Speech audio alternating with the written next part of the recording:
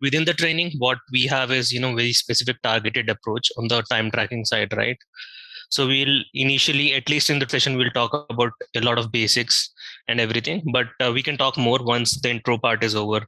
So, all right. So Workday time tracking, I would say, within all the modules, is one of the key modules. Big reason being, this module is kind of very much interconnected to payroll side of things. A lot of companies use, Workday time tracking because of multiple aspects. The key aspects would be, how do you manage the employee time, which is very much known. Obviously it is very straightforward that time tracking would be used for, managing employee time.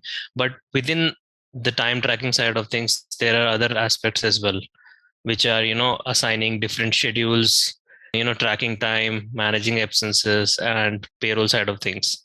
So let's jump on to the slides and then we can talk more about it, because you should probably understand how exactly it works from a time tracking perspective. But before that, there are certain disclaimers and certain policies which we wanted to cover as well. These slides, examples, and the content is, very much for information only. Obviously, this is obviously copyrighted by Zarantech. These are very specific time tracking modules. Obviously you should, on the legal side of things, obviously it should not be transmitted in any means. And there are certain images obviously which are open source, or certain images which are copyrighted as well. So just wanted to share that disclaimer as well to you. All right. Now, before we talk about, overall, key things for, I think, first session which Pushpa and I wanted to cover is more on the, the introduction part of things. We want to take a lot of time to give you more understanding of the module. Reason being, from your experience, what I understand is you have certain amount of knowledge in terms of, interaction part of things. But obviously, within the module there could be certain areas which are, very much specific. So we'll talk about that, not just limited to the slides. We'll talk in general the industry experience part of things as well, to you. Okay. And in terms of introduction, we'll talk about multiple aspects, that what are the benefits and, what are the key areas are there within time tracking, especially on the Workday side of things, that how exactly it talks to different modules. Then, we will talk a little bit about, the next three items, which are, more on the hands-on side, but we'll tell, how to approach it. What should you be thinking if someone tells you, that you have to set up time tracking, or you have to, change certain time code groups, or you have to, make sure the time entry setup is being corrected. So I would be talking about each and everything in detail from two aspects as well. One is obviously, vanilla config, very straightforward. How do you build things? And second one would be more on the correction side of things as well.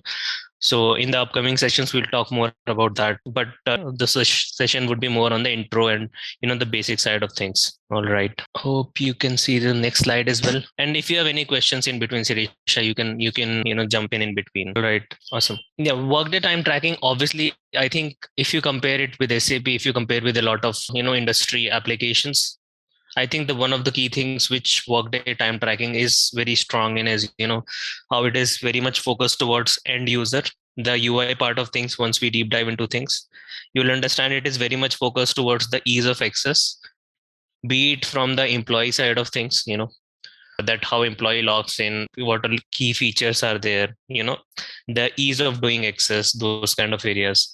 So from that perspective, it is very much, I would say consumer driven or the end user driven. So if you think of multiple participants within HR technology system, right, there would be obviously end users who are actually logging the time, right? People working in shifts, people working in factories and everything, right? So to make things intuitive, I think Workday time tracking is one of the key things. It is very simple UI, which is very easy to use. One of the key factors is that. Additionally, I think from Workday time tracking, the good part is, how do we link the global policies? So a lot of modules have certain limitations to have, the overall setup being done for a country from start to end, right? It requires more of an effort. So let me give you an example for that. Let's say, I'm sure within the SAP side of things, right, there could be let's say you are implementing it for one country, let's say India, right? And there are certain, your company expands to China as well, right? And you have India and China. So a lot of components would be very much specific to India and China, right? Sometimes for SAP or be it Oracle systems or success factors, right, the effort required is a lot in terms of doing things, a lot of setup or basic set of things are replicated. But in Workday time tracking, I would say a lot of things can be used globally. So one of the key factors which is easy to deploy is, you can deploy Workday time tracking comparatively faster, right? So that is one of the things. Yeah, because if you compare with typical SAP cycles, right, I'm sure you must have seen, it requires a certain amount of changes in SPRO, then, changing in the table side of things, changing, a lot on the UI sometimes as well. On the ABAP side of things as well, you have to have some logics there. And then finally that information is used by SAP Payroll or, sent outside to a different vendor. But in case of Workday, I think the key advantage which you will surely see is, it's more faster in terms of, customization, more faster in terms of integration, and more faster or more connected to multiple modules, right? You don't have to, customize a lot of things between, these modules. There are a lot of connections already built in as well. And let's talk about that, before I move to the second topic, second pointer, right? Imagine an end user, right, who uses company's payroll. Obviously he or she gets paid for that, and the person is using absence as well, the person is using time tracking as well, everything from all module perspective, right? So how one module talks to another is very different or very interconnected within Workday. For example, let's take a scenario that employee is, taking a holiday, right? Employee is a time tracking user. Employee has to log in and log out, right?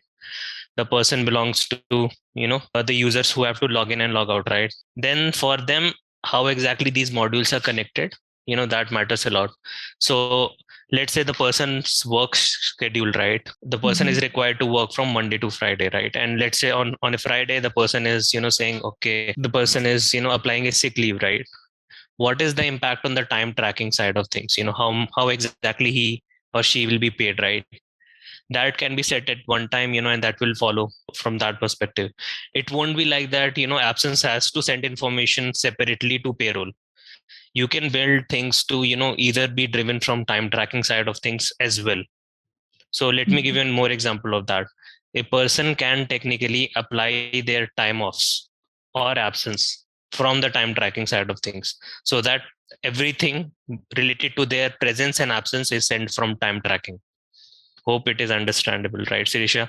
You understood this one, right? So on the app, in the SAP side of things, right, you have, certain areas of applying an absence, right? And certain screen to apply, your, time, basically, login and log out times. You can technically build Workday time tracking to either receive the absence information directly or indirectly, and you can drive a lot of things either from Workday time tracking as well.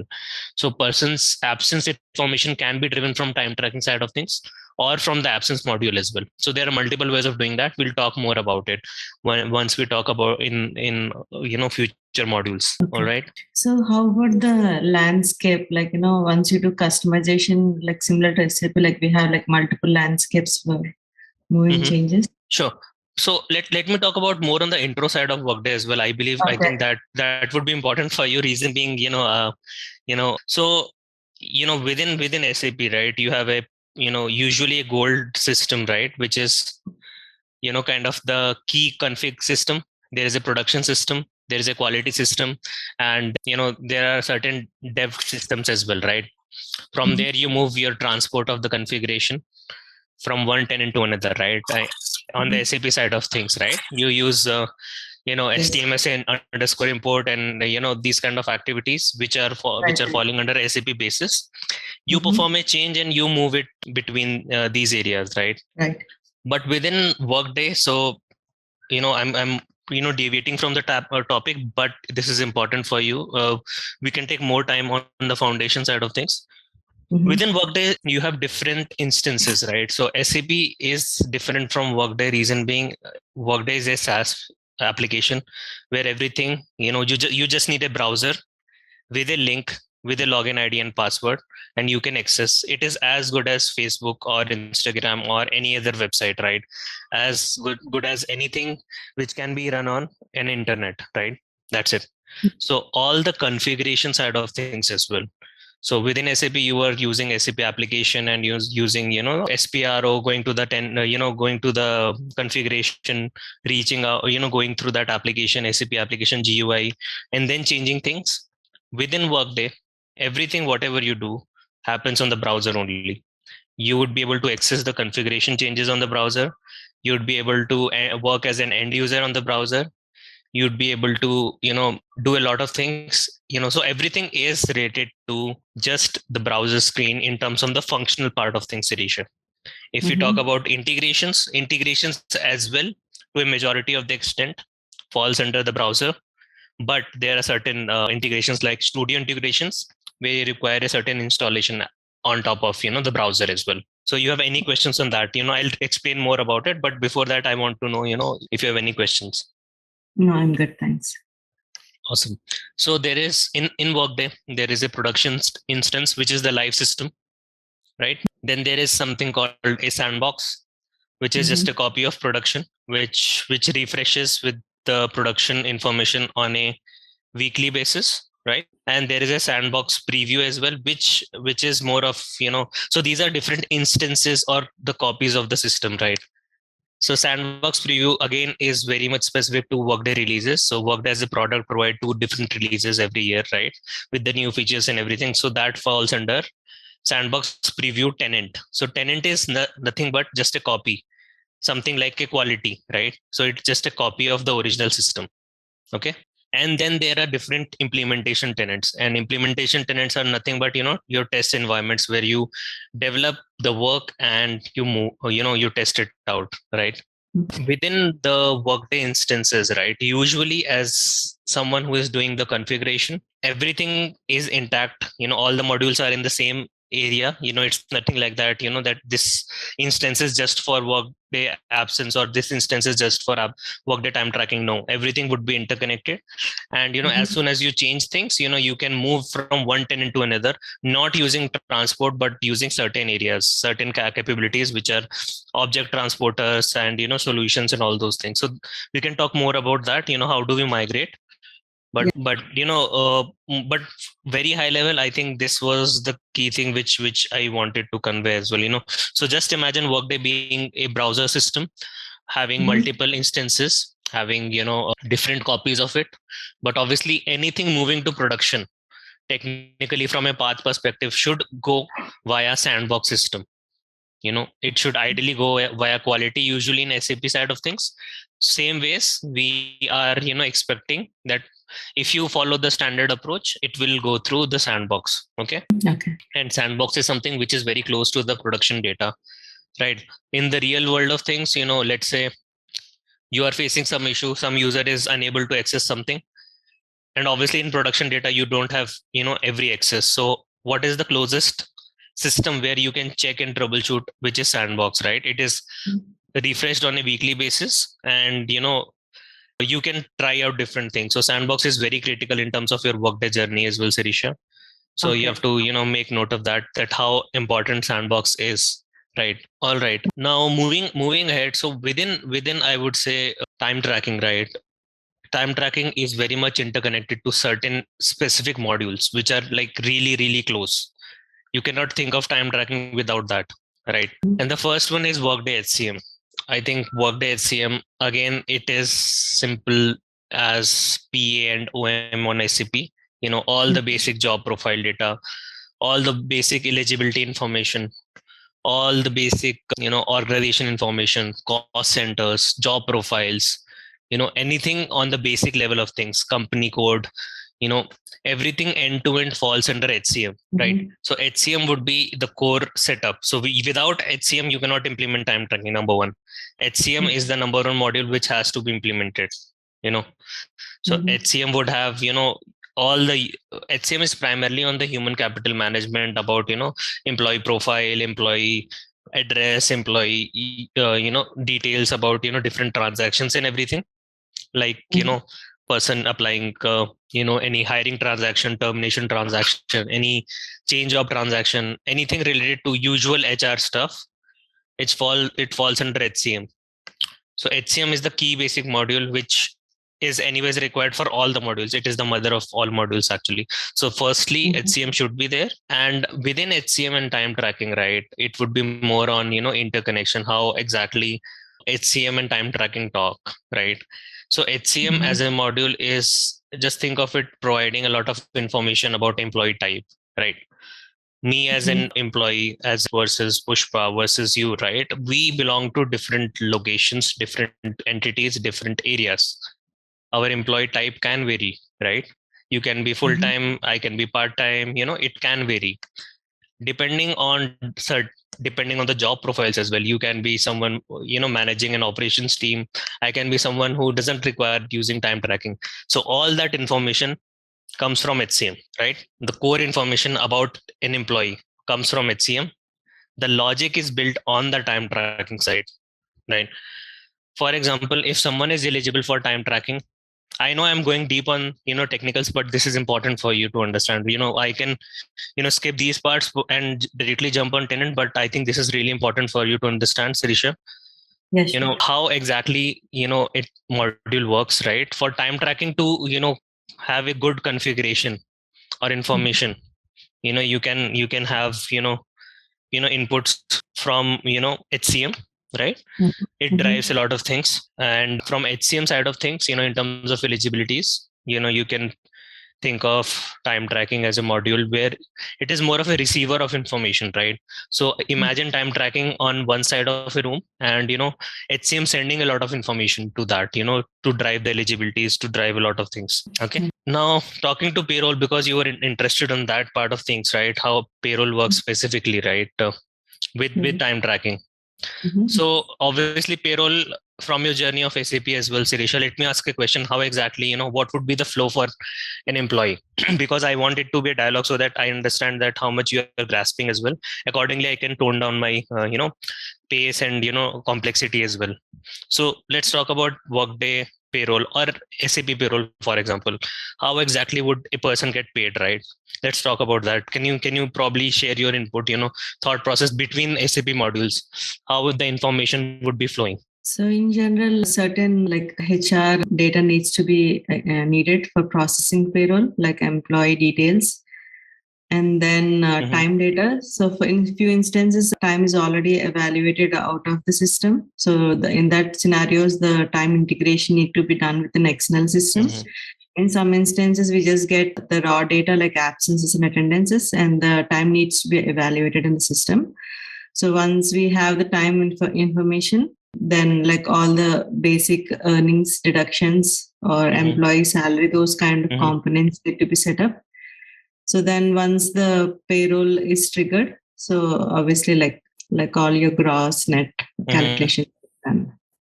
Okay. Along with benefits and garnishment details. Awesome. In simple terms, totally agree with that. In simple terms, within Workday, right? Right. Let's look at someone, let's look at employee journey, right? Let's say I'm joining your team, I'm joining your location, let's say, or I'm joining from, any other location as well. Let's say I'm an employee based out in, China. Okay. So I join in the company.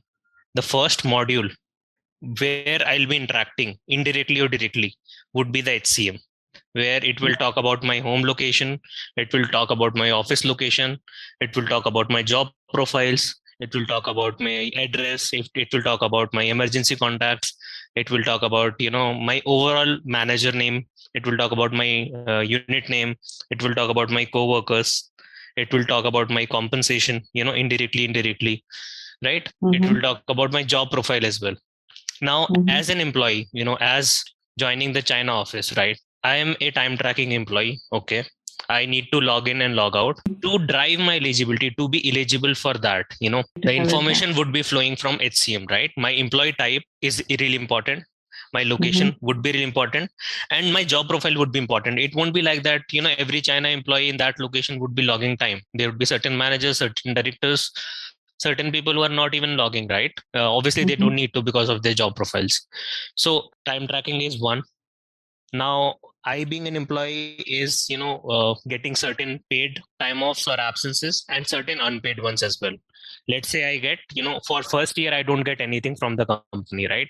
Only after first year, I'll get something. And let's say as an employee, I need to take an urgent emergency, absence. For 2 days, I won't be available for next week, let's say, right? So that also a key factor. Okay. So there are two parts of it now. Number one, time tracking. So let's say for the first week, I'm working from Monday to Friday, logging hours. And next week, I am, taking 2 days off, and next 3 days I'm working, right? Got it? And let's say it is the end of the month, I'm getting paid. China being a monthly one, let's say I'm getting paid. Now for Workday payroll to receive information, there would be at least two factors here. Number one, on the absence, that I'm taking 2 days extra, which ideally I should have, worked on, but I was unable to. Then those 2 days salary would be reduced, prorated. Ideally, I should be paid for 10 days, considering, 10 working days in 2 weeks, but I'll be paid only for how many days? 8 days.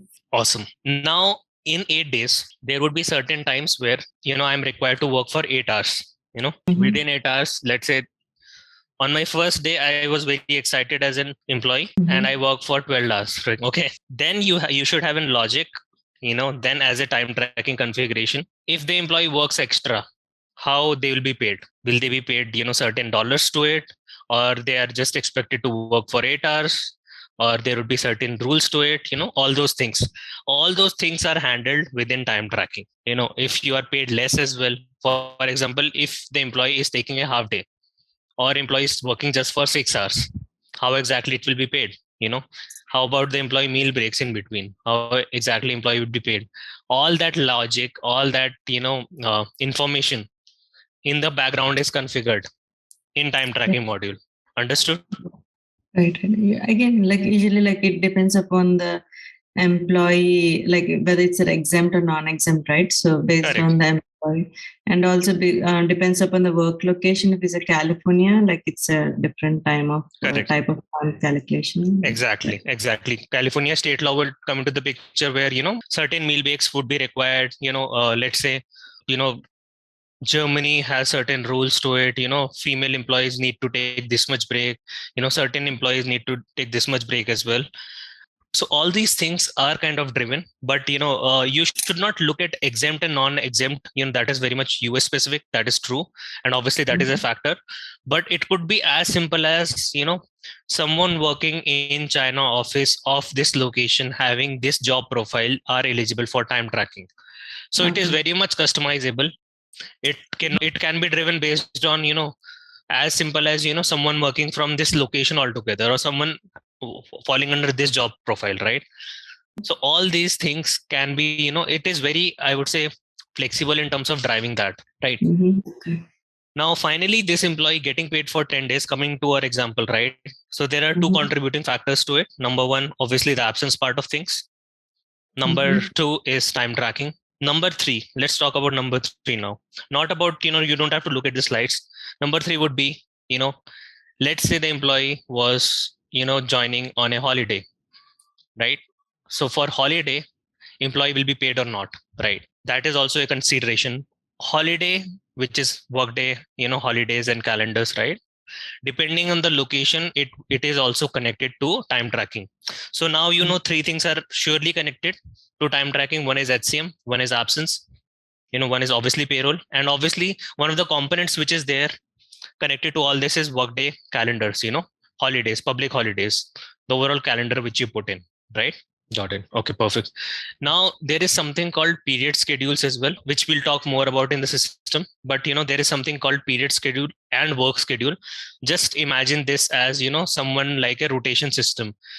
As an employee, if you are expected to work Monday to Friday 9 to 5, right, that is logged in that work schedule.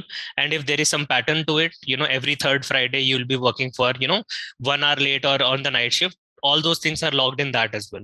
So if you see, Sirisha, everything is interconnected. The work pattern of the employee is interconnected. The holidays are interconnected. Absence is interconnected. Payroll is interconnected, and obviously HCM, right? You understood the work schedule part of things as well, right? Which we'll talk more, right? Yeah. Yes. Because an employee, if let's say the employee schedule tells the employee to work at 9 to 6, right? and there is a change to it. Every last week of the month, the employee has to work on a night shift, let's say. So depending on that, every rule will be driven as well.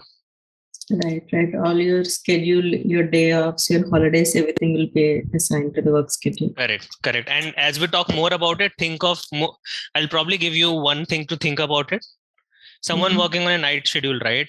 And obviously there would be midnight, there would be date change. So there are additional complexities added on top of that. So you have to think about that as well. Okay. As we talk more about the config in future, it would be more when, we'll talk more about it and we'll do hands-on. We can talk more about that. But in simple terms, Workday projects is also one of the modules which is primarily driven, more for, project side of things, where employee log their hours based on certain activity.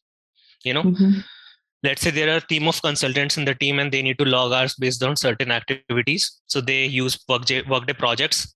But Workday projects is nothing but very much closely connected to time tracking. It has additional features as well, which are more towards, budgeting and, logging the overall estimate of employees and how much is, the billing and everything. But you don't have to worry too much about it. First, we'll cover, the objective of this training is more towards time tracking. But as you learn time tracking, it would be very easy to understand the interconnection part of things as well.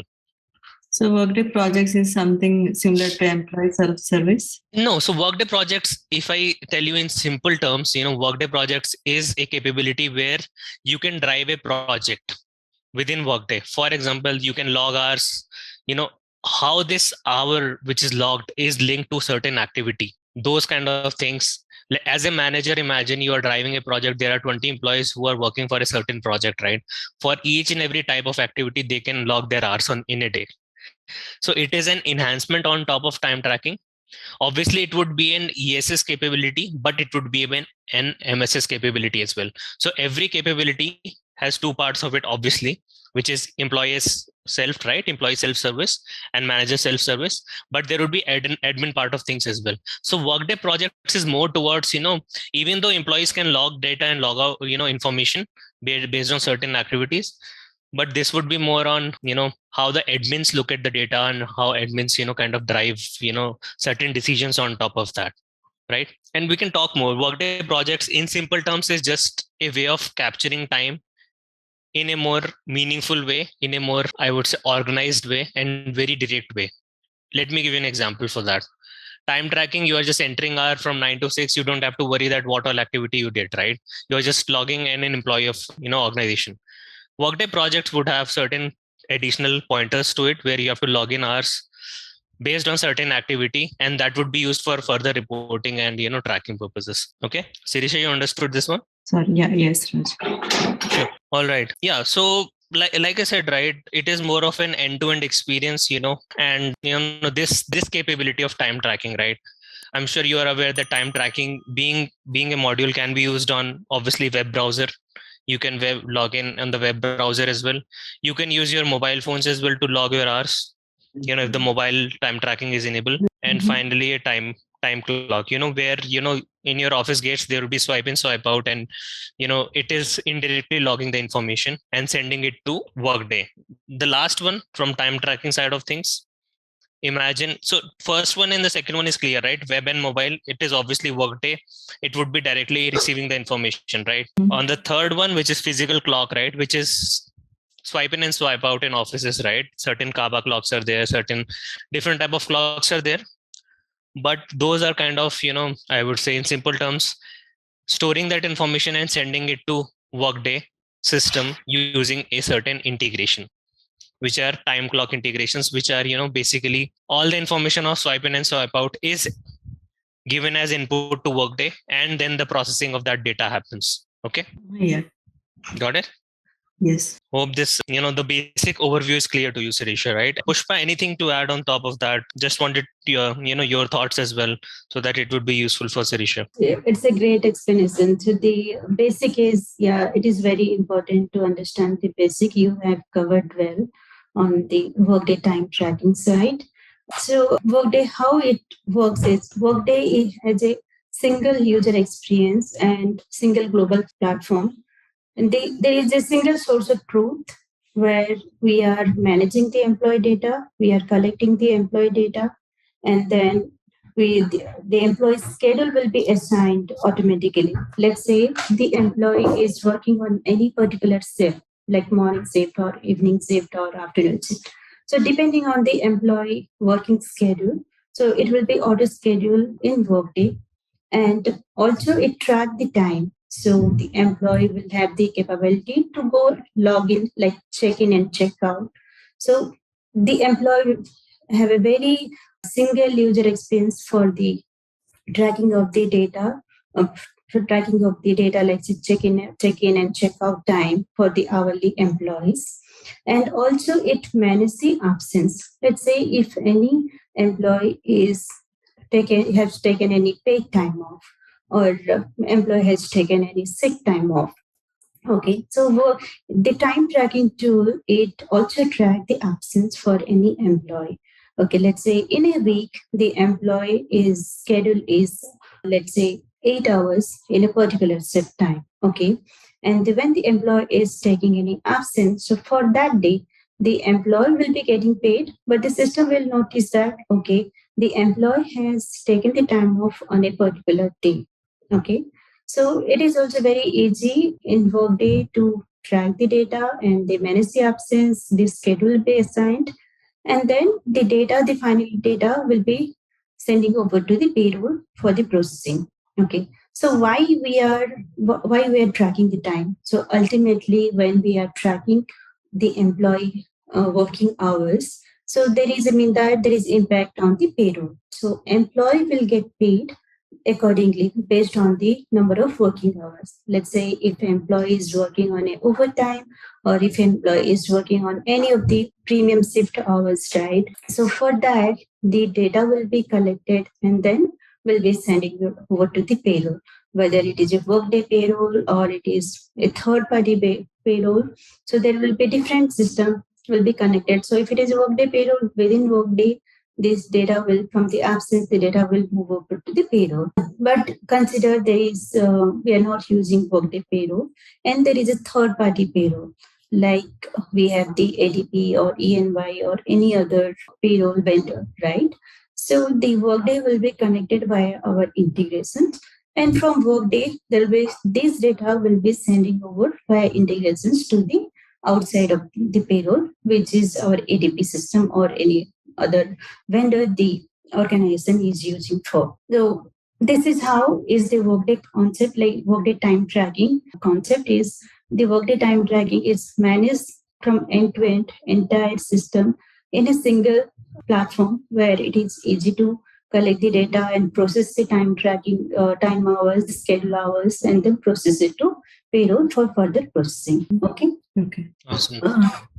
Thanks, Pushpa. I think, Sirisha, are you aware of integration as such? What exactly Workday integrations mean versus typical tech work? Are you aware of Workday integrations, how exactly it works? I mean, I have little idea, but no. I mean, yeah. I just have like little overall idea. That's it. Yeah. I think for time tracking understanding, that would be basic. I believe we can talk, I can probably talk about it as well so that, you can understand. And thanks, Pushpa, for bringing that up as well. It won't be a case where, you are always using Workday payroll as well, right? You might have to send information as well. Right. So right. we can talk about that specific scenario as well so that you understand more from that perspective. There would be certain connections which are very unique in a way, but right now since we are going for the first session, how exactly are you liking the pace, or do you want me to keep it slower or a bit faster, or you like more examples? How exactly it is for you till now in terms of understanding the basics? I think the pace is good, Raj. Let's go like this. So yeah, I mean, I'm just trying to like relate my understanding with overall time and payroll process. So yeah, I mean, I think we're going in good space, and we covered like most of the high level aspects. Sure. The reason why I'm asking this is because we could have probably approached this slide in a very different fashion, where we are not talking a lot about it, but I think considering your experience, since you know HCM, right? And then since you have not worked on any other module as such, right? So that's where I'm trying to, give you a more holistic picture, because no module in this ecosystem would work separately, that you can tell, okay, I work in time tracking. Without HCM basic knowledge, without the overall basic knowledge, it would be next to impossible to work on that as well. So that's where I'm focusing more on foundation part of things as well. So probably first to class, especially first class as well as class, what we will do is, talk more about the basics, because the system configuration is one part, but understanding how exactly it works is another part as well, right? So it should not be the case, to give you an example, that someone is changing a configuration but not understanding the impact of it, right? Because impact can be huge end to end, so that is also a consideration. In terms of one of the key things which I will talk more about is on the touch point side of things as well, right? And how exactly it talks to different modules. So Sirisha, one of the pointers which we were talking, right, was more about integrations, right? Which Pushpa as well mentioned, that there could be certain scenarios where we are not using Workday payroll as a module, right? Or Workday benefits as a module, or you are not utilizing Workday capability completely. And I'm sure in your previous experience as well, SAP being a strong module, obviously SAP is very robust on the payroll side of things as well, but not everyone uses every module of the same HCM suite. There are companies which will prefer having HCM of SAP, time tracking of Kronos, payroll of a certain vendor, right? So I'm sure you must have heard about Kronos as well, which are into time tracking. They are specialized into time tracking solutions, right? So these systems should be interconnected, right? That is one of the key things which you should think, that how these systems talk to each other, right? For example, your company might be using Workday, but you'd be paid out by, let's say, certain vendor, right? So how this information is going from Workday to that one vendor, that's where I think the whole integrations piece comes into the picture, right? And Workday being an HCM system, you'd have a certain other systems as well where you might need to send information, right? For example, your company might be using a reporting tool, or your company might be using certain tools where you need information coming in from Workday, right? Some reports should be there from a legal standpoint. You were talking about California, right, Sirisha? So for California state, let's say there is some rule that on a every quarter basis, the organization has to provide the list of employees working, more than 45 hours per week, right? So there should be certain output file which is going from Workday system to a specific system where it is being received. By output, I mean it can be an Excel file, it can be an automated generated file, it can be a scheduled run as well. So there are a lot of parts of it, right? There could be certain batch jobs as well, which I'm talking using Workday. I'm using SAP terms for you so that it is easier to understand. So there could be certain batch jobs as well, which are running on a quarterly basis, on a monthly basis, to send this information. Right. So I hope you are understanding, right? If you have any questions, feel free to interrupt. Yeah, sure. Yeah. So all these functional modules as such, if you see HCM, Workday Payroll, absence management, projects, compensation, absence, recruiting, all these different modules talk to each other. But in terms of talking, if we are using Workday time tracking only, right? If you are using just Workday time tracking, these modules talk to each other using standard logic. You don't have to worry too much, you don't have to do anything extra as such to convey information, right? But if you see, you have a certain system which is outside the Workday scope of things, right? You need to send that information. That's where Workday integrations come into the picture. Workday integrations are nothing but certain lines of codes where you are extracting the information from Workday system and sending it outside, number one, or you are receiving the information from a certain system. For example, let's say you are using time clocks, right? You're not using, employees are not logging their hours on Workday system or on their mobile devices. They are using a certain clock. They are going to office. Imagine a production company, you are building cars, and employees, workers join at 9 a.m. and leave at 9 p.m. It's a 12-hour shift for them, production shift. They don't use systems, they don't use mobiles, they don't have those configurations, and the company wants their physical presence to that factory, right? That organization. That's where a physical time clock will receive the information And in terms of receiving, as soon as the information is received, there would be a certain logic to it where this information is sent to Workday system, right? In terms of Workday system, what connection do you need? You would need an integration. So anything outside the system, you need to connect, you would need an integration, both as an input and output, right? Imagine, in simple terms, imagine this being a water filter. Imagine Workday being a water filter. There would be an inlet pipe, usually the raw water, tap water, and there would be an output file, which output water, which is a filtered water, right?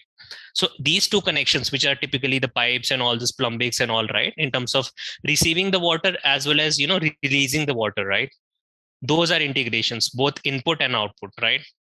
So these two systems connect to each other. It is very simple for you to understand, hopefully. And all the mechanism within water filter, all these machines and, the purification system, all the logic, that is Workday system. That is Workday time tracking, Workday HCM, Workday absence management, Workday payroll, anything, So in simple terms, that is the easiest way of understanding how integrations work into the picture, right? Awesome. Hope it is important. It is clear to you. Reason being, within time tracking, right? Like Pushpa as well mentioned, right? There would be certain scenarios where you are not using Workday payroll, or you are sending out information outside for processing, right? Then that outside logic is done using the integrations only. That outside logic is just the filtered water, right? Which we are sending out. To send out that filter water, we need a tap, right, from the filter. So that tap and that outlet is Workday integrations.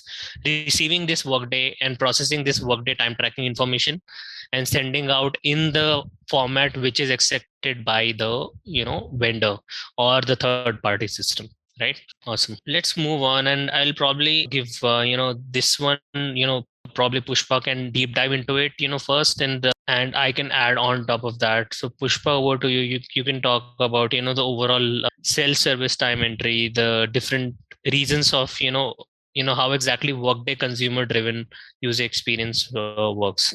So Pushpa, over to you. Yeah, thank you, Raj. Yeah. So let's now discuss more about how it is, how Workday time tracking, how it improves the productivity for any organization, and how is the user experience. That is which is main, which is we have there are a lot of HR applications, but how Workday is like one of the good user experience application that will track the time, and it is a seamless time tracking system, like from the end to end. Like when you consider about, we are collecting the employee data, and then we are processing it, and then we are automating to the payment directly. The hours will be calculated, and then it will process to the payroll. Okay, so it is important, very much important, to understand how the Workday, how the time tracking, what are the options to enter time in Workday. So first, let's talk about the self-service time entry. So when we say the self-service time entry, so there are multiple ways to enter time in Workday. One of the option is the user will go to the Workday tenant. So in Workday, for every system we call as, like you say, that SAP production, right? So here in Workday, we call as a tenant. Okay, like we call as a Workday production tenant, then Workday sandbox tenant, or if there are, let's say, multiple development tenant or UAT tenant. So what we call a system as a individual tenant in Workday. So the employee they can log into the Workday tenant, and based on the employee security, right? So consider that we are in a global organization, okay, and we have employees from different country, like US, India, and different geographic locations, right? So the employee will log into the Workday browser, and employee will, based on the employee security. So the time tracking is a concept, right? It also has, like, every country has their own way of time tracking, and it has their own legal laws and regulations, right? When you say that US, sometimes like you are talking about the California hourly employees, right? The exempt, non-exempt employee. Okay, so that is very specific to the California as a state where we are legally the system, we have to build a system in such a way that we are legally tracking time based on the US California labor laws. Okay. So so that is one option, is the log into the system and then as a web browser. And then when the employee will be logging into that will be option called the time, right? So when the employee is going to record the time, so if the employee is located in US and California, so based on the calendar, there will be one calendar view is going to be pop up, like where it is totally configured based on the employee, where the employee is located. Okay, so they consider the employee is working in California and belong to US. So immediately the tenant in the system, all these the rules, the calculation, the time sheet will appear based on the system that we have set up for that particular country. Okay, so the employee will log into the web browser, and then the employee will have a view called the calendar view, where the employee is going to enter the time. Like it is more similar to SAP system, right? In SAP, we have CATS, the cross application time sheet, where the employee can go and record the time. Or there are any third party system, right, where we are collecting the time data from a different system, and then that will be collected and then entered into the Workday.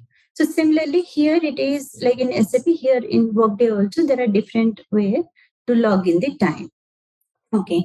And also there are options to log into the employee can record the time using the mobile device. So when the employee is logging into a mobile device, again, the UI is going to be a little bit different than our Workday web browser, but entire application, the functionality, everything is going to be remain same. Okay, we can cover it more when we deep dive into the chapter, again more detail, like when we log into the tenant. But for you right now, for you to understand, so employee can log in to the web browser as well as the employee can log in using the mobile devices. Okay, and time can also be entered against the project. Let's say the employee is assigned to multiple projects, right? The employee based on the allocation. Let's say employee has assigned to project 1 50% and another project as project 2 as 50%. Okay. So in Workday, we can have options to track time based on the project the employee is assigned for. Okay, and based on the task also, let's say if employee is attending any particular conference, then employee has the ability to record the time based on the conference, or if they are going for utilizing that time for any of the team event. Also there is like based on the different tasks wise, the employee the Workday have the option to record their time based on the task. Okay. And it is very easy to access in a calendar view. So when we say the time entry, right, the time tracking, so the employee, whenever the employee is going to record any time, so immediately system will pop up a calendar view. It is based on a month, daily or a weekly view. Okay. So in a week, again, in the system, there are different, like what could be your start of the week, how you want to configure in the system. Based on that, your calendar will be appear, pop up, and for each day, you can see how many hours the employee has logged in for, and for which activity or for which the employee is assigned to, or which project the employee is assigned to. Okay. And also the employee has the ability to update, let's say if employee has working on any different kind of event, also they have the ability to write down, there will be a comment that employee is still, while logging in the time, employee can also update the comment that okay, for so and so activity, like for a ad hoc request, right? So for so and so activity, I was working for 3 to 4 hours during this time. Let's say the employee has the ability to record the comments also. Okay. And so this is all about the self-service time entry. Okay. Then how about the mobile and web time clock? Okay. So when the employee will be logging in the time using the mobile device, right? So there are multiple ways the employee can check in and check out, or directly the employee have the ability to enter the number of hours worked in the system. Okay. So when we say the web time clock, check in and check out, right? So there will be an option called web clock. So when the employee will checking in, so it will automatically capture the geographical location the employee is located in. Let's say when the employee is in US, and then based on the system time, the employee check-in time, the system will capture the employee check-in time. Okay. And similarly, like let's say employee is going for taking any break in between, or if employee is going for any meal break, then also the system will capture this is the time that check out for a meal break, and then the system will capture the time based on the different location based on the user is located. Okay. And also the worker include automatic date and timestamp, right? Which I was talking about. The system will automatically capture the date and timestamp based on the system time zone, how it has been set up. Mm-hmm. And so these are the, mobile and web time clock. And let's talk about the efficient approvals, right? Like whenever the employee is submitting any time, of course, it will go for the manager for the approval. And it is depending on the organization how they wanted to keep the approval process. Let's say it should go to the manager's manager, or it should go to the HR business partner or regional HR based on the particular projects. Then the approval system can be built in Workday in such a way that it will route for multiple level of approval too. Okay. So manager can initiate a mass approval. Let's say, 20 or 30 reportees and who have submitted the time, right? So, and it is very difficult for a manager to, so when the employees submit the time, right, it comes to the manager Workday inbox. So there is a concept called in Workday, every employee will have a dedicated notification, alerts, and the inbox item. Okay. So whenever the employee receives any kind of action to be performed, right? Let's say manager, when the employee submit, then the manager will get a action related item, right? Whether to approve or to reject or to send back or deny. So these kind of items are called as a action related item. So it will come and sit in the Workday inbox. Okay. And manager will have the ability to view that, go each by one employee. So whenever let's say there are 20 reportees, so immediately the manager will receive a Workday inbox item. So which talks about more about that. Okay, say let's say the employee is submitted for a week. So for a particular week, at each and every day, the employee has entered how many hours of time, how many hours has been entered for which activity and for which work. But if the employee has entered any time of, okay, this is my report is, and here the employee has entered the time of, so out of, let's say for a weekly time sheet, after 5 days, the employee has worked for 3 days, and 2 days the employee has taken the time off. So the employee will have, the manager will have the visibility for a detailed visibility of what has been submitted by the employee. So the manager can go and then view to the each request and then approve one by one request. Or if manager has any concern, let's say, no, I think the employee has not entered proper hours, then the the manager can send back for correction, or manager can deny the request also. So this is like how the approval process the manager can do, like for each single activity that the manager has received from an employee. Okay. And also if there are more reportees, then it is very tedious job, right? The manager has to go one by one.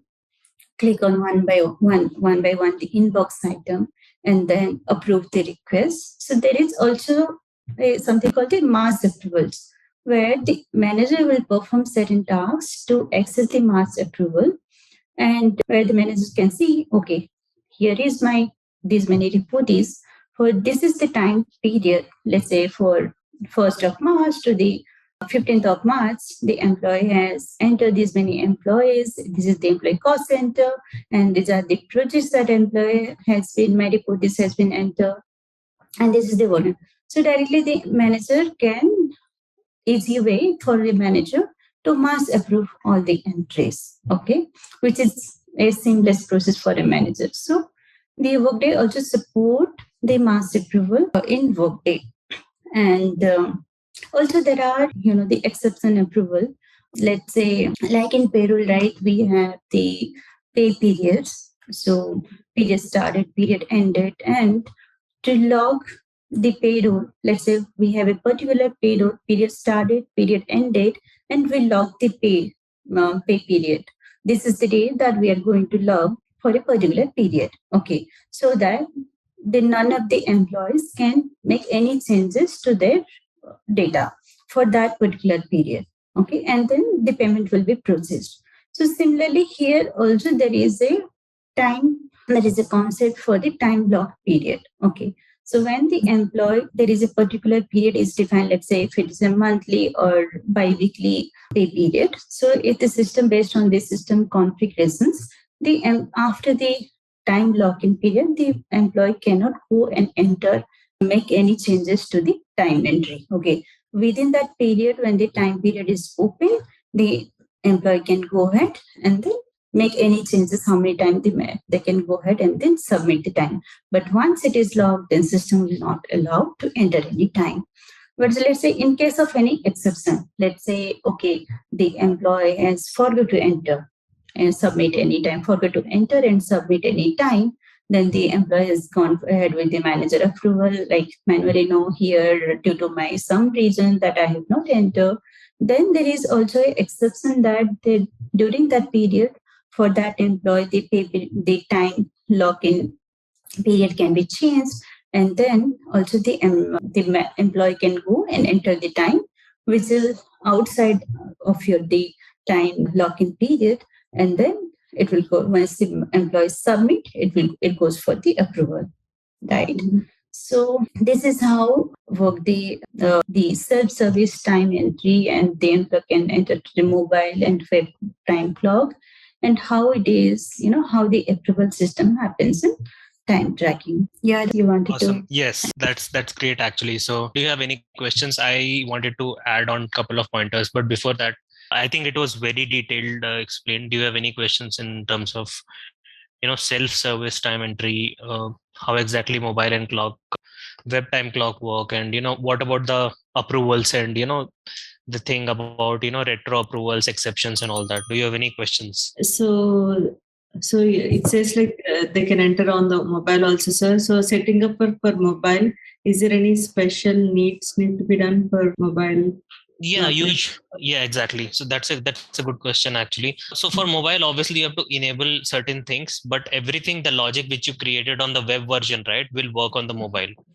Okay. There are additional capabilities as well which can be added, but obviously those would be specific to mobile. But from the experience of it, a lot of clients prefer it, and a lot of clients do not prefer it. The clients which prefer all this would be clients where people are in sales, right? They don't have to go into office and they're just logging their hours on mobile, right? But usually, if you see majority of the clients, majority of the people, majority of the users, they prefer using web version or the clock version, right? Because either they have to come to office to swipe information, to swipe their cards and work, or they are coming to factory to work, or they are using their web versions, right? So if you see the current model of how the world it is being hybrid, right? So usually a lot of people kind of prefer using the mobile versions as well, but like I said, it requires certain additional changes as well. You have to enable it as well, but not so much effort in comparison to what you will feel in SAP, right? You might get your Fury application created, or you have different type of mobile apps for different versions. It is all intuitive. It is all reactive in nature, that depending on the screen, even if you open an iPad or a mobile or iPhone or an Android phone, everything would work pretty fine. So very limited effort is required, but from a tech side, certain aspects are there. Nothing fancy, it is more of an enabling it. If I answer in single word, we just have to enable it. Okay. And also, is there any specific configuration that needs to be done at the timesheet level? Because like in SAP, we have a functionality like CATS. So do we have any like kind of setup that needs to be done at configuring the timesheets? No. So I get the question actually. So usually on the CATS configuration side, right, you usually cross application timesheets, right? Basically ensuring that, the end to end happen from a mobile perspective. No, everything, whatever you configure for the web version would work for the mobile version. Okay. Exceptions are there, which we'll talk more, but in general, you don't have to do anything extra. You just have to enable certain things and then they would work plug and play. You don't have to worry too much. So that's where, if you compare from SAP, it is very fast in that, right? So in general, like clients, they have like specific requirements that the employee cannot go back like more than 6 months. So the timesheet should not like let the employee to go back after a certain like for period like to modify the timesheet. So those kind of things we can configure here, right? Exactly. So like Pushpa mentioned, right? In terms of that, if I talk about that, just a second. Yeah, in terms of that, it depends on the pay period actually. So okay. Let's look at pay periods, right? Different pay periods are there where people work from, let's talk about an employee who is getting paid monthly, right? Mm-hmm. You are paid for the Feb month already. If you are changing something, you are not allowed to change. So a lot of eligibility is driven using that. You don't have to do anything extra. It would be, immediately only, by default, it works on the pay period, but you can put additional validations as well. Usually, if you are paid for the previous month, you cannot change the data. That is how by default it works. Okay. How about like if the employee can go back until 6 months? No, you cannot. Technically, you cannot unless you want an exception. But in general, no. Okay. I'm good. I don't have any other questions. Okay, perfect. I think this is pretty much it. In terms of basics, I think we have covered a lot of things. Like I said, right, I think that session we'll talk more about all these basics first. I know there are a couple of things which I want to cover on actionable reporting and the calculation part, and this slide, which is really important. Why I'm giving more time to the basics is, because we have to look at, your understanding of multiple modules talking to each other. So I think in terms of covering the basics, I think we covered a lot. In terms of, pay periods, there are a couple of discussions pending, which I will take, where, we can talk about all these exceptions, all these things from an admin perspective. And, from a reporting standpoint, for example, like you said, right, how the 6 months, if someone is going to enter, sometime back in time, right, how do we handle that and those type of scenarios? Because configuration, as soon as we deep dive into configuration, you have to look at the use cases as well, right? So you'll find, while as much as you start working on it, and in the upcoming sessions, you will realize a lot of things which you had to do in SAP, extra, or create a configuration of things. You don't have to do a lot of things here. It's already provided. There are certain features which are just by default assumed. For example, if you are paid in the previous month, ideally you cannot edit the information. You are paid for that time already. So those kind of things, we'll talk more about it. But hope the session was good for you. With some more basic Workday time tracking, like how it has been done, and then we'll proceed. Okay. Simple terms, I think we discussed as well, but in very simple terms, you should consider Workday time tracking and Workday projects as a same kind of module. But in Workday projects, we do tracking of project specific tasks, project specific resource planning. Depending on different type of activities, person's time is allocated. Like Pushpa was saying, right, in terms of giving you an example, that one person can work in multiple projects and multiple tasks in that project. For example, let's take an example of 10 employees working in a production facility, right? There would be 3 people who are, looking to design a car for their organization. Let's take an example of any organization where they are building a car. There would be few people who are on the research and development. There would be few people on the procurement side. There would be few people who are actually producing it, and there would be few people, kind of distributing across, very simple sales channel. And end to end, every organization would have multiple people working on multiple activities and multiple applications and multiple tasks. So in these type of areas where you have to track your time based on certain activities, certain initiatives, that's where, while logging the time, you are kind of looking at Workday projects being used, right?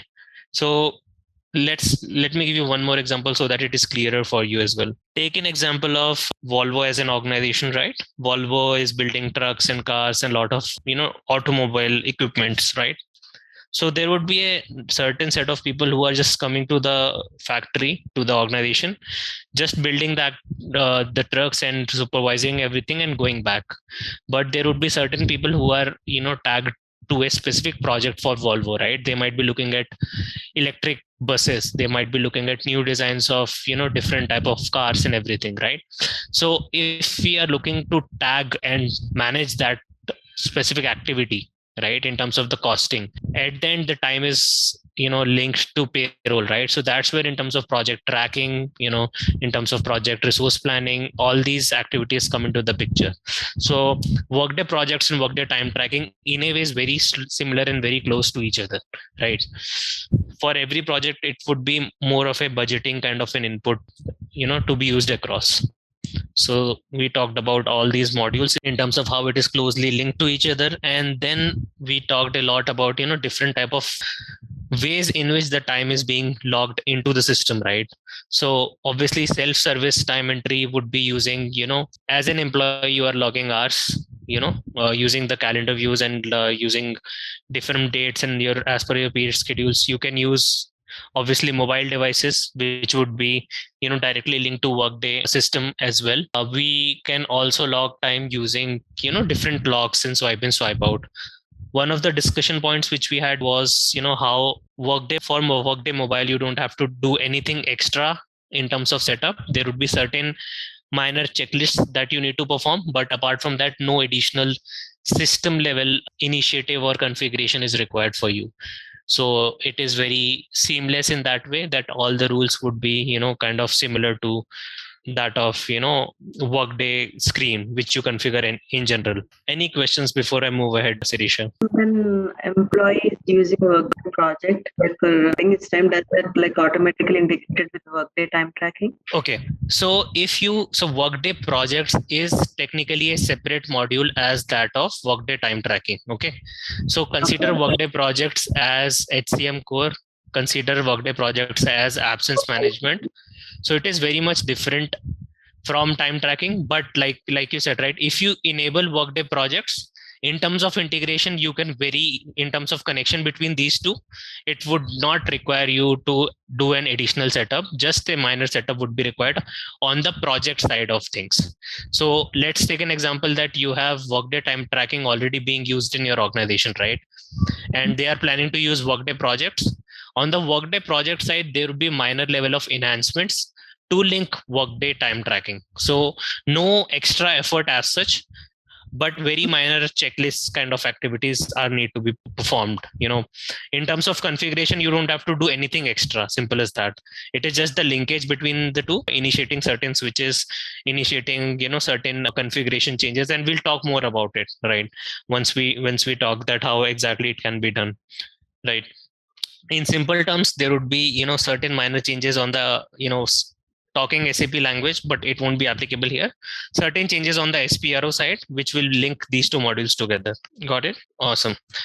Finally, so we talked about self-service, capability, mobile, as well as web time clocks, right? One of the key things which I wanted to discuss more, was in terms of approvals, right? So within Workday, think about a scenario where you are applying time as an employee, right? You have a screen, you are working from 9 to 6, right? Your shift is 9 a.m. to 6 p.m. Then how do you look at different validations in the system, right? So within the time tracking scheme of things, right, you can put certain validations or restrictions at the time of time entry, at the time of time approval, and after the time approval as well. You can probably use certain calculations to make certain changes. Let me explain it using an example. Okay, you as an example, sample employee is working from 9 to 6. Okay, and you are trying to enter hours, let's say more than 12 hours for the day. As per the system, if you are applying more than 12 hours for the day, system might allow you or not allow you, or based on certain time conditions, the overall logic might change. For example, if you are applying more than 20 hours in a day, hypothetically, right, you are applying time from 8 a.m. to midnight, right? Let's say 8 a.m. to 2 a.m. or 6 a.m. to just random numbers which are technically not feasible. You're applying time for 22 hours in a day. At the time entry level, whenever the employee is entering the time, at that level there could be validations created, right, to restrict the person. For example, you are entering time, let's say for 21 hours, 23 hours, whatever, or you are applying time in a unit which is not being captured. For example, bare minimum you need to apply in a single unit minimum 15 units or 30 units of time, 30 minutes or 15 minutes. Let's say you are entering time for just 1 minute, right? System would restrict that. So all these validations can be set up at the time entry. Okay, and at the time of entry there would be certain validations. Additionally, at the time of approval for the manager as well, there would be certain configuration capabilities which are helpful for the manager. For example, let's say we as a manager, right, are looking at certain 10-15 employees and we are trying to approve their requests.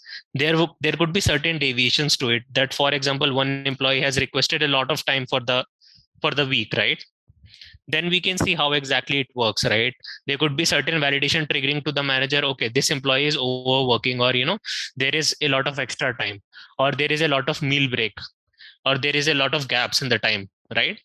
So all these capabilities can be handled, and at the time of approval as well, it can be configured as an alert to the manager. For a mobile manager can receive an alert or information that okay, there are certain deviations to the time. Understood? So these capabilities can be configured. We'll talk more about from a system perspective, but just for understanding, there are capabilities which can be used in multiple areas at the time of time entry as well, at the time of time approval as well. Got it? Any questions, Sirisha, before we move on to the new topics? Okay.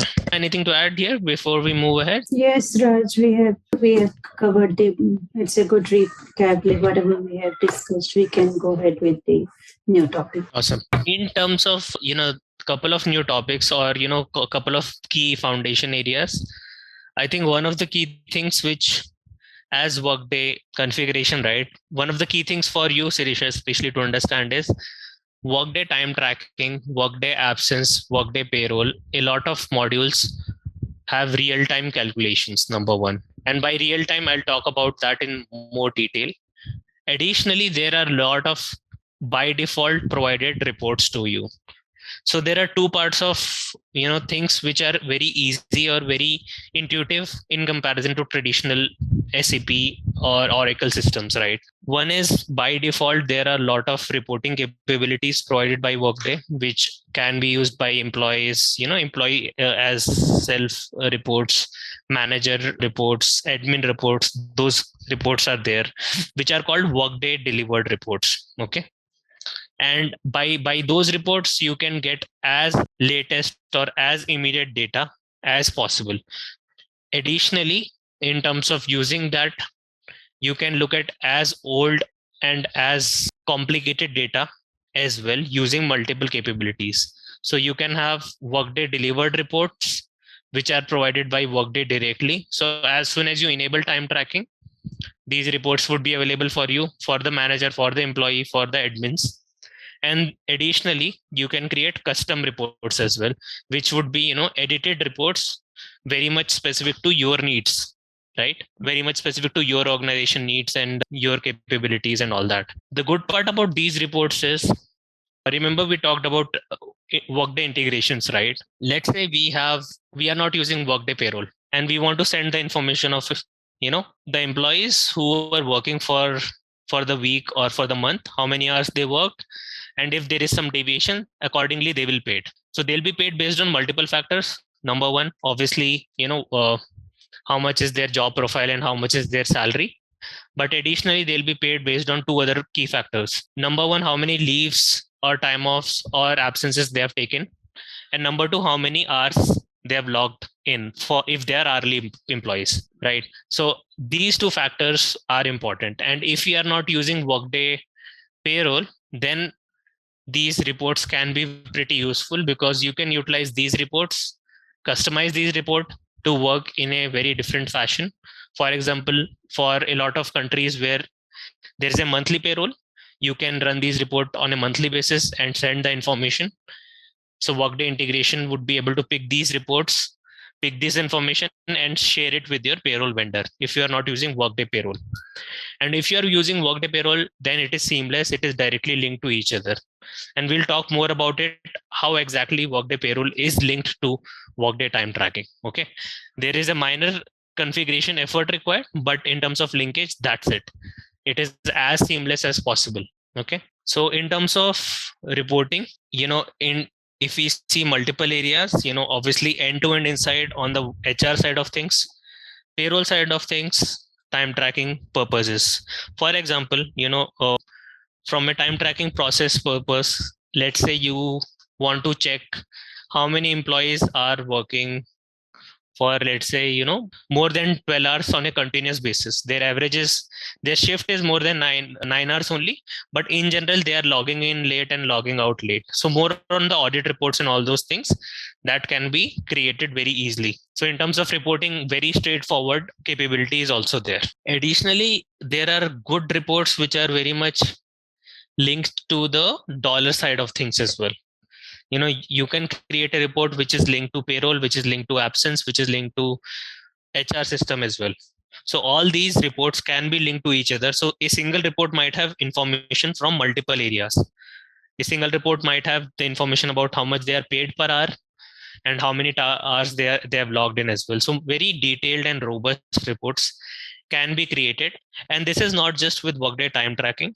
Within all Workday modules, you will see the reporting capability is very strong, and reports can be made very easily in terms of using as needed.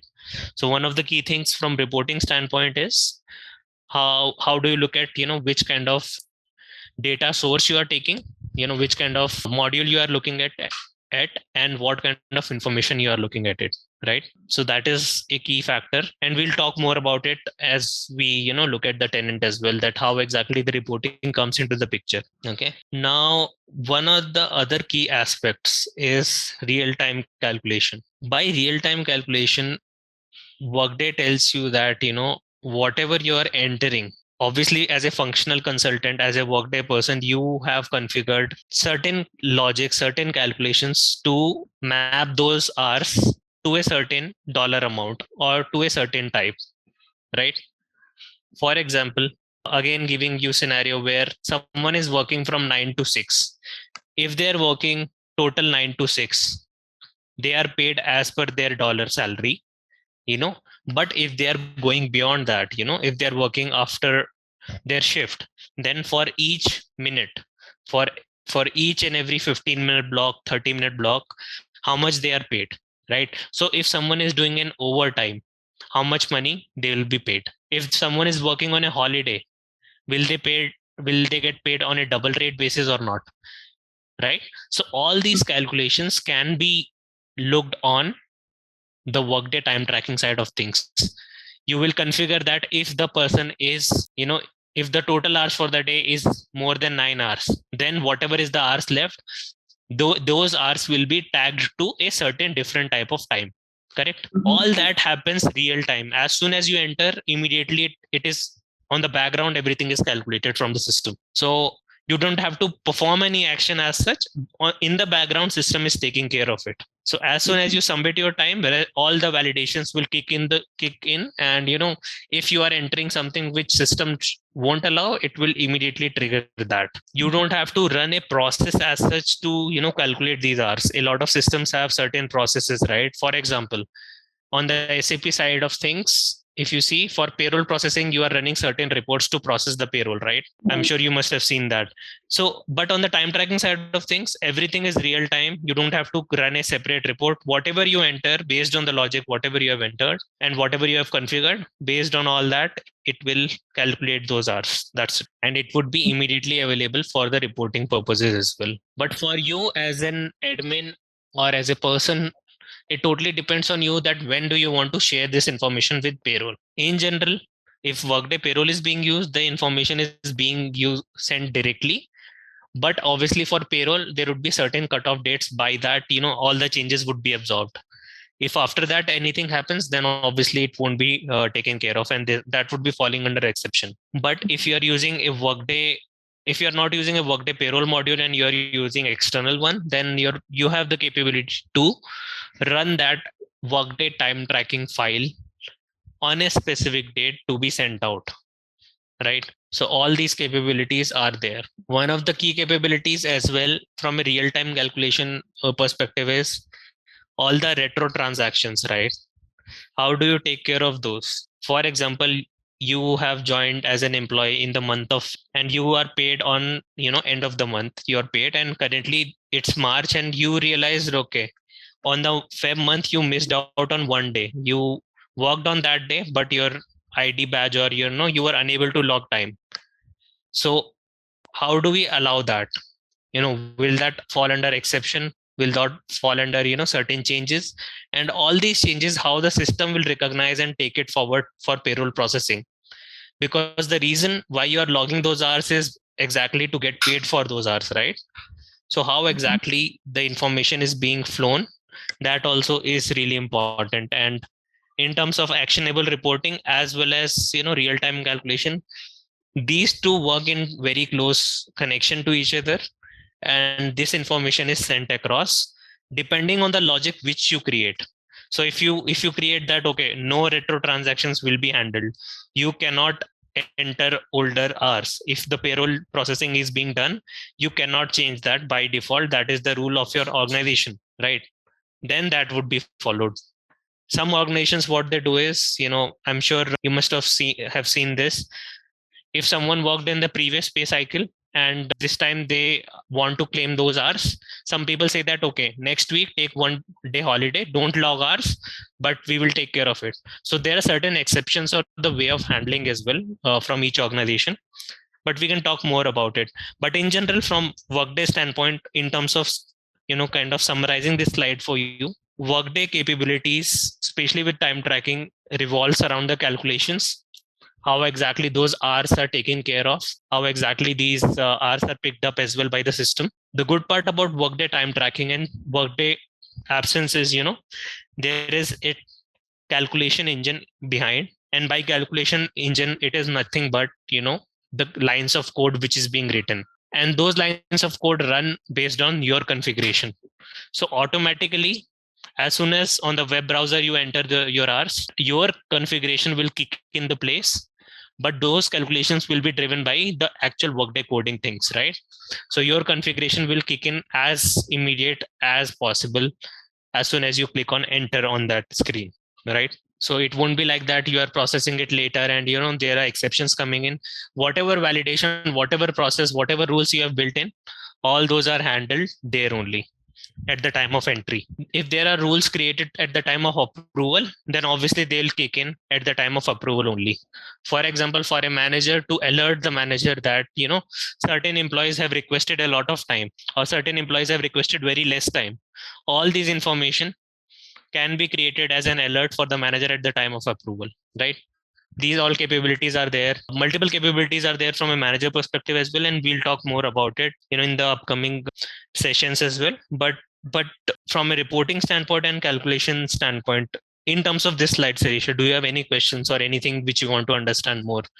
Hope you understood. Any doubt or anything which you want to probably learn more or understand more on this one? Whatever written in the backend, like for example, if any hours work on a holiday is considered like as a overtime. So those calculations, if I'm relating back to SAP, so we run a time evaluation job on a periodic basis. So here, does that calculation trigger right away, or like again, our job needs to be run to calculation? Yes, all the calculations will run right away. You don't have to worry. Exactly. That's the key point. All the calculations which are there, you don't have to trigger them separately. As soon as you click on, enter, submit time, everything will be handled immediately. You don't have to worry too much about it, that you have to run a separate report or certain activity. No, all those hours will be directly mapped to the right blocks, right? So that is the difference between SAP and Workday system as such. And how about like the hours entered will turn into a overtime code or a straight time code, right? So those conversions, if we have an integration with Workday Payroll, does it like happen right away? Exactly. So for example, you have entered 9 hours, right? And those 9, let's say 10 hours, right? 9 hours is your shift and 1 hour is the extra overtime for the day. 9 hours, let's say, are tagged under a code of A. A mean usual, whatever is the paid one. And whatever is extra is tagged to E, which is 1 hour. So that tagging happens automatically, and that linkage from Workday time tracking to Workday payroll is done using time calculation tags, which I'll talk about it later. But that happens automatically. You don't have to do something extra for the payroll to pick it up. You just have to perform the right calculations, and all that information happens real time, all the processing. Okay. All right. Let's move on with the next slide. Yes. I think this is an important one where I'll talk more about how do we look at certain capabilities which are very close to each other, and which are, I would say, from a usual day-to-day perspective, right? How exactly these kind of capabilities help in managing Workday time tracking as an admin, as a manager, and all that, right? So let's talk about one by one in terms of all the three things. I'll start from this one first, which is time clock integration, right? Because we talked about this, it would be easier for you to understand as well. So Workday by default delivers certain APIs, right? It is as simple as certain codes, certain capabilities to link that information to be sent to payroll, to Workday time tracking, right? So in general, like I said, imagine an organization where there are 3 different type of employees, right? Let's take an example where there are office workers as well, there are sales workers as well, there are factory workers as well, right? And every organization would have certain kind of people which would require to enter their time, right? So let's talk about, again, coming to the same example of Volvo, right? Volvo as an organization would have certain salespeople who are talking to different companies to getting, to get their cars and trucks sold and everything. So those people, let's say, are on the go. They are traveling every day. They are moving every time. They are just presenting and they are selling. Those people might be using Workday mobile or Workday web browser capability, right? There would be certain people who are going to the office and entering their hours using their laptops, using the screens. Those would be using, again, Workday by default, the browser capability. The third type of people would be the people who are using certain time clocks. And by time clock, it is not like a usual clock, it is just a capability to capture the time. So if someone is swiping in and swiping out, that information by default comes into Workday. It is a very seamless integration. By default, that system capability ensures that Workday is connected. It is just the connection which needs to be established. That information comes into Workday. So in Workday, you can have multiple sources coming in for the time information. One is obviously the web browser, which is within the Workday. Again, Workday mobile, again within the Workday. Third one is Workday time clocks, or in general the time clocks, which are kind of I would say sending information as well. Okay. So in terms of integration between these two, it is very seamless. By default, Workday, a lot of providers already provide direct APIs to link these two. In simple terms, it is by default, from a system perspective. For example, I don't know if you are aware of Kaba clocks or, certain type of clocks which are being used by different organizations, right? Their code is directly received by Workday using certain integrations. Okay. So you don't have to worry too much about creating certain additional code or certain, extra effort in terms of, building out the configuration and doing all that. Your existing functional configuration would work very easily. Your Workday integration person, whoever is the Workday tech guy, would create an inbound integration. And by inbound integration, I mean, receiving the information from the third party and, you know, sending it to your Workday configuration. So that seamless part can be created very easily. You don't have to do something out of the world or, create something extra or customized for that. So that's where I think from an end-to-end customization perspective and, kind of overall linkage perspective, it is very seamless because these are plug and play kind of capabilities, right? So that's where Workday time tracking is kind of recognized very well as well. Reason being, it is kind of connected with a lot of clock vendors already. So most of the organizations, if they have Workday, they use a vendor which is directly linked to Workday as well. And the linkage of, these two using an inbound integration is very straightforward, right? For example, Kronos is like one of the biggest time vendors. So the company is using Kronos and Workday as the application. So like somebody from the Workday integration has to do that Kronos to Workday integration. Yes, so Kronos and Workday, Workday integration with Kronos is very straightforward. Existing capability is there. Just the integration has to be enabled, and there would be a connection that how exactly, so Kronos is an open API as such. Workday can receive that. The only thing which needs to be configured would be, how exactly you will receive the information. Is it on a daily basis? Is it on a weekly basis? Is it on a monthly basis? And let me give you an example for that. So previously I worked with a client where there were more than 20,000 swipe in and swipe outs happening within the first 30 minutes of the day, right? There is a large factory where a lot of workers come into the picture, come for work and then leave, right? So that is a lot of information, right? 20,000 swipe in, 20,000 swipe out, right? There is a big factory involved where people might swipe in multiple times, swipe out as well. There would be certain people who are swiping in and immediately going out for their breakfast as well, right? So there would be a lot of swipe in and swipe outs. In that case, let's say you're using Kronos as a system, right? You have so much of data that you cannot wait for 1 week, right? You have so much of information that has to be processed immediately. You should not wait for that much of information to be sent to Workday system on a monthly basis. Imagine how many swipe in, swipe outs it would have and how much impact it's going to have on your system, right? So in general, as a functional consultant, as a Workday person who knows Workday, you'll have to see that, how many people are there as well. In general, if it's less than 5,000 swipes, it is easily manageable. So there are three different type of clients within Workday, considering the population: 5,000, less than 5,000 users, more than 5,000 users, and more than 10,000 users, right? So if you fall under 10,000 plus or 5,000 plus, the recommendation would be to send this information as frequent as possible. And by frequent, I don't want to, send you information during mid of the day, because that would not have clear information about in and outs, right? It should be a complete set of information. Let's say completion of the day, whatever is the information, you are sending it out, right? Or after 2 days or on a weekly basis, whatever be the case. But you have to tell it to your integration person to set the frequency of this information. And he or she has to coordinate with the vendor as well, that, please ensure that your files are ready by this time. We will consume this information on a frequent basis.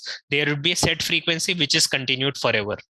You don't have to worry. System will by default pick up the information. Your Workday functional configuration will kick in. Whatever is the hours, that would be processed. Whatever it requires approval will be approved. And finally, that information is consumed by Workday Payroll or external payroll. Okay. So in case, like in few instances, like, there'll be a lot of payroll rules within the field, like commission employees are processed different hourly.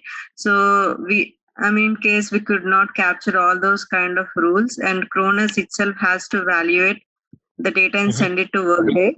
So in that case, it should be a weekly feed. So how would we handle that? Good question. So there are two parts of it. So by default, for each and every validation, right? In a clock, in general, there are certain validations which are being configured as well. If there are no validations on that clock, let's say they are not doing anything, they are just receiving that information without any logic, right? Then all these information, let's say if it's sent on a weekly basis as well, on a daily basis, whatever is your calculation, whatever is the logic, that would be processed by Workday. For example, the information is sent after a week, but for that previous week, whatever is the information as per the logic, it would be processed as per the logic which you are creating on the Workday configuration side of things. So even though the information is old, but it would be processed as per that day logic only, as per the configuration only, right? So whatever logic you want to have, it is not like that you have to enter on the same day. Let's say after 5 days as well, let's say is 20th March is Sunday, right? And you are entering information for Friday. Okay. Right now you forgot to enter your time, you are entering the time on a Workday screen on Friday for Friday.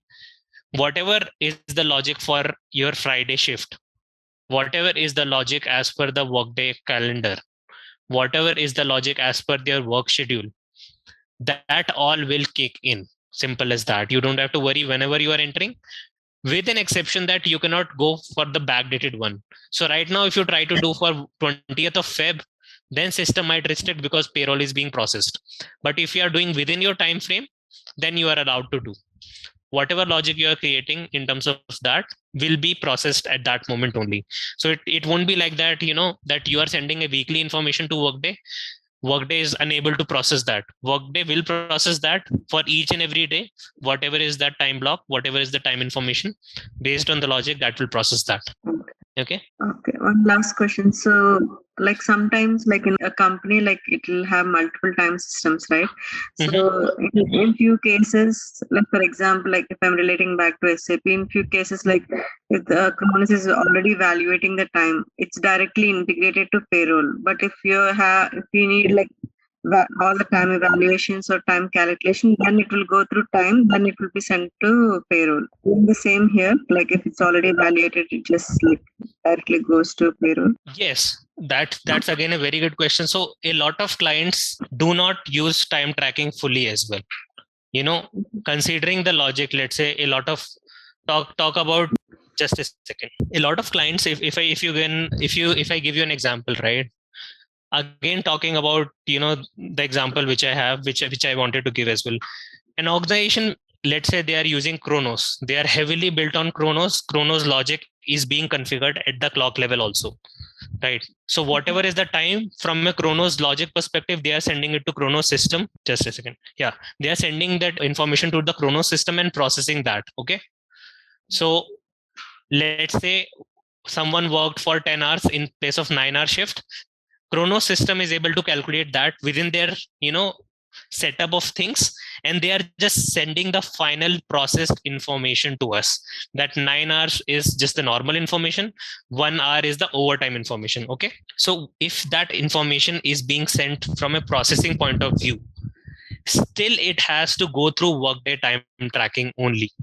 If you are using Workday time tracking and Workday payroll, if you want to directly bypass Workday time tracking, that is also possible. But with that as well, you should have at least the basic setup of mapping those hours with the time calculation tag, because Workday payroll as such can only talk to time data using time calculation tags. Okay. So there are certain identifiers attached to it. You are not using Workday time tracking logic, but you would receive that information at least from the outside system, but you have to tag that within your own system, which is Workday time tracking. So even though you are not using the processing logic, but still you will have to use at least the basic level of Workday time tracking.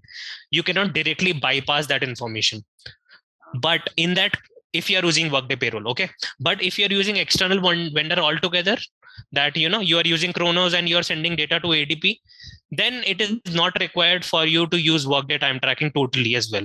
But if you want to utilize that for reporting purposes, obviously the basic level of configurations has to be built in.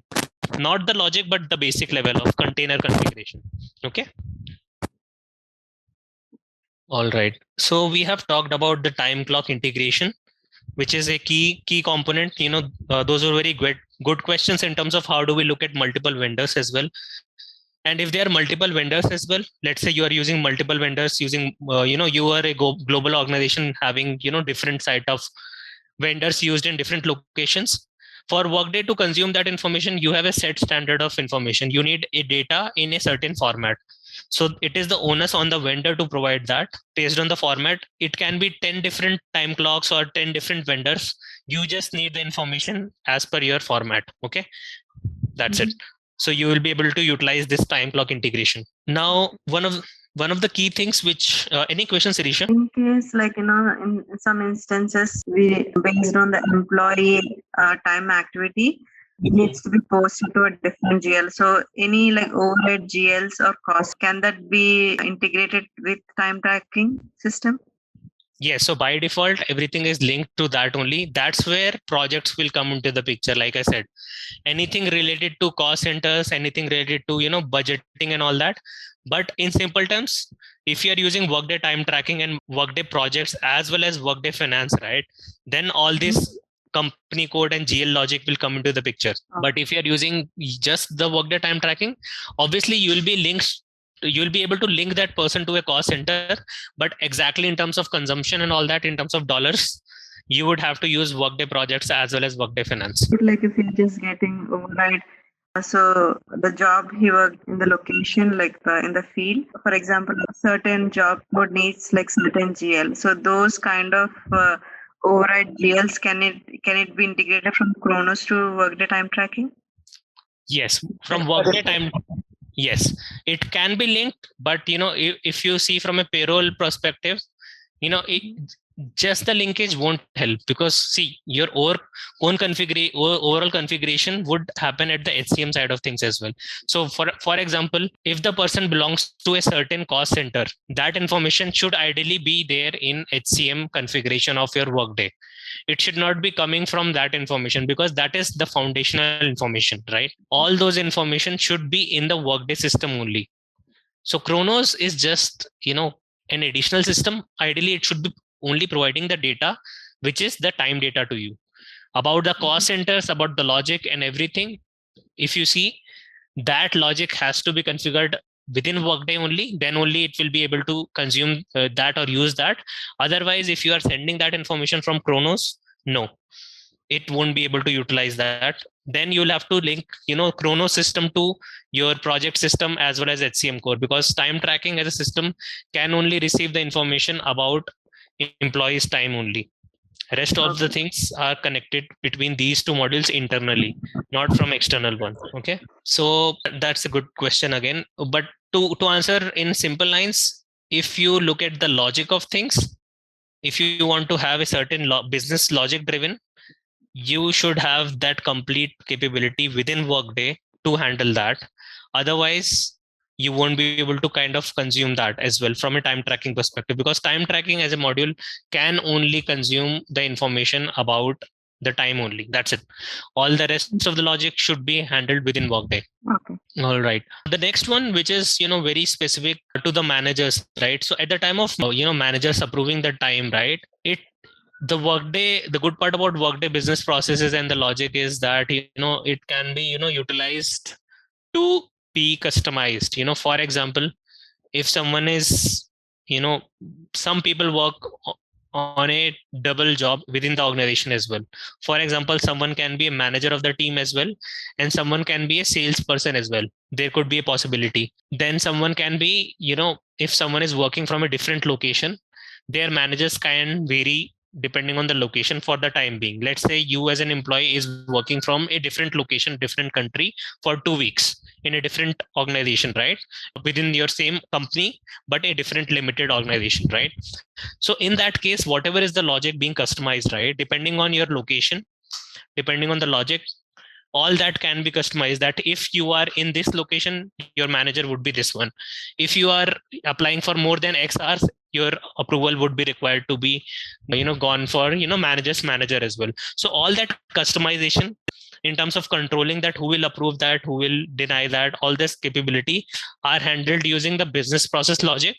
And we'll talk more about in the upcoming slides as well, that how exactly it is important. I think in the future slide, there is a separate unit dedicated towards business process as well.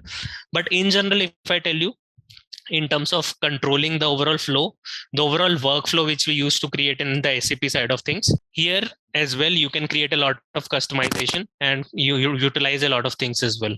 You can create a certain logic that based on this logic, it will go to this level and that level and all that. All those things can be handled within Workday time tracking as such. Okay. Finally, I think the third point, which I took at the last, because it's very straightforward again, is on the configuration side of things as well. So you have a lot of logic that how the employee can enter the time, that employee can enter hours based on 9 a.m. to 6 p.m, or they want to enter 6 hours.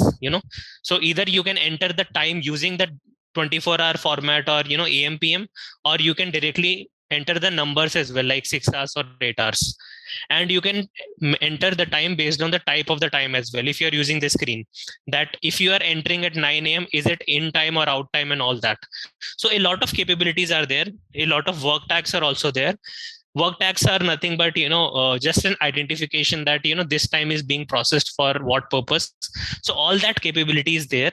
And in the upcoming session, which is on next Saturday, right, we'll look at that screen first, that how exactly these all things are available. So as an employee, you can configure, as a person who is configuring time tracking, you can configure a lot of logic that time for you to enter is available in AM PM format, or time block format, or how exactly it is available. So all those things are available and can be customized based on certain logic. For a certain set of people, it can be very simple, and for a certain set of people, you can provide or make a lot of, I would say, validations or required fields as well in the screen. So all that capability is very easy, very seamless in that. And it would be very, I would say, in simple terms, what should I say, it is very customizable in nature, in terms of that it can be done right away, and it can vary based on different logic as well. So we'll talk about that as well. Before wrapping up the session, right, I just wanted to understand, in terms of this slide, Sirisha, do you have any questions? Because we covered again certain key aspects. I just want to cover this one, because from next session we'll again look at the system side of things, and obviously it would be on a faster pace as well. So again, wanted to understand how exactly you are able to understand at least sessions in terms of the the configuration, the control part of things, the integration. Any questions you have? No, I'm good, Raj. I don't have any questions. Okay. In terms of upcoming slides, I think, see this, from this slide onwards, we will look at the tenant setup only. So the upcoming slides, we'll start looking at how do we set up different kind of things, right? We'll talk about all these slides, right? So this would be more on the system level of things, and we'll talk about each and everything, that how each of the capability works in terms of foundation. So these all things are more on the foundation side, and I would prefer that we'll use the tenant rather than using these steps actually, because ideally we should be looking at the tenant at this space. But before wrapping up, I'll close out on this slide as well, which is, again, we will talk about this in the next session in detail. But I wanted to give you some time to think about this slide actually, how exactly overall capability of time tracking works, right? Within time tracking, just understand what could be the requirements. I would like to give you, probably in the next section we'll talk about that, how exactly Workday time tracking has to be configured, right? So think it more like a project right now in your mind, that okay, you are working as a time tracking consultant in an organization. Either you have to configure the time tracking or change certain things, right? So what all things you need to consider in terms of building time tracking, right? So I'll talk about this slide in the next session, because that would be a good starting point. But just think about it from a Workday time tracking perspective, what all things, or in general from a time tracking perspective, what all things you need to keep in mind in detail, so that you'll be able to link about that as well. Because next week we'll talk about the foundational key things as well, which are the key building blocks. Okay. Yeah, sure. So that's something which you can think about it. Reason being, I don't want to fast pace this one, is because from next week we'll look at the configuration. So On the LMS, you already have the previous sessions recording. I guess if you have not seen, you can go through that. But in general, from a foundation perspective, I think we covered a lot of basics right now. First two sessions, usually what Pushpa and I do is, talk about foundations, because if we don't clear foundations, then you won't be able to link to the configuration side of things. So next week, we'll cover this slide as well as the foundations, right? And before that, if you have any questions, right, you can probably, in the upcoming session, we'll utilize 5-10 sessions for the recap and any questions which you have, right? So that we'll go through it and then deep dive on the configuration side. Okay. Time tracking perspective. I'm sure you have seen the Workday screen, but how exactly what all things need to be discussed and shown, right? The basic ones, we'll go through those as well. Okay. Awesome. So let me share my screen and then we can go through it. Let me go to the slideshow mode. Hope you can see the screen, right? Yes, I can see. Awesome. So, I won't take a lot of time because we have already covered, because it was very extensive in a way, but, just for adding these two topics together, because every topic is kind of interconnected across. We discussed in the first two sessions about Workday time tracking as a solution, how it is connected to multiple modules across. While we'll talk about, configuration, you have to think about, how it is connected across these modules as well. So that's where the connection with the previous session is really important, so that you are able to relate any configuration, how it is impacting time tracking on, or how it is connected to other modules, right? We talked about HCM, we talked about payroll, we talked about absence and projects, how they're connected across, right? So we'll have to think from that perspective as well. Now, next to the things, I think this was again extensively covered, was on, how the time is entered. As an example, during the process, we will show you the self-service time entry, which is from the web browser, right? Similar to SAP screen where people enter from SAP time entry screen, right? Similar to that, we'll show and how it looks like from an employee perspective, right? And obviously there are options available on the mobile side of things in web clocks, right? Web clock is anyways very standard. You don't have to worry, swipe in, swipe out, and rest of the things are taken care of by the system. Also, with every process in HR system, we talked about how the approvals work in this place. And in simple terms, the workflow of, the request, and how the overall workflow from end to end initiation of the request to final completion happens, right? So within Workday, we'll talk about that as well, that how exactly it looks like in terms of, end-to-end flow. That comes under the business process side of things, which we'll cover later in the upcoming sessions. But to your understanding, business process, transactions, and the setup would be important, right? And we'll talk about that. Finally, two important things, which was, we discussed in detail in the last session, how exactly the reporting is really different and very strong and robust across the Workday ecosystem, and especially with the time tracking, right? How exactly it is able to get real-time data processing and real-time calculations work into the system, right? So we talked about that as well. This is very straightforward, which we discussed again, was, how exactly the time clock integration, end-to-end overall control from a manager standpoint, as a manager, what all capabilities are there, and obviously the setup part of things, which we'll talk about, how it is easy to configure it, certain things which can be specific to any group of individuals and any group of employees. So that's done. And finally, I think this was the important thing, which, if you remember in our last time, I have a note as well, we discussed, right, what all areas the time tracking would be useful. Obviously, if you are setting up Workday time tracking, your purpose is to obviously allow employees to enter time, right? The primary need is, you want to track employee time, right? You are tracking employee time using certain logic, and from a business need perspective, you need to do that. Obviously, if you compare it with SAP, then it would be positive time tracking and negative time tracking, right? Positive time management and negative time management. So all those things are also important, that in a Workday ecosystem, in your overall company, you won't need time tracking to be enabled for everyone. That is point number one. If you are an organization, there would be most likely a chance that not everyone would use a time tracking system. So your time tracking would be specific to a certain level of people only. In case of HCM, in case of absence management, in case of payroll, most likely everyone would be using it directly or indirectly. Okay. But in case of time tracking, it is different in a way. Reason being, not everyone is required to enter time. Most likely in every organization, everyone is required to be having their profile in Workday system, having certain benefits, having certain compensation, having certain details in the system. But in time tracking, not everyone would be there in time tracking. For example, you have time tracking enabled in your system, but let's say you have offices in Germany, Netherlands, Malaysia, China. In all these locations, there are only set of people who are using time tracking or they need to report time. Okay. Rest all of the people do not. And those people would be, office people, or, they're working in a different function. They don't need to record time. So for them, there won't be any option to enter time as well. So that we will see that how exactly it is defined.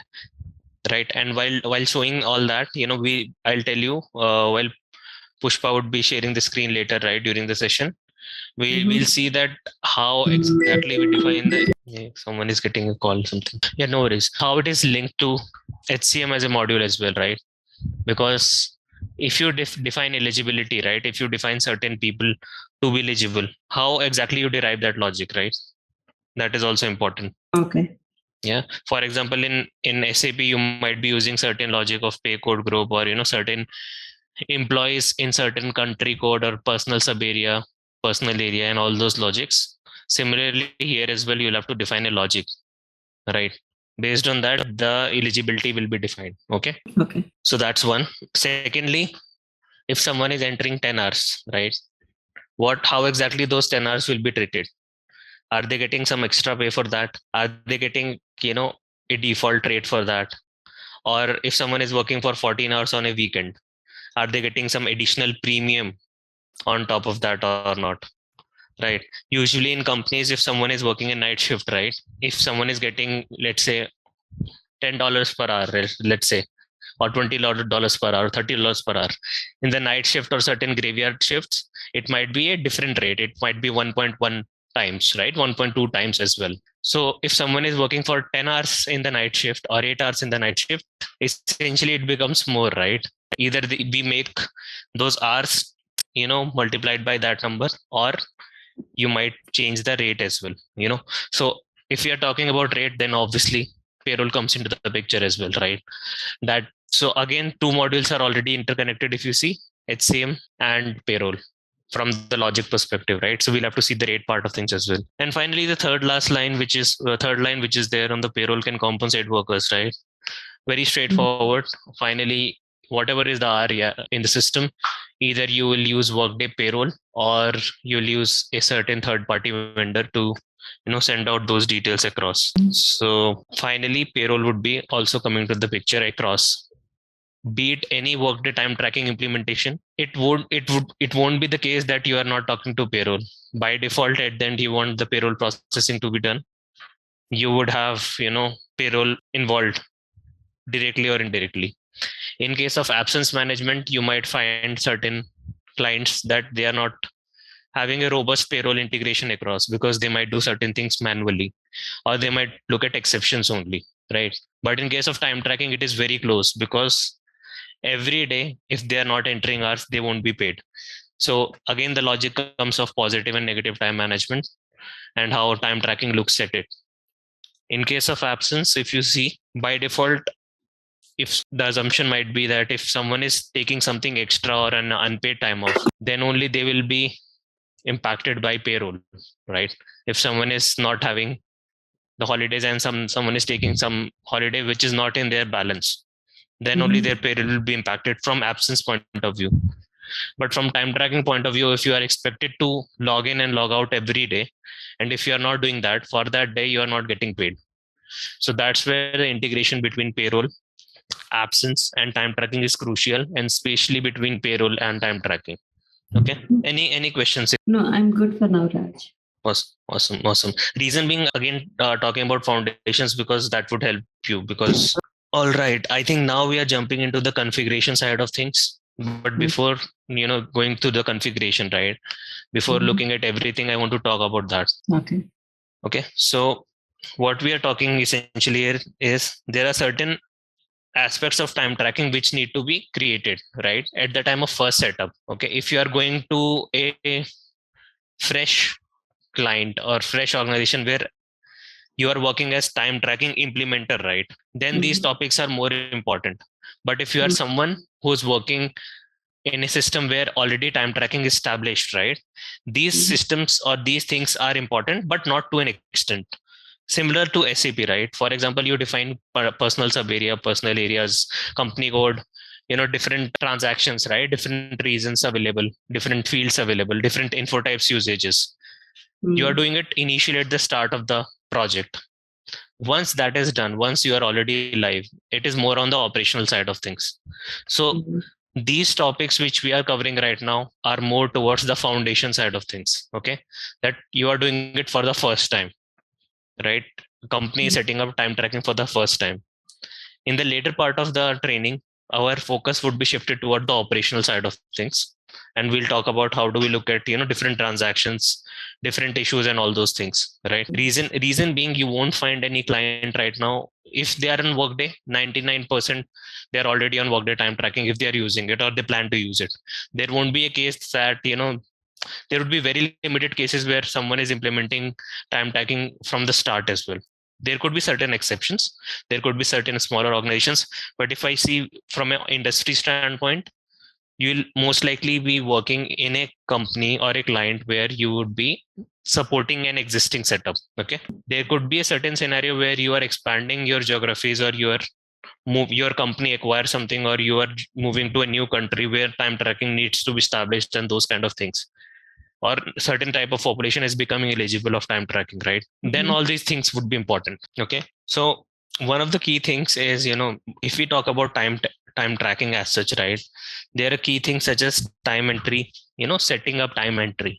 And we won't talk too much about it right now, how do we set up and all those things, but just keep it in your mind that from a setting up of a time entry essentially involves how do you make sure that person is eligible for time entry and all those areas. Okay, and once we see the screen, it will be more easier to understand rather than looking at the slides, because these are very, I would say, system based topics where it's always better to look at the system rather than looking at the content, because then you'll be able to relate, and we can talk theoretical part during that screen time on the tenant. Okay, the second one, and these steps are in sequence right now from a setup standpoint, but think of these as individual topics in your mind. First one is more about setting up time entry. The second one is really important. If you see, we were talking about period schedules, right? You had a question, right? If someone is entering the data 6 months back, entering time 6 months back, how that person would be able to do that, or how do we restrict that, right? That's where the period schedules come into the picture. And by period schedules, these are the same period schedules used in the payroll. If some organization is using a bi-weekly period or a weekly period or a monthly period, in general, most of the cases it would be monthly or bi-weekly. So we try to establish certain dates of it, right? For example, in US right now, it is a bi-weekly period starting from, right? So there is a new bi-weekly period.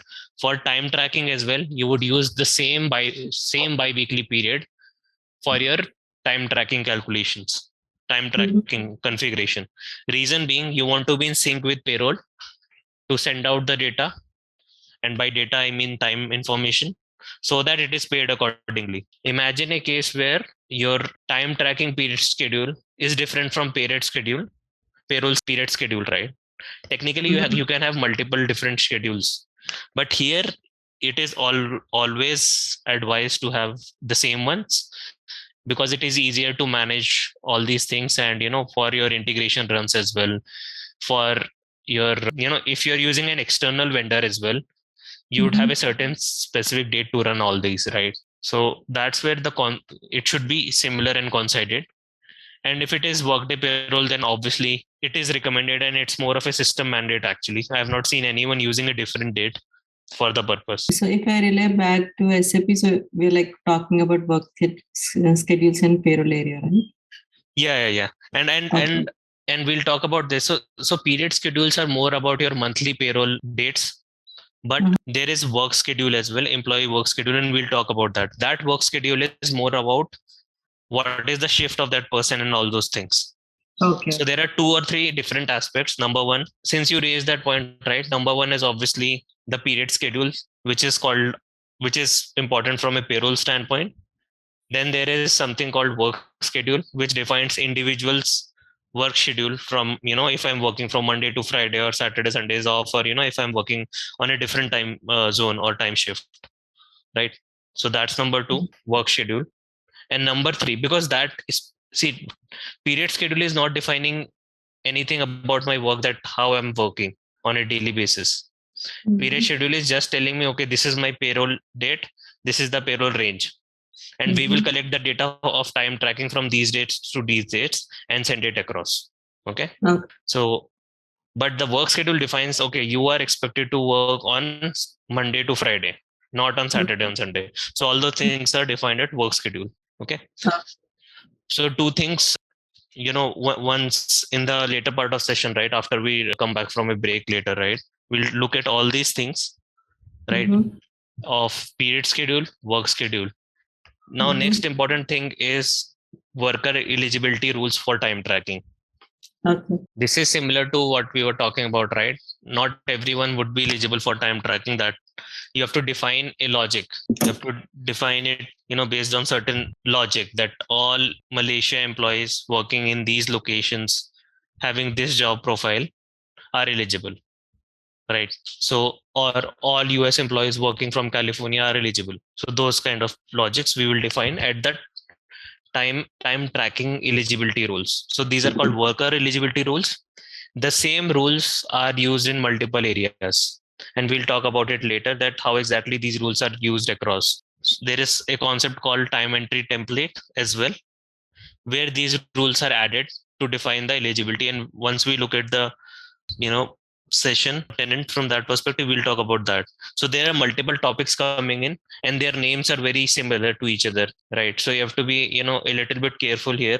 We can spend more time to understand all this, okay, so that you are clear, because the logic is, again, the fourth topic is time calculations, right? Again, this is a similar name, but the time calculation is very straightforward technically. Whatever information, and this is the, I would say, this is the meat of the work which you do. Whatever time is entered by the employee, how do you define, how do you manage, how do you transform that to a certain logic? Those all things are happening on the time calculations. That if some employee is entering 9 hours, how exactly those 9 hours will be divided and bucketed in certain names or time types, right? Those all things. So for example, if someone is working for 12 hours, the employees was expected to work only for 8 hours, right? So what about rest of the 4 hours? Those 4 hours to be tagged as overtime. All that logic will be defined using time calculations, right? And the next line is super important. Skip this step if you're not interested in having Workday platform calculations. So that's a very important one. Again, coming back to our discussion from the last session, you were telling a scenario where all the logic and everything Kronos is doing. If Kronos is doing that for you, then you don't have to worry about time calculations. You just have to receive the integration information. Because it is already processed, you don't have to worry too much about processing it again.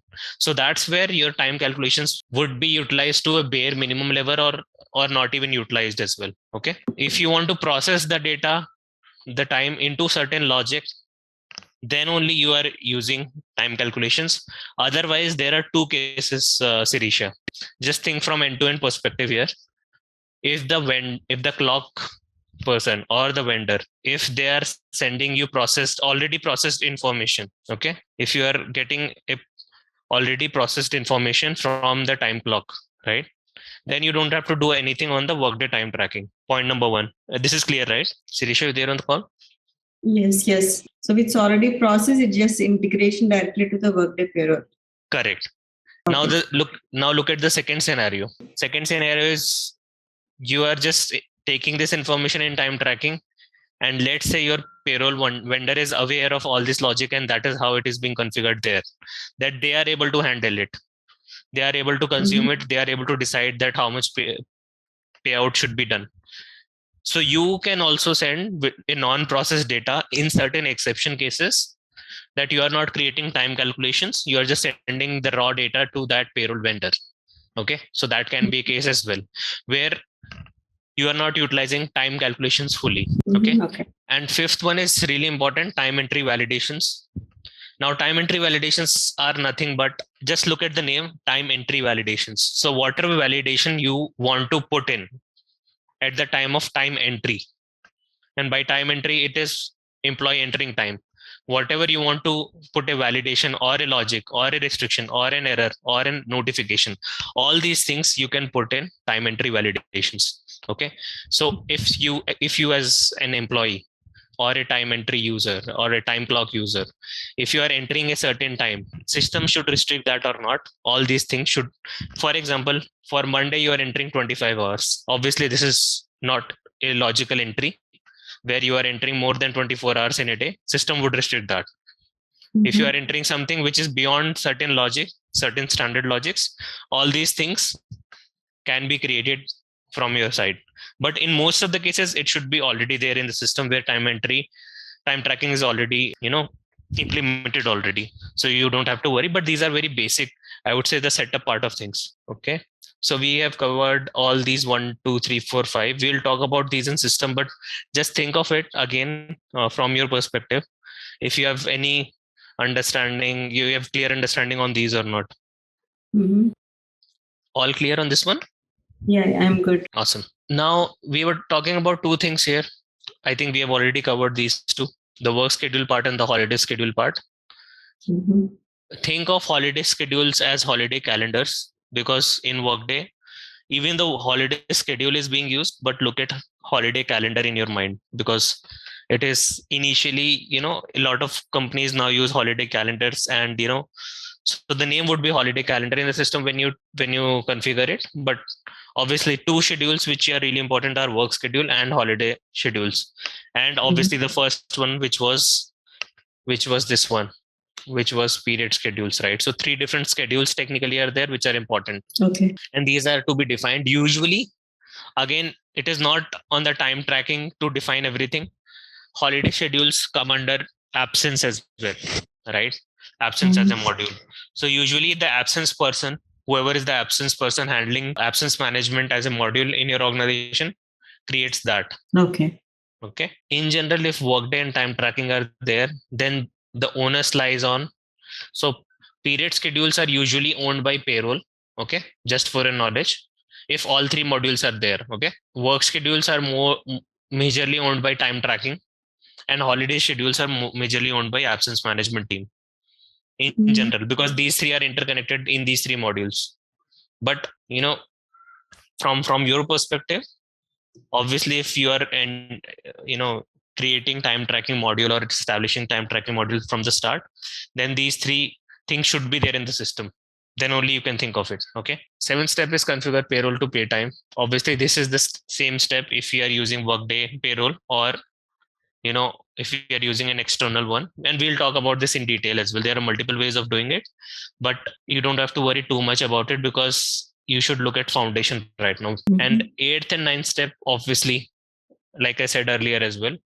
And how do you manage time off? And by time off, it is absence management. Again, absences, any PTO, any leave of absence, all these things, how they are related to your time tracking. For example, if you have already entered 2 months of medical leave, system, and if you are entering the time there on those dates, system should not allow that, right? One example of that. Second example would be if you have already sent the data for the day, because absence also talks to payroll directly. If the payroll vendor has already received the time for that day, okay, the person has already applied a leave of absence, which can be paid or unpaid, then your time tracking data becomes null. Can you come again, Raj? Yeah, sure.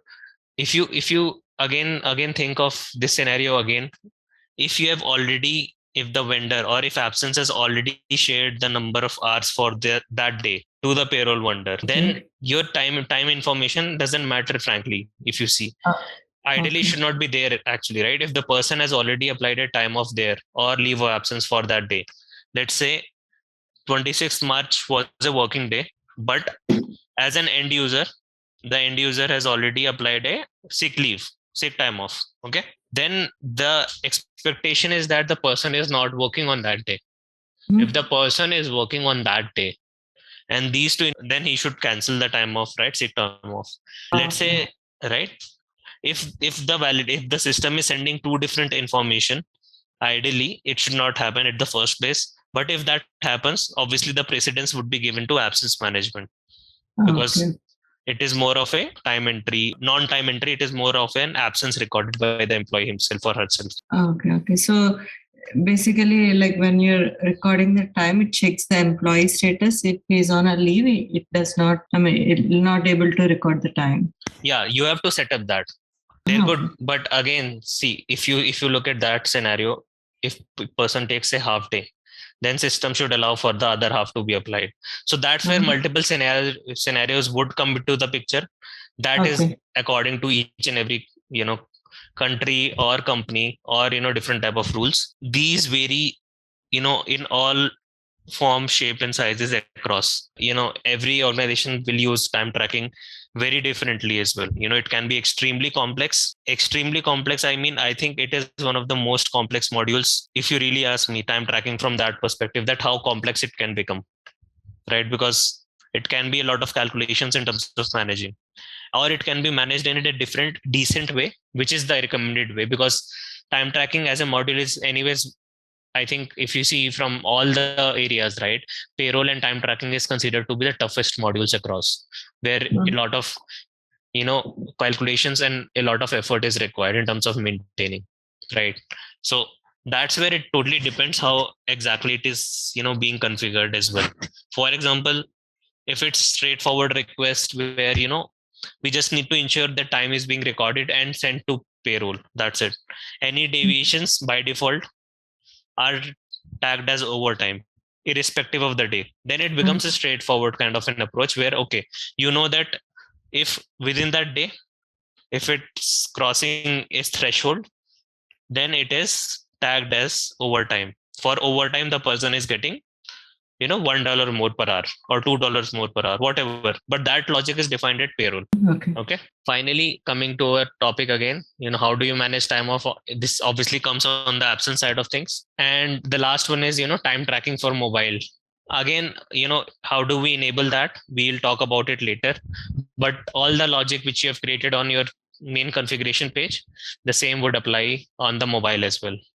There are certain limitations as well, where a lot of clients do not use it as well, and we'll talk about that, but not to worry too much about time tracking for mobile as of now. Okay. Any questions between these two slides, Varisha? You can go through it once again.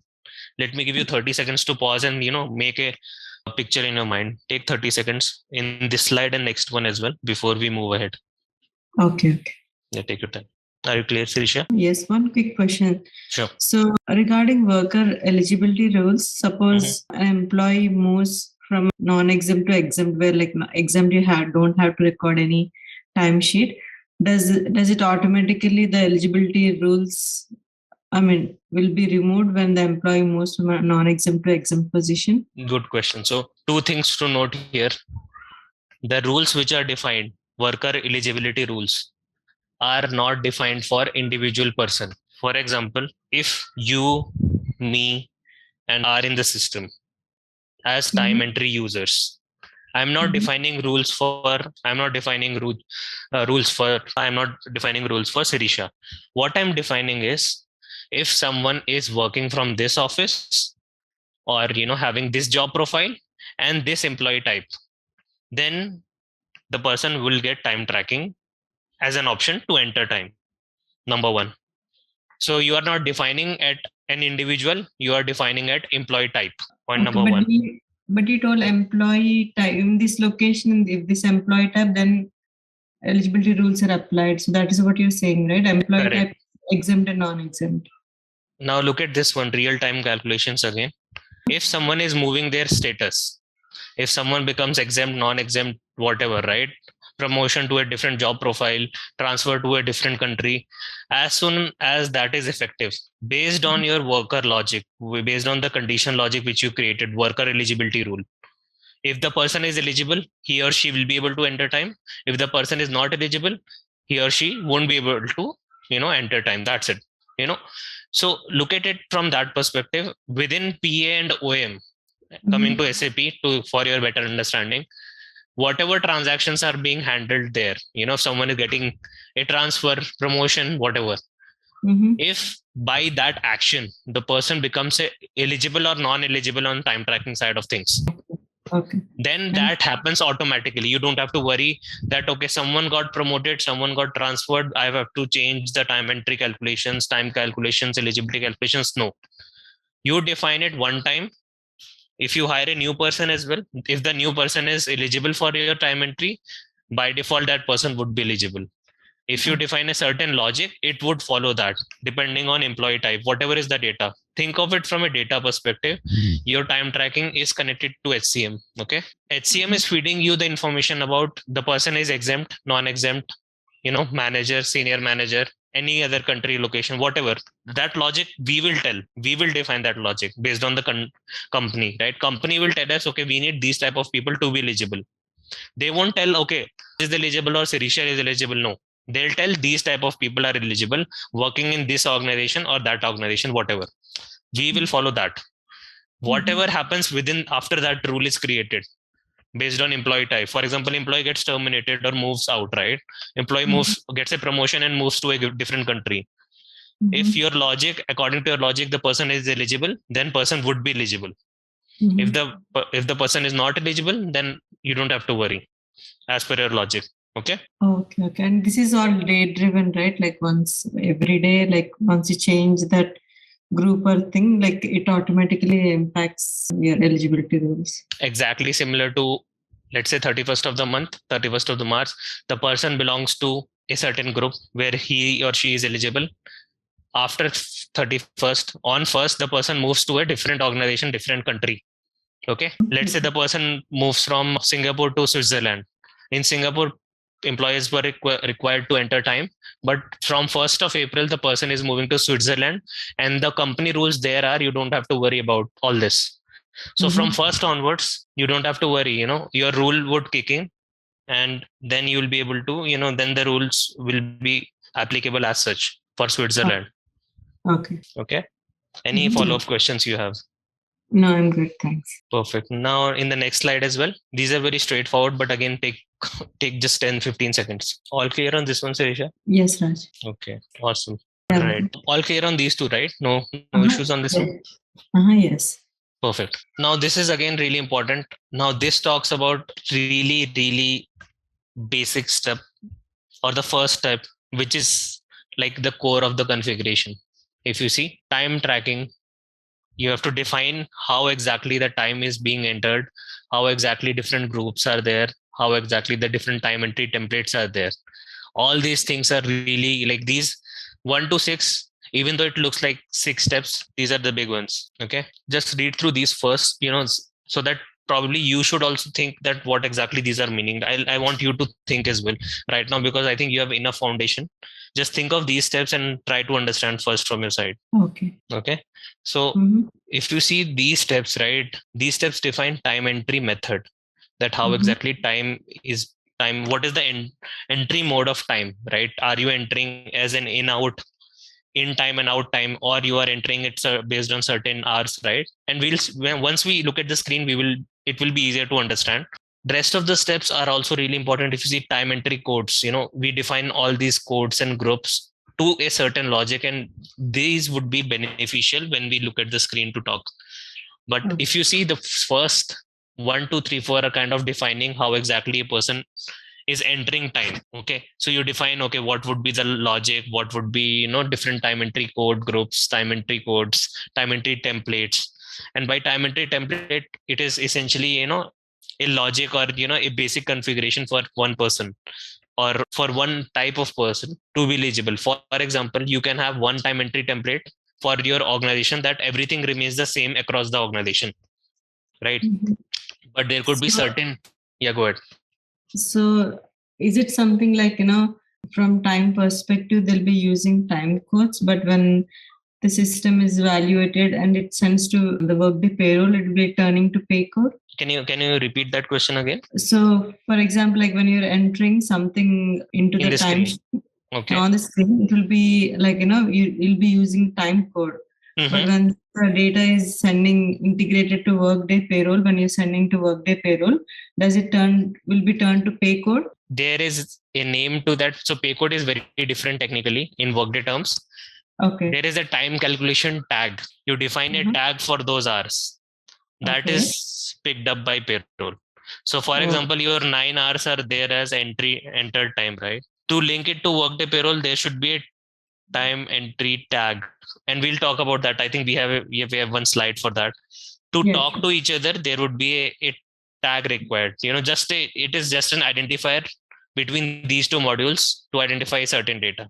Okay. So by default, the logic of conversion won't happen. In your time calculations, you will create that logic to have a tag as well. And it is getting more technical, so that screen, once we look at the tenant as well, then it would be more easier to understand. Okay. But first 4 steps are important in terms of how the setup is being done, and we'll talk about this with the tenant. Just as a high level, I wanted to touch base. Step 5th and 6th as well. 5th is really important, how exactly the business process flow is being defined. The security and everything is being defined. Once you enter time, does it go for an approval? Does it go for no approval, or all those logics? The overall workflow part of things is at step 5.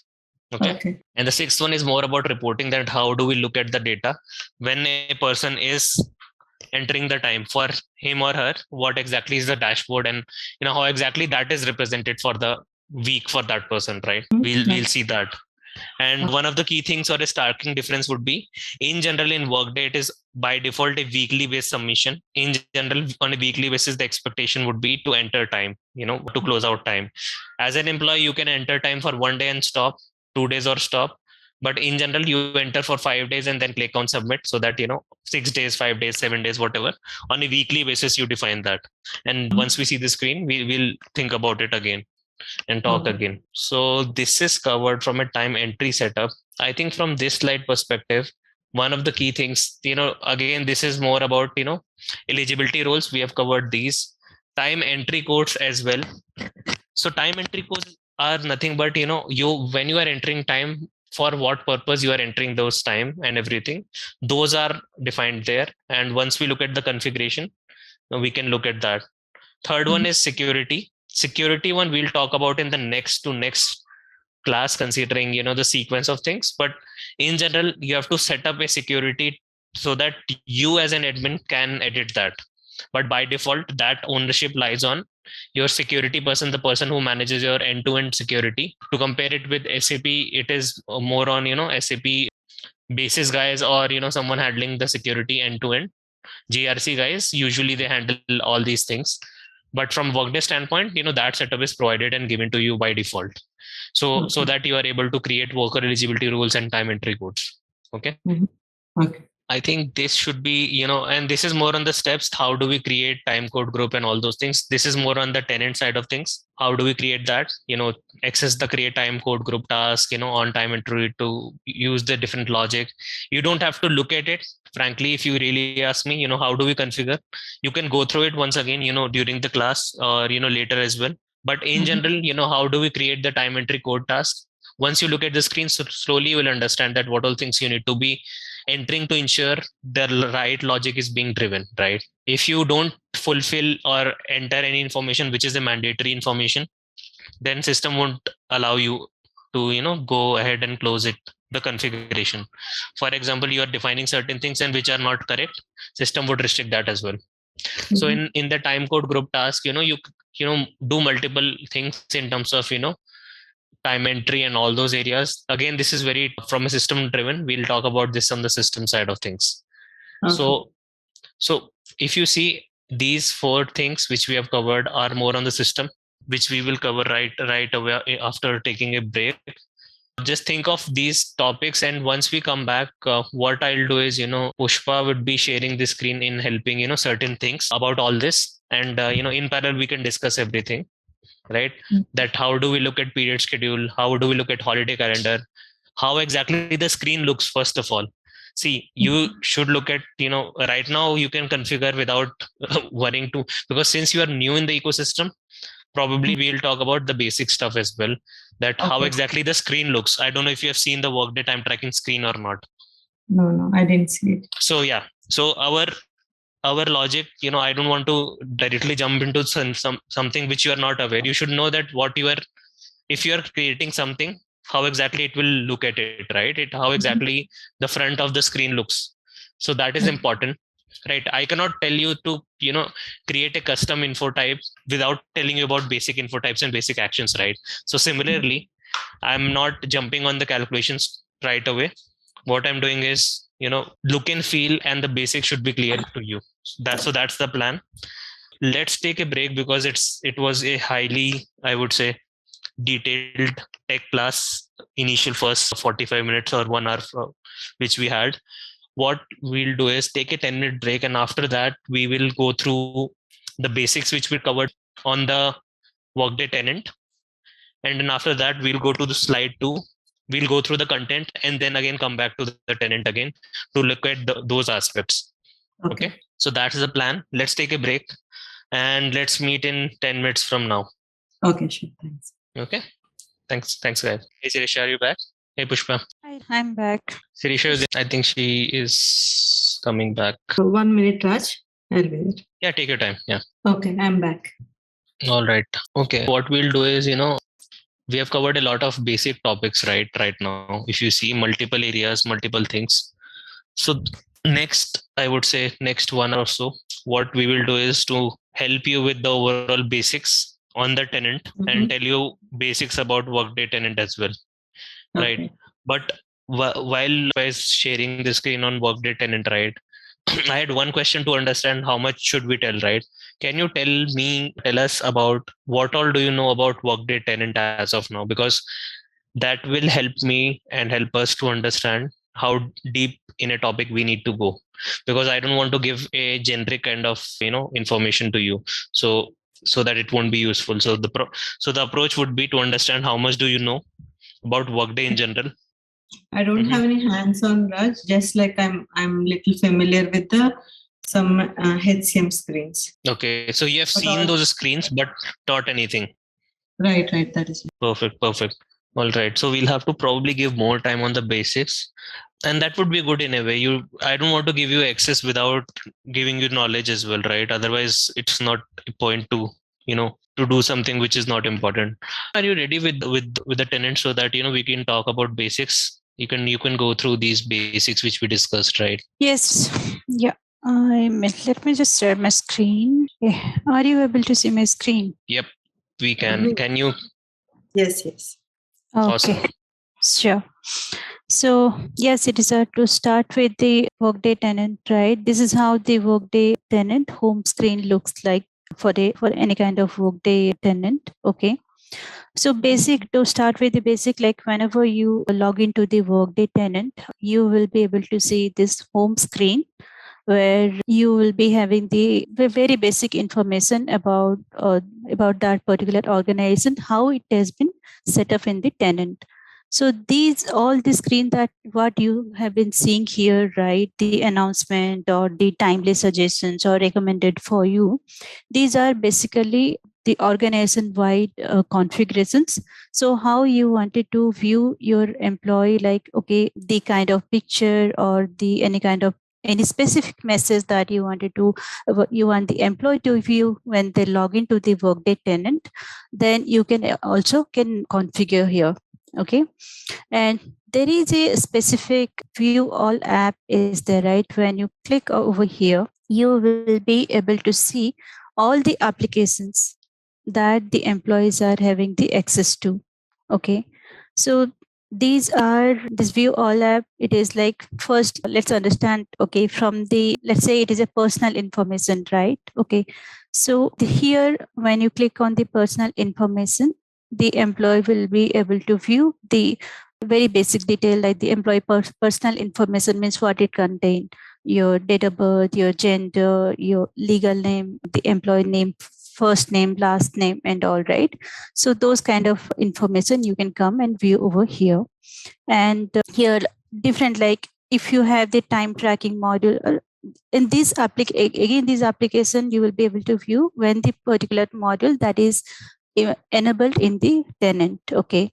So let's say where we are able to see the absence, right? Absence, team type, and compensation, anniversaries or expense. So these are all the areas where it has been enabled for the particular country or for particular employee. And hence the employee is able to view the screen. Okay. So this is all about the apps that you will be able to view in the Workday tenant. Okay. And here again, this is the screen where you can type any kind of, you can search any kind of task. Okay. Let's say, for example, I wanted to view the holiday calendar. You can just type in view holiday calendar, and then it will take you to the particular task, like how you can view the holiday calendar. You wanted to search any employee name, you can just type in that, and then it will take you to that particular employee detail. Okay. Like anything, let's say you wanted to create something, let's say you want to create a holiday calendar, right? Again, you just type create holiday, then it will take you like what are the create holiday calendar, then create holiday calendar or the work schedule calendar rule, everything like what comes under the create time off. So everything, you will be able to view that, and then particular, like you can go ahead and then create the particular task. So when you search, you can see here, right? This is a task. So this is nothing but create holiday calendar. It's a task that you will access to create a holiday calendar in the tenant. Okay. Okay. So before going ahead with create a holiday calendar or to set up any of the work schedule calendar, let's see the already existing, how to view a holiday calendar or how to view a work schedule calendar, and what are the components inside it, what does it all belong to. And then after that, so that when you get the access to the tenant, it will be very easy for you to create the holiday calendar or work schedule calendar. The setup will be very much easier before going, creating anything in the tenant. So let's say I'm just going to the view holiday calendar. Okay. So see here, as you can see, I just type view holiday and automatically it appear in the screen, right? So view holiday calendar, I just went ahead and it will be, let's say for India, I wanted to view the holiday. So I just typed in holidays for India. So this holiday calendar name could be anything, like you can say holidays for India or holiday calendar for India. The name can be anything that you wanted to again define in the tenant. So this name can be like, it is again organization specific, how you wanted to give the naming convention to a holiday calendar, like how it has been already set up in the tenant. So similar naming convention again you have to follow. Let's say for India, we have the holiday calendar already created. Next country, let's say I wanted to create something for Brazil. Okay. So again, you have to keep the naming convention very similar to what already it is existing, so that there is a consistent in the system setup. Okay. Are you getting it? Yes. So here, as you can see, view holiday calendar. So this is the name, the holidays for India. And then the second field will be your description. Okay. So what is the name? So this is first you are defining the name. This is the more detailed description that you wanted to provide to the name. That will be like national or statutory holidays for India. Okay. So here you are defining more detailed version, like why, like what it contains. Okay. So here you can create, let's say, holiday for India, or a state specific also you can create holiday for, let's say, Telangana. Okay. Holidays for Maharashtra also you can define like that. So here first you have to create, you have to provide the name of that holiday calendar, and then the description, like what it what it contains. Then the third field, again there is one more field that is called the country or country region. Okay. So here, if you wanted to define based on a country specific, let's say here also you can define the holidays for India. Here also you can mention as a India as a country, or the country region, any particular region also you can you can mention over here. Let's say you wanted to create a holiday for a particular state, then you can define directly. Then automatically for that country, this holiday calendar will be applicable. Okay. So right now here, as you can see here, it is empty. So it doesn't mean that if it is empty, then all the country it is eligible for, because we also have the calendar rule. Okay. So the calendar rule is nothing but it defines the how the holiday calendar will be which kind of country employees, or which country people, or which region employees will be eligible for this holiday calendar. Okay. So this is the calendar rule. Like we have, I can just, we can again more deep dive into that, how the calendar rule has been set up in this system.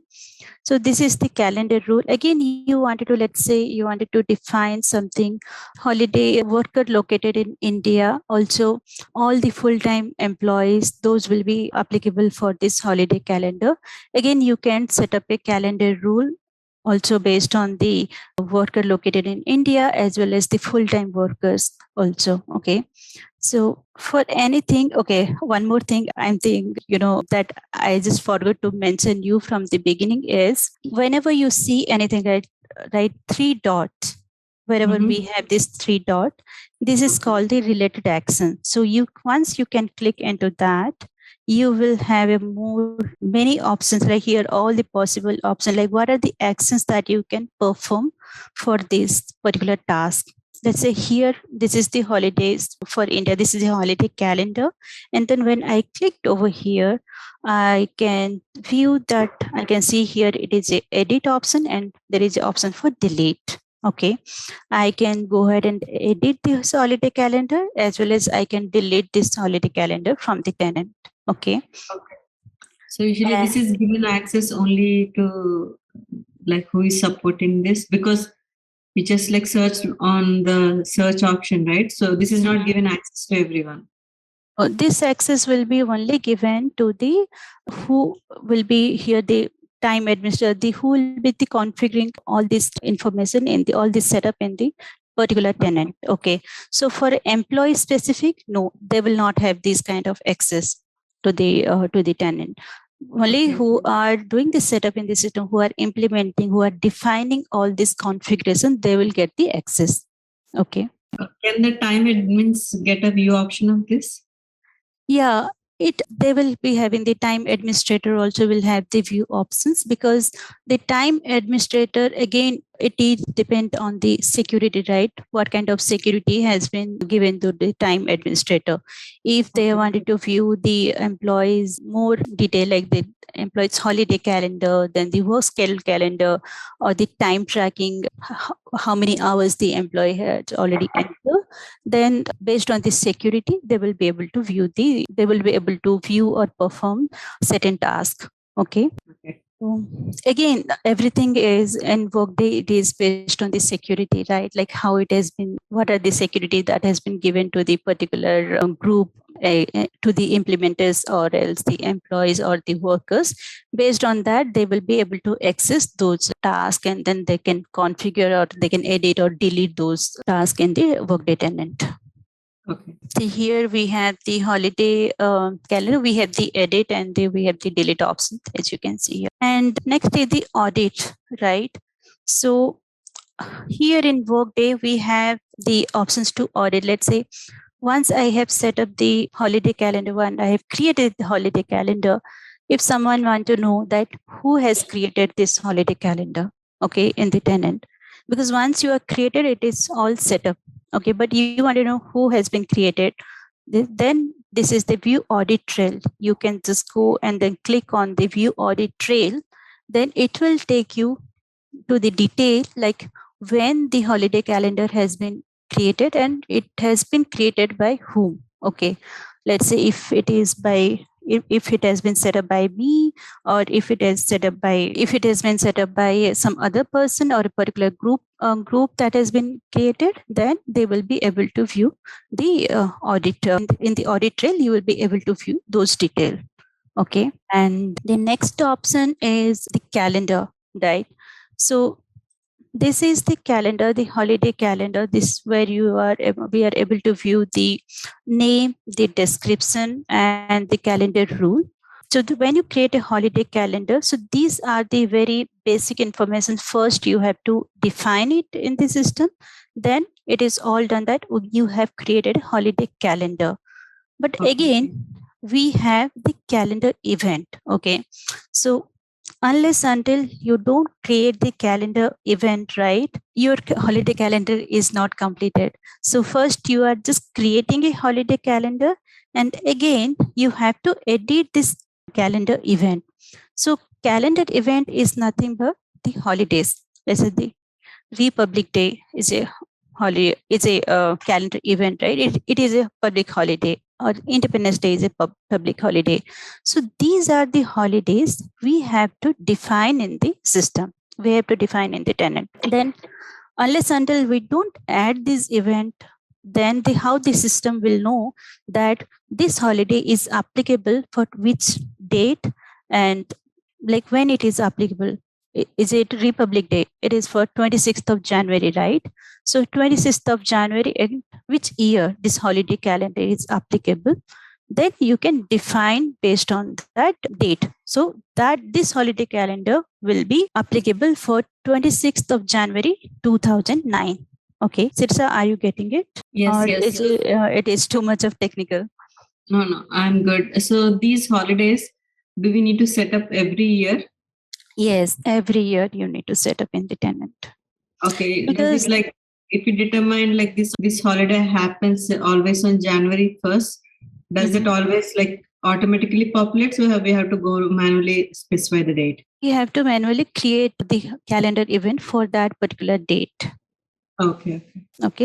So yeah, Workday won't create anything for you. Yes. Sirisha, by default, these are custom ones which you have to create every time. So even though every time Republic Day is 26th of Jan, or Independence Day is on 15th, whatever, everywhere, even though it is common information, you have to create it, like Pushpa told, right? You have to create it every year as part of yearly activities in general. But this activity again can come down to absence guys as well.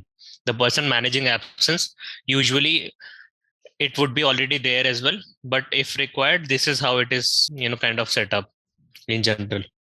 Okay, so for example, like the company I'm like supporting, like they have a sales commission employees, and they have like 40 different calendars based on their location.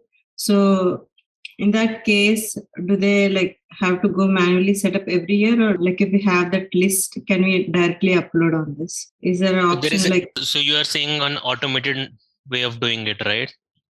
Automated, or like if we have the spreadsheet, can we upload? Yes. Okay.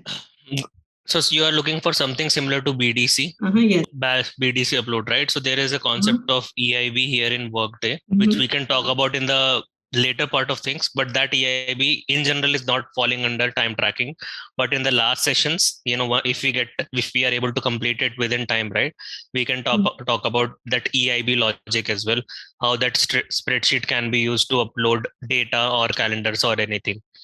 Okay. So that capability is there, number one. But in general, that doesn't fall under time tracking overall scope. That would be more on the HCM or basics actually. But we'll talk about it in the later classes. Don't worry. Okay, thanks. Yes. So there is an automated way, like as Raj mentioned, right, that we can upload this spreadsheet using an EIB. Then, this can be also created using an automated process also. Okay. So where we were in the calendar, right?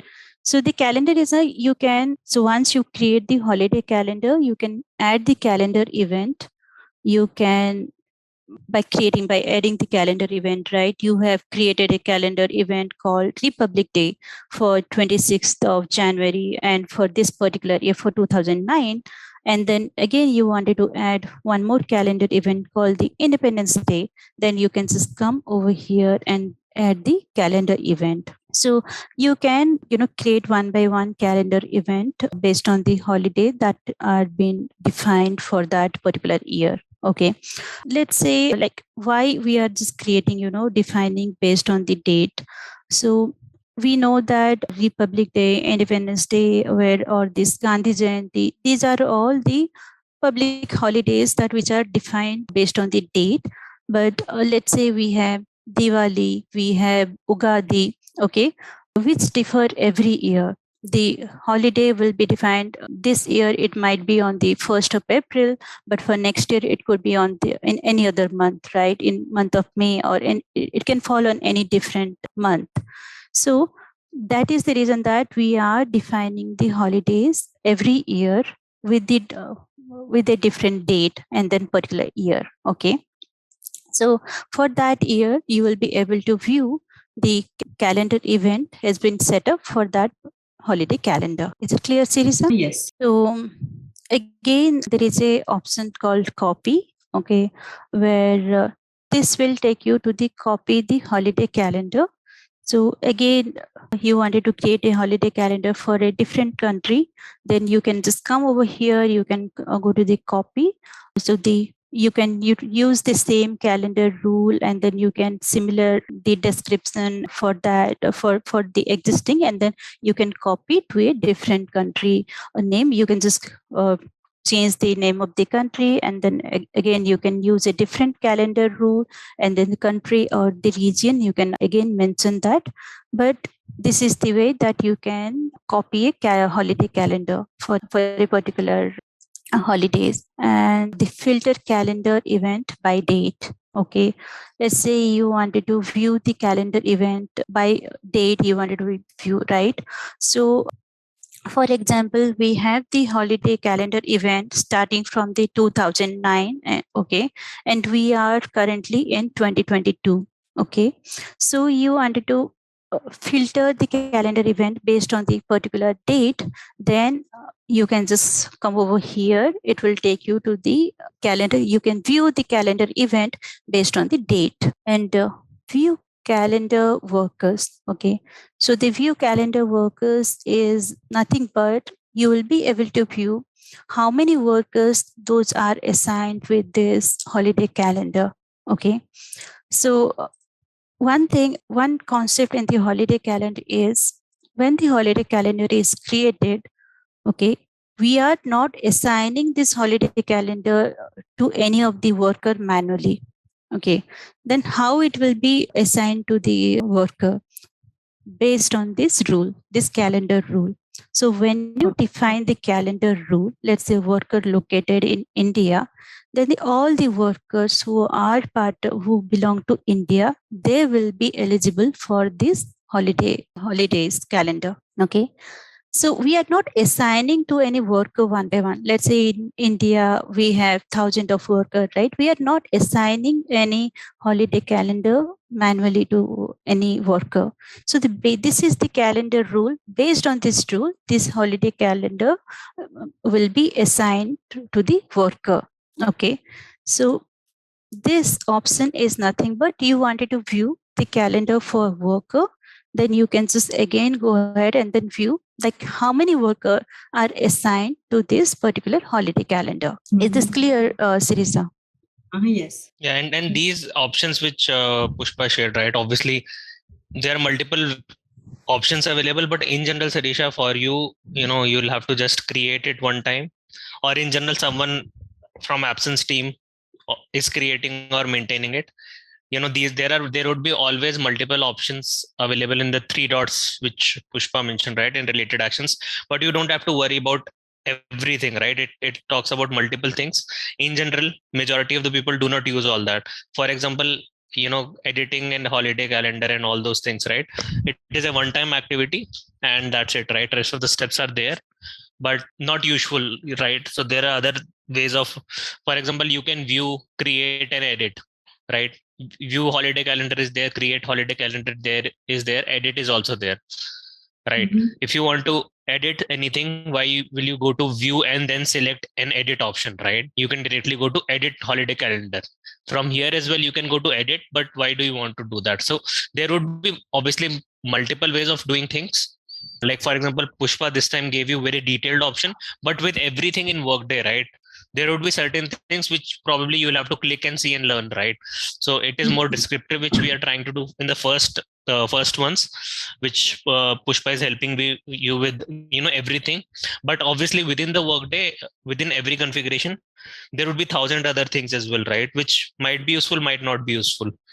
So, and over a period of time, those are added as well. So you don't have to worry too much about, a lot of things. I think the focus again is what we're trying to do is on the basics, which Pushpa is helping right now. One last thing before, I'll, pass it on to Pushpa again is everything in Workday is defined using a logic or an eligibility. You are not defining anything for an employee from a configuration standpoint. In general, in SAP as well, when you were defining based on certain logic. Probably ABAP guys might use certain, codes to write ABAP lines, but in general, the configuration is defined more towards a population or an eligibility.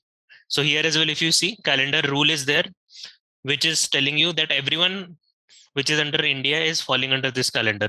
Similarly, in time tracking, when we see worker eligibility rules and rest of the things, you will find that this kind of approach would be used, right? When we talk more about it. Okay. Yeah. Pushpa, go ahead. So the next thing would be our calendar rule. So here you can see, you can define again the calendar rule based on the condition. Let's say here I'm going to, as soon as I click over here, again, you can see the 3 dot, right? So here, if you can click over here, it will take you to the another screen, and it will talk about like, what is this condition rule all about? Okay.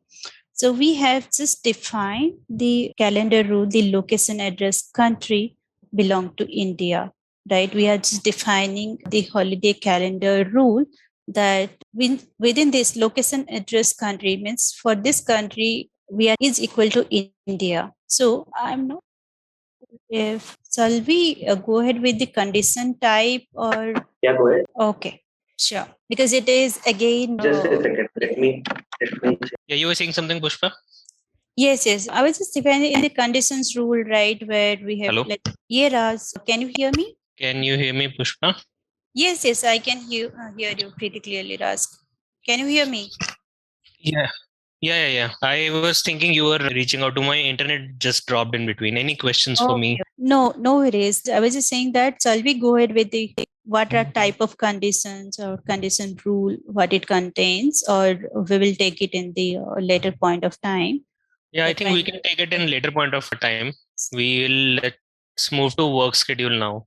Yeah. So here for you, Sirisa, right now, you can you see that here, this is a calendar rule that we have created for the worker location based on the worker address, location, country. And if it is India, then all the worker belong to India will be eligible for this holiday calendar. Okay. So similarly, we can define the calendar rule.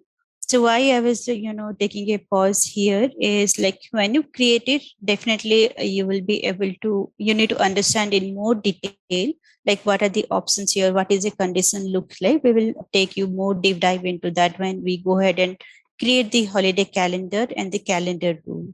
Okay. Now, let's say I will take you to the one of the calendar event.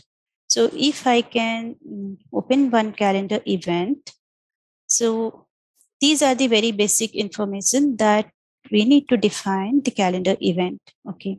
So the view calendar event, you are defining the name of the calendar event. Here it is a Republic Day. So this is the name that you have defined. And for which date? Okay. If it is, as you can see here, this is we are defining for 26th of January and for year 2009. Okay.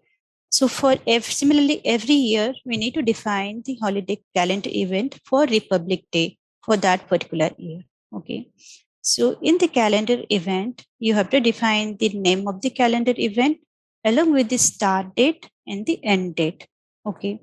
So there might be certain holidays, right, which will be applicable for 2 days or 3 days in a continuously. Let's say there are particular shutdown week for any of the country, right, where normally it happens for a particular month, let's say in July or in December, that for 2 days or for 3 days the holidays will be applicable. So that time you define the start date and end date for how many number of days that holiday is applicable for. Okay, so this is the start date and end date. Since the Republic Day is only defined for a particular day, for 26th we are defining the start date and end date. Okay, and again the start time and the end time. Okay, so we are defining the event, we are defining the time. The start time of this event will be the 9 a.m. or 6 p.m. Depend for that particular country how you wanted to define. You have to also define with the start time and end time for that calendar event. And whether it is an all day event, okay, yes or no. There will be like, if it is all day event, then we don't need to define any particular time. Then you can define whether it is a all day event or if it is a half day event. Let's say certain holidays that you are defining for a Christmas Eve. Okay, Christmas Eve, definitely you are defining for a half a day, right? For that before the Christmas you are defining a Christmas Eve. So for those you can again define the start time and end time, and whether it is an all day event or not, you can also define that. Okay, and the next option will be a recurrence. Okay, how this event is going to recur in the holiday calendar, whether it is a one time event or it is a recurrence in a particular interval. Okay, so based on the type of the event you can define these categories in the holiday calendar. Do you have any questions, Sirisa, on the calendar event? No, I'm good. Okay, here we are define the calendar event. Okay, there is again one more option is display on time off and leave calendar. Okay, so the time off and leave calendar, it is basically part of the absence module, where we are, employee will be able to view the particular time off, right? Whether you wanted to display in the time off and the leave in the calendar, you want to display this event.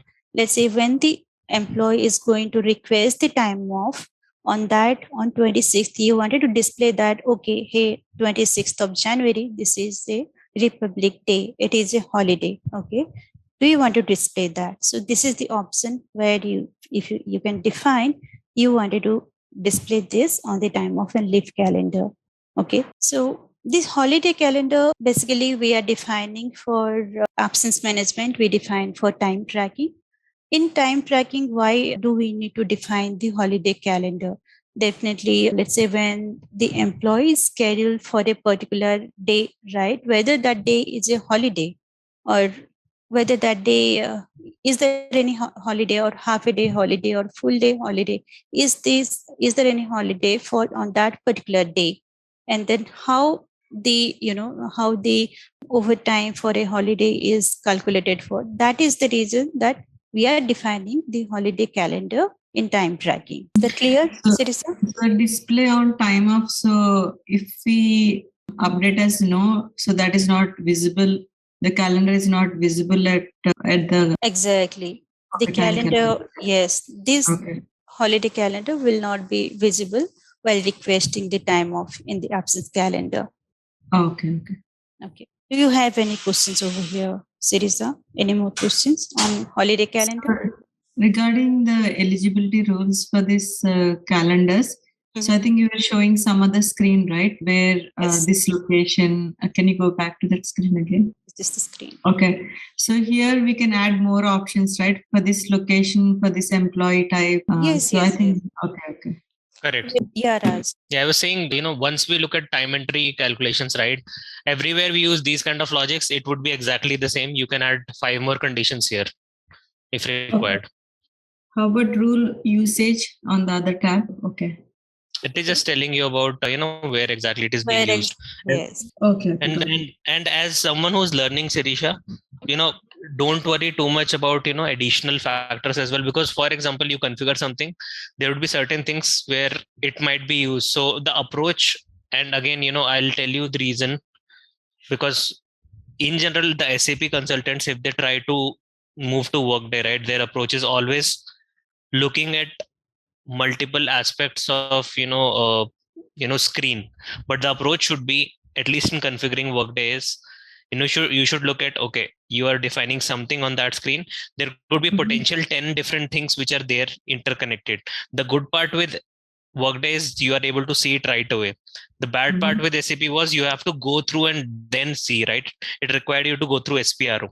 So even though there is a lot of information available for you, for example, the same rule might be used somewhere else as well, right? For example, then this is an additional information in general. But the approach towards configuration should be, what is the objective of that configuration? And if you're defining something new, you should not worry too much about additional factors as well. Once you get used to the screen, you will probably not even think about rule usage in these conditions, right? So that would be an advice and approach which, in general, I'll suggest once we talk more about multiple aspects. So I think holiday calendar, Pushpa, is covered completely. Do you want to move to the next one on the work schedule? I think Yes. you were talking about period schedule as well as work schedule, right? These two things. Yes, correct. So again, you can just search the view work schedule as soon as you just type in, and then you will be able to see the view work schedule calendar. And here you can search your work schedule calendar. So let's say I will show you one of the standard work schedule calendar. For that, as you can see here, there will be a lot of options, right? You wanted to search, you wanted to just type in, then the existing work schedule calendar will pop up, or you wanted to create also, there will be options to create the work schedule calendar. Okay. And you wanted to view the calendar by any group or, based on the category, also you will be able to view. You can utilize all these options to view a work schedule calendar. So let's view how this calendar looks like in this tenant. Okay. So as you can see here, again, the name of the work schedule calendar, the standard 40 hour per week. This is the name that has been defined. And again, you can see this 3 dot, right, where it will take you to the different category, different options. Okay. So the first option here, it would be edit and again delete. So you can edit the work schedule calendar, you can delete the work schedule calendar, and all different options it will take you, depend on what you wanted to perform, all the related actions. Okay. So one quick question. So holiday calendar and work schedule is it always like one-to-one mapping, or can I assign one work schedule to like 40 different holiday calendars? To a employee, there could be like one holiday calendar. Okay, always we are defining the holiday calendar based on the particular rule, right? Let's say for a country, or for a defining based on the full-time or interns, or based on the employee type. So it would be always one holiday calendar. Again, the work schedule calendar, it can be many. Okay, depend, like if there can be a shift workers that are already they are assigned to multiple work schedule calendar. If they are they are scheduled to a different schedule for a particular month. Okay, for 1 week they are defined for a one kind of work schedule for another week. So it can be one-to-one, and it can be one-to-many. It is not necessarily always one-to-one. Okay. Yeah. And one thing, Sirisha, your specific question, right? So what I is telling about, it is about work schedule. There could be multiple work schedule for the same person. For the first 3 weeks of the month, person can be working in the day shift. Then last one can be night shift. But there is no linkage between holiday calendar and work schedule directly. It is linking through the employee, through the worker. They don't talk to each other that way. Holiday calendar you define separately, work schedule calendar you define separately. These are two different things. Okay. They can be independent to each other. Yeah. Okay. So, I mean, if at all, like I was telling about 40 different calendars, right? Because if they're like 40 different locations, the holiday calendars are assigned individually at the location, but they'll all be working the standard 40 hours work week. So in that case, there'll be only one work schedule, but 40 different calendar assigned for each location. Correct. In your case, in your company, if that's the case, see, there is no limit to it. Like Pushpa was telling, right? You can be in Germany. You can create, depending on the city as well. You can create a holiday calendar. But do you want to? If your company is having 40 countries or 40 different requirements of holiday calendars, then there could be 40. Okay, but do you need it? Possibly no, possibly yes. Similar to work schedule, can you have just a single work schedule used across the whole company? Yes. Across all the countries? Yes, you can have it. Do you want to have it? For example, an IT company where there is, let's say there is an IT company where there is no logic of shift. Everyone is working from home. That company is totally remote. There is no tracking of hours. Then you can define a normal work schedule. You don't have to worry. Obviously, in general, in the offer letter for employees, you mentioned 9 to 5 is your overall expected time, right? And that's it. You don't have to create multiple ones. But if there is a requirement, then you can create. So it totally depends on the requirement in your specific question, Sirisha. It was clear, right, Sirisha? I didn't receive any response from you. Yeah, I got it, Raj. So, I mean, in general, I got it, like how it works. Yeah, in general, people prefer not to create. See, these are anyways very foundational things. What Pai is mentioning is more towards one-time activity in general, which we do at the start. Once you create it, you don't worry too much about it. These are very foundation ones. What I will suggest is, you go back to your, if you have access in your tenant, you go back and see. If not, anyways, upcoming sessions, we are providing you with the tenant also. That is also there. But in general, if I tell you, these are foundation things which you have to just think from, at the starting, that based on the requirement, what is required. Yep. You can go ahead. Thanks. Yeah. So here you are defining the name of the work skill calendar. Again, the description will be more detail about like for why this holiday calendar, why this work schedule calendar belong to, what it is, all the detail you can define. Also, you can define for a particular country that you are creating this work skill calendar. You can also do that. Okay. And again, you can see there is a calendar rule, right? Like as I said earlier, that we are not assigning this holiday calendar or work schedule calendar directly to any employee, right? To any worker. This is defined based on the calendar rule. Okay. So here the calendar rule has been defined for full-time salaried global worker with exclusions. Let's say you can define for a country, you can define based on the global worker or the industrial worker or full-time or part-time, definitely based on your like how you wanted to define this work schedule calendar. Based on that you can build a calendar rule. Okay. And again, the work schedule calendar group, this also you can define, like here they have defined for full-time, right? When you are defining full-time, so all the full-time worker will be eligible for this holiday, for this work schedule calendar. So this is how the calendar rule and the calendar group will be defined for a work schedule calendar. Okay. Do you have any questions, Sirisa, here on the calendar rule or the work schedule calendar group? No, I'm good. Pushpa. Okay. So the next is we have the for the time specific configurations. 1 minute, just give me a minute. Okay. So for the time tracking, for very specific time tracking specific the configurations that we will enable here in this section. So first is we have the day breaker. Okay. And so the day breaker, what does it define? Like the day breaker is nothing but we wanted to mention like what is the time that the particular day the work schedule calendar will be applicable for. Okay. We can define based on the work week and based on the day like on which time, what is the time that will be this work schedule will be visible to the employer, to the worker. Okay.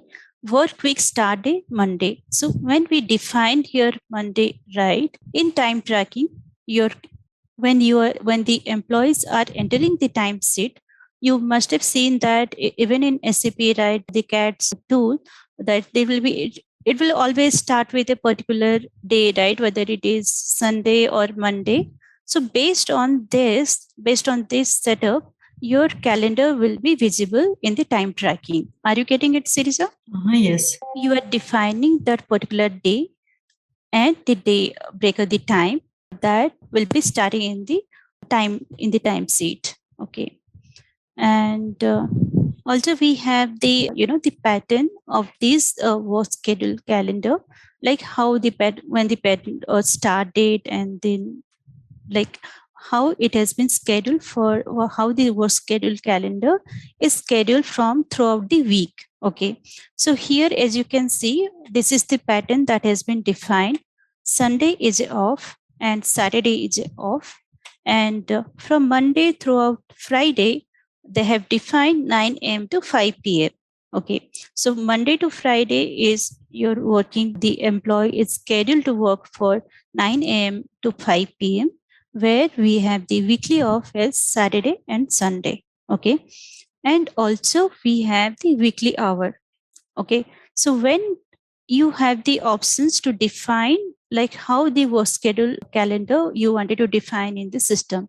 Let's say you have employees who are working 3 days in a week. Okay. You wanted to define this Saturday, Monday, and Tuesday you wanted to define as a working day, and rest of the day you wanted to give them as a weekly off. Okay. That also you can define here, that from Sunday, Monday, and Tuesday you can define 8 hours, or you can define 12 hours, like how you wanted to set up the work schedule calendar. And also we have the weekly hour. What is the total weekly hour you wanted to define based on this holiday calendar, based on this work schedule calendar. Okay. And here you can see the pattern detail, right? If you once you click over here, you will be able to see again detail, the day of the week and the start time. And also there is a options to define the meal break, like meal start and the meal end. Like you wanted to define, let's say you wanted to provide 12 p.m. to 1 p.m. or the 30 minutes of the meal break with the meal start and the meal end. Also there is a options to provide to set up those meal start date and meal end break. Okay. During the throughout the day, during the in between the start date and end date for a particular day, like how you wanted to schedule this, you wanted to define the work schedule for that particular group of employees. And here we pay, like in case if you set up the meal pay, but still the employee can go and edit based on the schedule he takes, right? Or is it not editable? No. So how it will be, so these are everything here what you see, right? It is defined in this system. For a worker, there won't be any options to edit this start time or end time. Okay. Okay, but we say in the back, like in the back end, like whether it's a paid meal or unpaid meal, right? That is a different setup again. Okay. So those setups are very specific to the time tracking setup, like how we wanted to set up in the time tracking. Also, you can create a meal break. You can define a time type, time entry code, time code group. Also, you can set up, but those are very specific to the time tracking configurations. There also you can do that.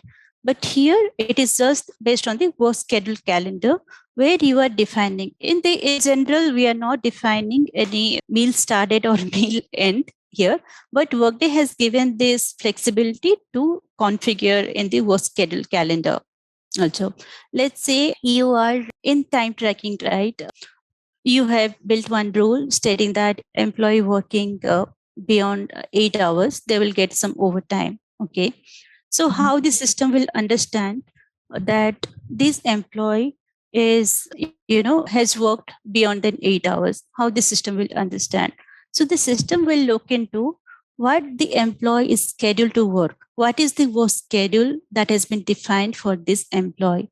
And then here, the answer is here. So based on this time, based on 9 a.m. to 5 p.m. and the total hours, right, 8-hour working, here the system will see the what is the scheduled hour for this employee.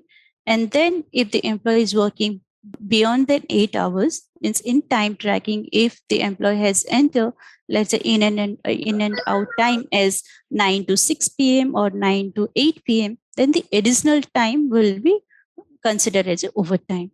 Okay, so here this work schedule calendar is very important in time tracking to understand how the employee has been scheduled to work, how the system has been defined. Okay, like here there could be many more scenario. You can Friday, let's say for certain country, right, Friday would be a half a day. Okay, here you can define again the start date and end date to that 4 hours or 5 hours if you wanted to provide that, and also the number of hours you can define based on that also. Okay, so for example, if California employees they cannot take the schedule break, I mean the company has to pay the penalty. So in this case, we schedule the meal pay start and end date. And how do the employee record the? I mean, it's a schedule in the back end. Like for example, 12 to 1 is their meal break. Mm-hmm. So how do the employee record whether they took or not? Like, how does it work here? Okay, so again, you wanted to restrict the employee to take the meal break, right? So we can configure that in time tracking. There is specific that we can make it mandatory that to take the employees during a particular time. Okay, we can configure again those validation, those rule in the system that employee need to take those many 30 minutes or 1 hours of meal break. We can also define that. Okay, so do you think they'll be using a different time code for recording their meal break? Okay. Yes. So we have, when you enter to the time tracking configurations, right, in the time entry template, we'll have all kind of all these queries will be get resolved during that time. You'll be able to know there are a lot of configurations that Workday has given, these very specific to the meal break, how you can configure, how you wanted to display the total,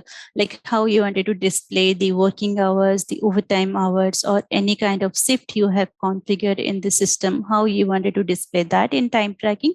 So those can be done. So those are all basically in Workday. Everything you can define these kind of configurations, rule based, condition based, and validations. These are all applicable in time tracking. Okay. Any questions you have, Sirisa, so far? No, I'm good, thanks. Again, we can, like, once you go ahead and create this work schedule calendar or the holiday calendar, right, you will be able to view, you will have a lot of other questions also. You will be able to see there are a lot of options, but you can very minimum, you can define the calendar rule or the calendar group, and then you can define the pattern for this holiday or the work schedule calendar and the start time, end time. You will be able to, once you get a hands-on, it will be very easy to understand like how it has been set up in the tenant. Okay. Mm-hmm. Okay. Next thing would be our period schedule. Okay. So view period schedule. Again, we have, let's say I will take you to the one of the monthly period schedule. So whenever you search, again, here you can see monthly, semi-monthly, or say monthly time lag. So based on it, there could be different type of period schedule, right? You can define in the system. So let's see like how the monthly period schedule, how it has been set up in this tenant. Okay. Again, when I search period schedule, it will take you to the view period schedule. And this is the name of the period schedule. And again, here you can see there are 3 dots, right? Here, once you click on that 3 dot, means there is something that there are again the related actions that you can perform everything. Okay. So once you create that time, I will take you to more about it, like what are the options are there in the period schedule. But first, let us understand what are like how the period schedule has been defined in the system. Like what are the main component of a period schedule? So here you are defining the name of the period schedule. So the name is monthly. We have defined we have also defined the frequencies. So for monthly period schedule, you are defining the frequencies monthly. And usage is, so this period schedule is something, it can be used in absence, payroll, and time tracking. Okay. All these different module that period schedule will be used for. Basically, it is core for a payroll, but even for time tracking and for absence also, we are using the period schedule. Okay. Regular pay date. Payday means how you wanted to define the payday for that particular period schedule, the last day of the month, or last working day of the month, or last day of the month. You can define also the payday of any period schedule. So when you are defining the period schedule, right, here you have the periods, the period number, like how many period for a particular year. Okay. Here, if you can see, this is a monthly period schedule, and it has been defined, let's say, for 2020 year, right? There are total number of period is 12. Okay, since it is a monthly, we have total 12 period that we have defined in this period schedule. And the period started. So, for example, we have this is December 1st December 2020. Okay, and the period number is 12. So for 1st December 2020 would be our period started, and period ended will be the last day of that month. So always we are defining the first day to last day of the month. But depending on your requirement, right, based on your requirement, you can define the period started and period ended, and the number of period. Okay. And payroll payment date. So here again, we have defined the last day of the month, right? So this also you can define on what would be your payroll payment date. Based on that, you can define in the period schedule. You want to define the last day, you want to define a midday, or any day you wanted to define for a particular period schedule. Also, you can do that. Okay. So is this period schedule handled by the payroll IT team or mostly the time tracking team? Yeah, mostly payroll actually. Okay. Yeah, mostly if you see, it is very close to, I think that is really close to their config. They always take care of this one.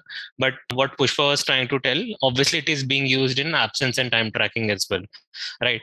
Because in a way, everything is defined based on that logic, your monthly payout. If, in, let's say, in a lot of countries, there is a monthly payroll period schedule, right, being used. People get paid on a monthly basis.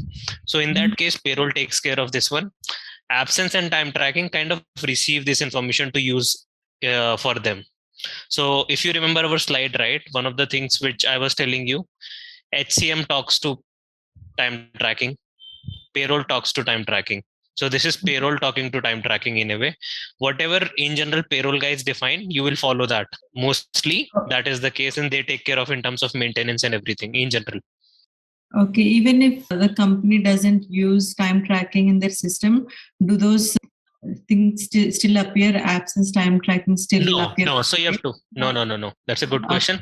You won't define that. If you're not using absence, do you mean clicking on time tracking once or absence as well? Yeah.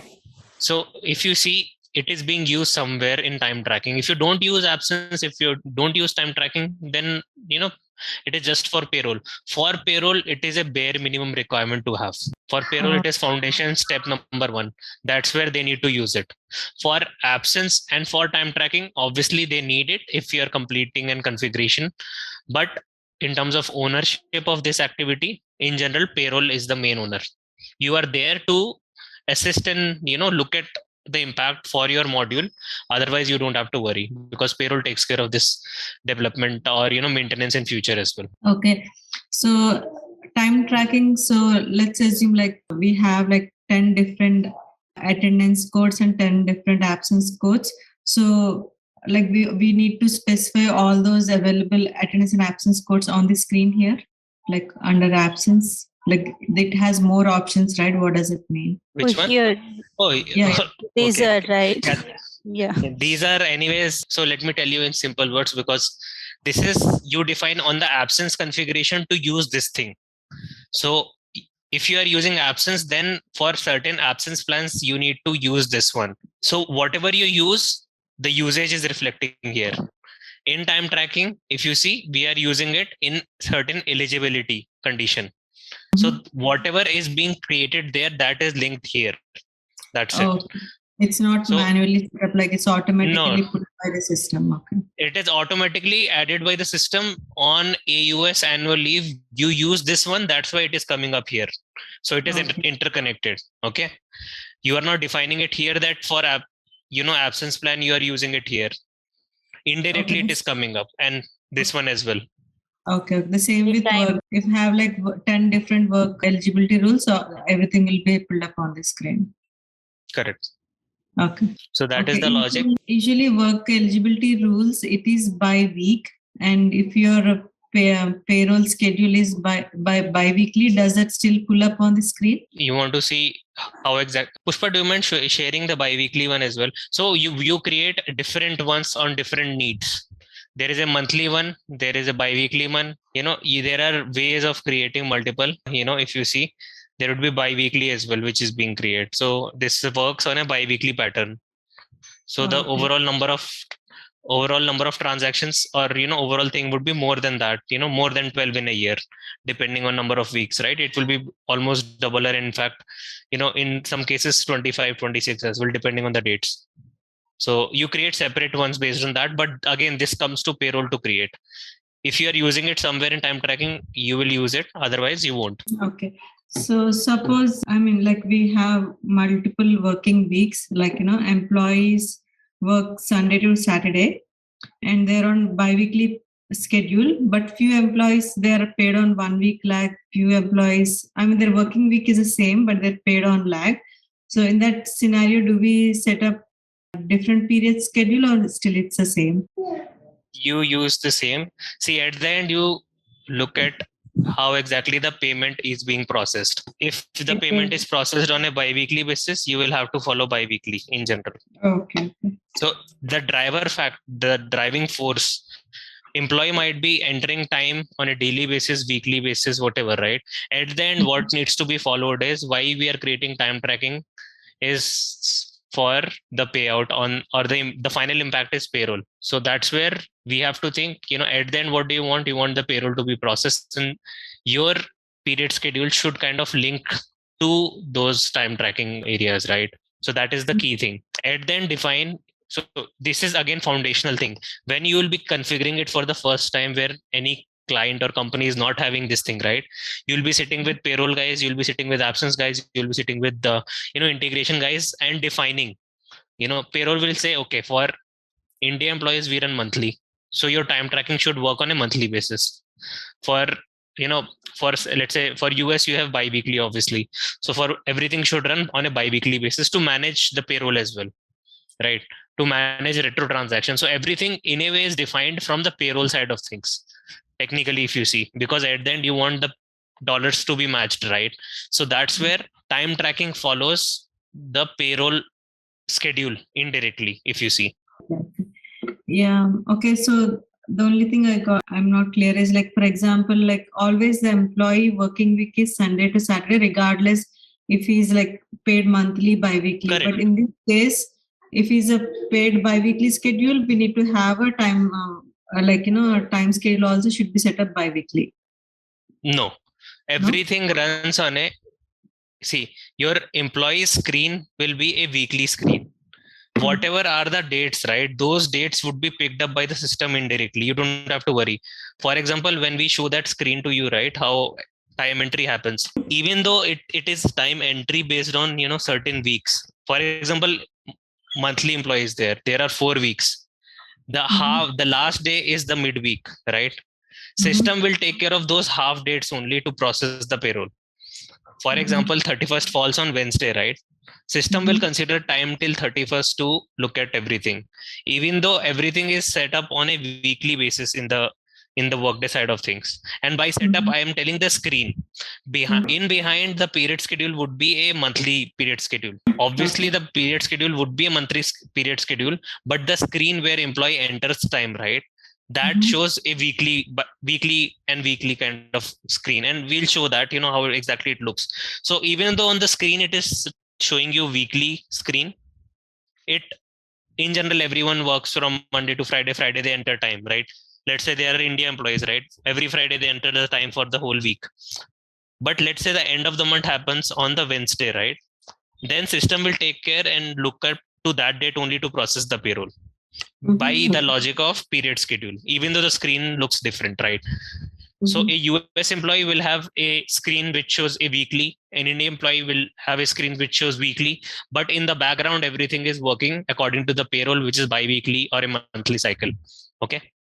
So system takes care of that because of those dates which we have, right? You don't have to worry that the only emphasis or, the only aspect to process the payroll is the time should be entered for that date, and rest of the things will be taken care of by these logics which we are creating in the background. Okay. And yeah, and let's do that. Do you mind sharing enter time for any worker, for a sample worker, right? Yeah, we can, because that would be helpful for visualizing. There is a lot of topics. One of the things, Irisha, is there time tracking is a complex module. Try not to learn or try not to think from SAP perspective always. That is one of the things which I told you in the first class as well, in the intro one, because the problem is you'll be confused. I learned time tracking 10 years back, and when I was an expert on SAP side of things, if I was comparing it with that, right, it will be a problem. Trust me. SAP as a module and Workday as a module, as an application, are totally poles apart. Workday, American based approach where Oracle thinking comes into the picture, and SAP is very robust in terms of how do we define, very different from the linkage.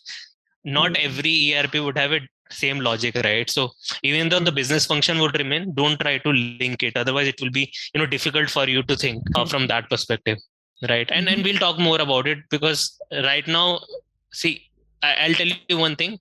By the next two classes, you'll be confused as well, more confused, because it is a complex module. As soon as you learn, it will be more confusing, but as soon as you apply as well from a basic standpoint, slowly you will start learning, because out of all the Workday modules, time tracking can be a difficult one to understand.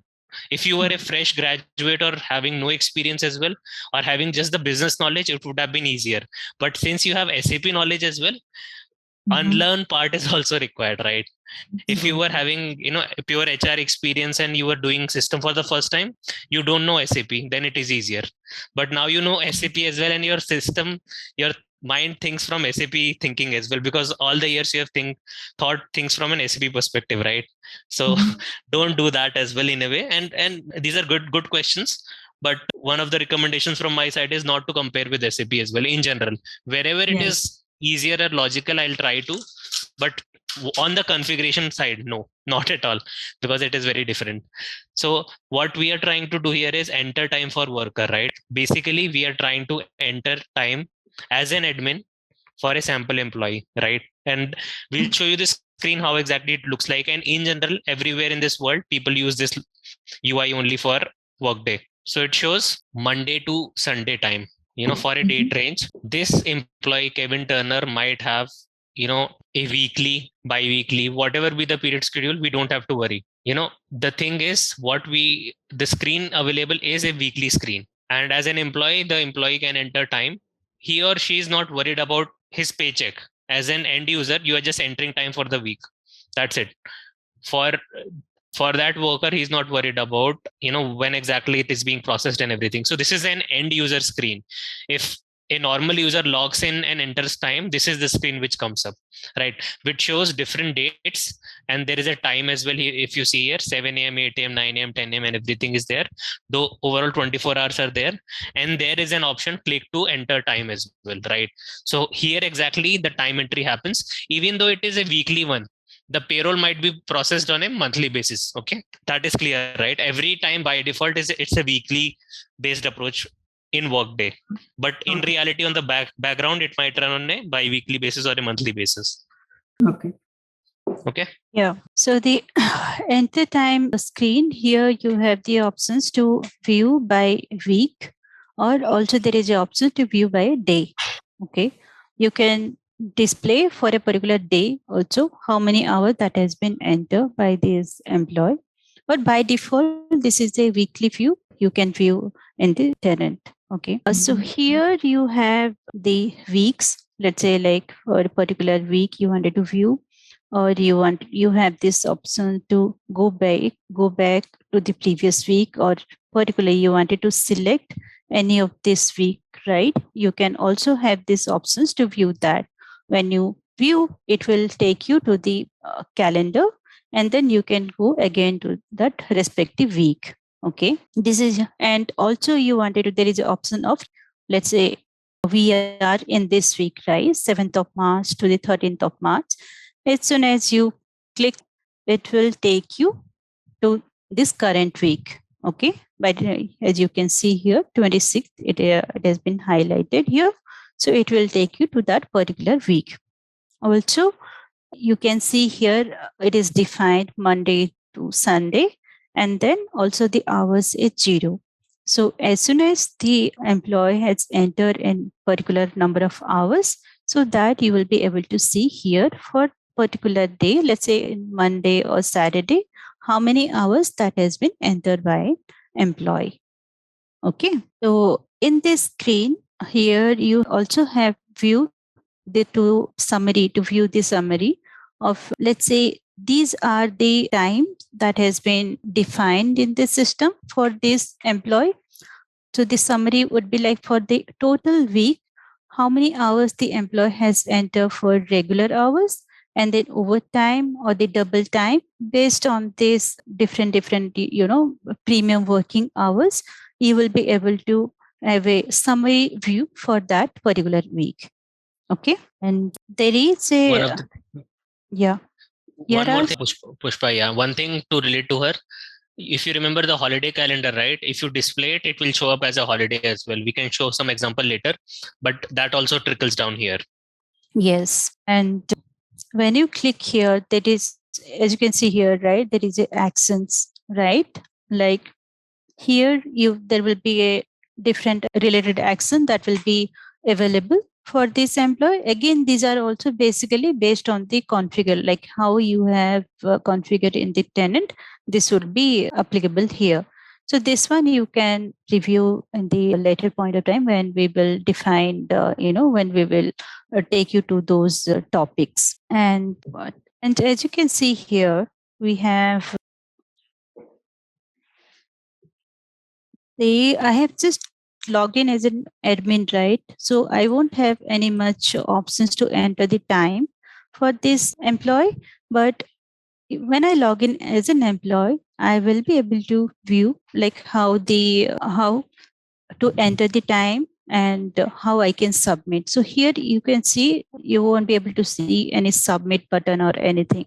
You just see that, okay, there is something called unmet check-in, and then there are 6 alert you are able to. And when you click on these alerts, right? So these are something that is coming as based on our system validation, that how we have set up. Based on that, this alert will appear in the screen.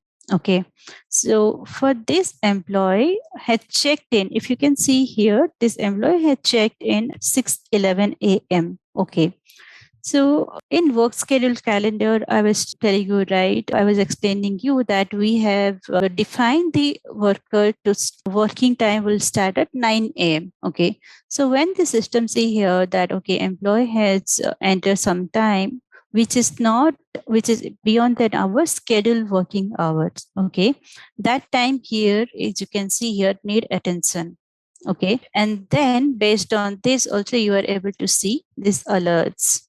Okay, so these alerts and these validations, right? Again, it is more about the time tracking specific configurations that we will discuss, like when we start start doing the configuration for time tracking.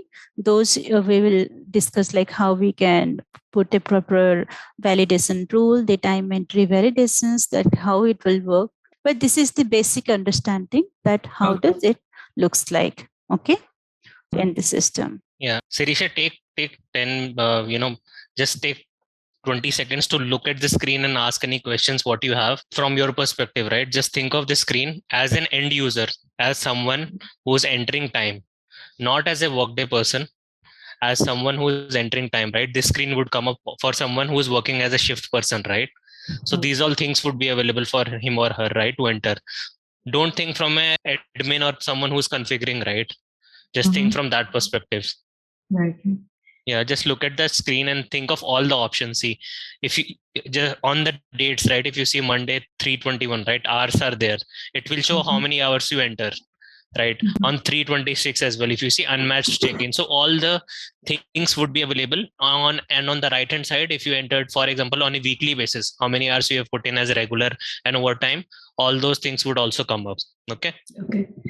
And Raj, Pushpa, in fact, like my kids woke up, I have to go give breakfast to them. So I just want to like stop here for Sure. today. Yeah, that's fine. Formed in multiple areas. That is one of the key things which you need to think from a Workday time tracking perspective. So same things can be performed in multiple areas. So that's something which we'll keep on talking once we look at the tenant as well, right? That should be our objective.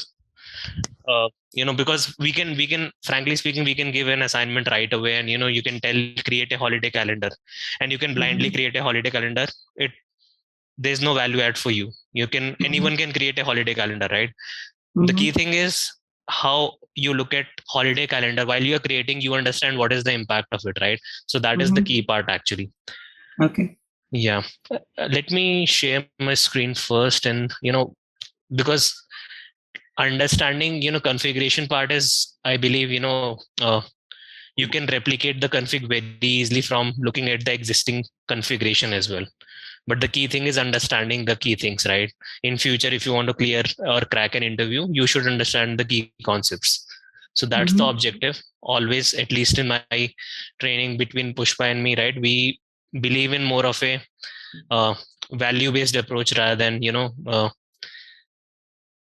creating something just for the namesake, right? We don't want to go through the sessions without adding value. So that's the objective. Hope you can see the screen, and I'll probably talk about the earlier topics first, and then we will proceed with this session, right? You guys can see the screen, right? Okay, awesome. So right now, if I wrap up everything for you, what you have covered is what is Workday time tracking, what all areas Workday time tracking is connected to, be it internal modules, be it external vendors. And be it in terms of external vendors, there would be two key vendors. The first one is obviously if you're using a time clock, and number two, if you're using external Workday payroll. So in terms of talking, imagine Workday time tracking as a person. That person will talk to these many people, which is internal systems as well as external systems. So by default, irrespective of anything, Workday time tracking will talk to HCM. Workday time tracking will talk to absence if they are implemented. Workday time tracking will talk to payroll, internal or external, depending on how it is being configured. Okay. And it will obviously talk to the time clock vendors or external time entry areas wherever the time is entered. So that is one. Okay. Apart from that, we discussed key things, how the time is entered. There are multiple ways of doing it, which is internal web screen, which Pushpa shared example for you, where employee's screen was there of a week. That employee was having an option to enter time. So that is one. Mobile devices obviously is number two. And number three is obviously time clocks. Okay. And we discussed about the reporting part of things as well, how our reporting is very strong and how it is real-time calculation as well, right? So we discussed all those topics. Apart from that, we discussed one more key thing was how do we look at key important schedules, which is holiday calendar or holiday schedule, period schedule, which is kind of primarily driven from the payroll team, right? And the work schedule. Work schedule is nothing but employees' work schedule. And you had questions on one-to-one, one-to-many kind of thing as well, right? So we covered all that. Apart from that, one of the key topics which we covered was, in case you don't want to use any logic in time tracking, you won't be using time calculations. It would be either processed from the clock vendor side, or it would be either processed from the payroll side, right? So these two things are there. Okay. So this was more of a wrap up for you. Any questions before we proceed? No, I'm good. I'm good. Sure, awesome.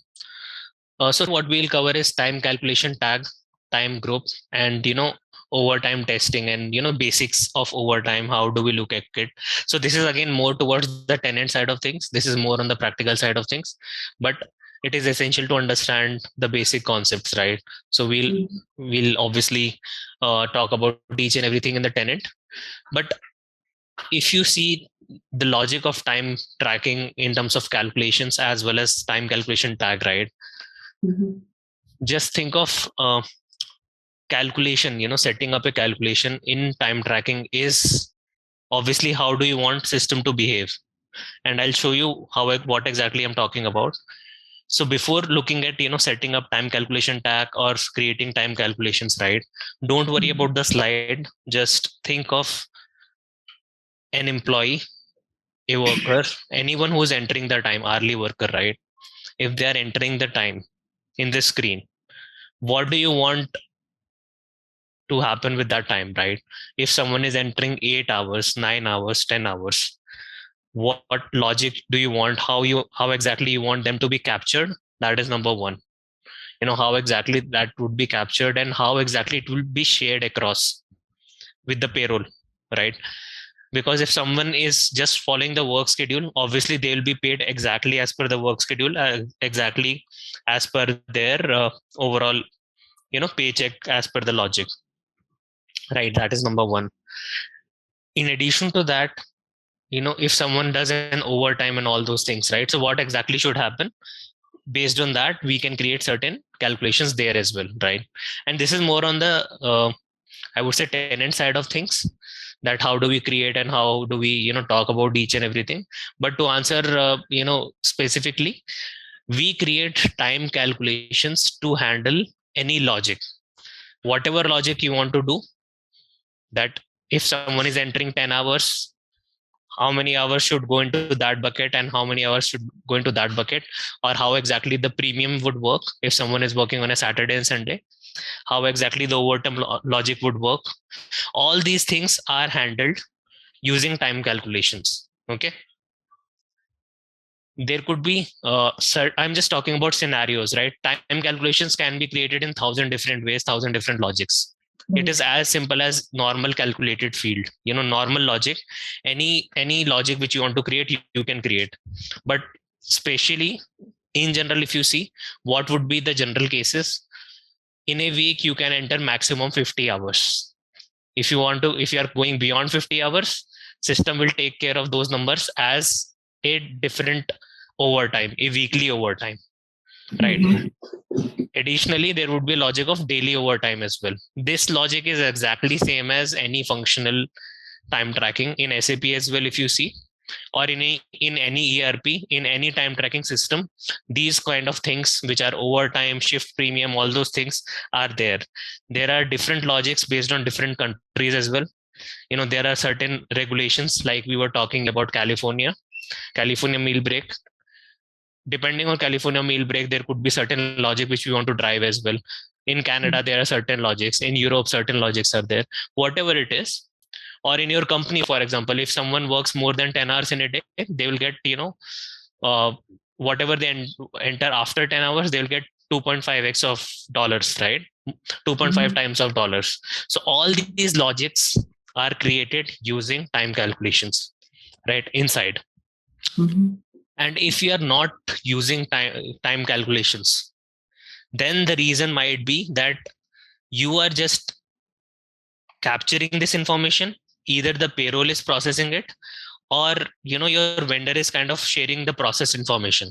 A lot of clients are there where they do not use time calculations in detail because it is complex, it is priority based, it is combination of multiple calculations, which we'll talk about. A lot of clients do not prefer to create it too complex as well. What they do is usually outsource if they are using an external vendor, right? So that is one of the case as well. And it can be super complex as well, where you are defining everything within your system, right? So it comes down to how strong your time tracking is from the company side of thing. For example, a company can have a simple logic: weekly 45 hours is the expected time, Monday to Friday. If someone goes beyond 45 hours, they will get, 1.1x of their dollars. That's it. Or if someone is doing overtime, irrespective of the day, they will get double. So you will capture those time as just a normal hour only. But for payroll to know that, this hour has to be paid at a certain premium, right? That's where time calculation tags are there. Time calculation tags are nothing but an identifier for the payroll or for the external system to identify that, okay, this is what type of time. Okay. You can name calculation using any logic, but finally, what exactly you want to distribute that time under a certain bucket, under regular time, overtime, Sunday, holiday, premium time, whatever is the company name, whatever you want to call it, right? All those logics are used using time calculation tags. So imagine time calculation as the processing unit. Imagine it as a CPU, which is processing everything. But the output is, in terms of identification, the index is the time calculation tag. How do we identify finally that which time is overtime, which time is regular time? All these things are there, in terms of these two systems, time calculation and time calculation tag. It won't be the case where these two work differently. These two are together only. And once we look at the config, we'll see that how important is time calculation tag. Now, before moving further, if you are using Workday Payroll, the key thing is time calculation tag need to be established. And for payroll to receive, they will look at the time calculation tags, and then they'll be able to consume that information and process further. Okay. So time calculation tag, in simple terms, is an identifier, number one, is essentially an output of time calculations. And it is an important bridge between time tracking and payroll module. Okay. Because payroll is not aware of, anything about time and anything, what is regular hour, what is overtime. Payroll only knows about money, right? Payroll only talks about it should be paid at 1.1x, 1x, 2x, 3x, whatever, right? So that number multiplied by the overall dollars associated with that person, that the billing rate is $150 per hour, $100 per hour, $50 per hour, whatever, right? All those things are handled using the time calculation tag. Okay.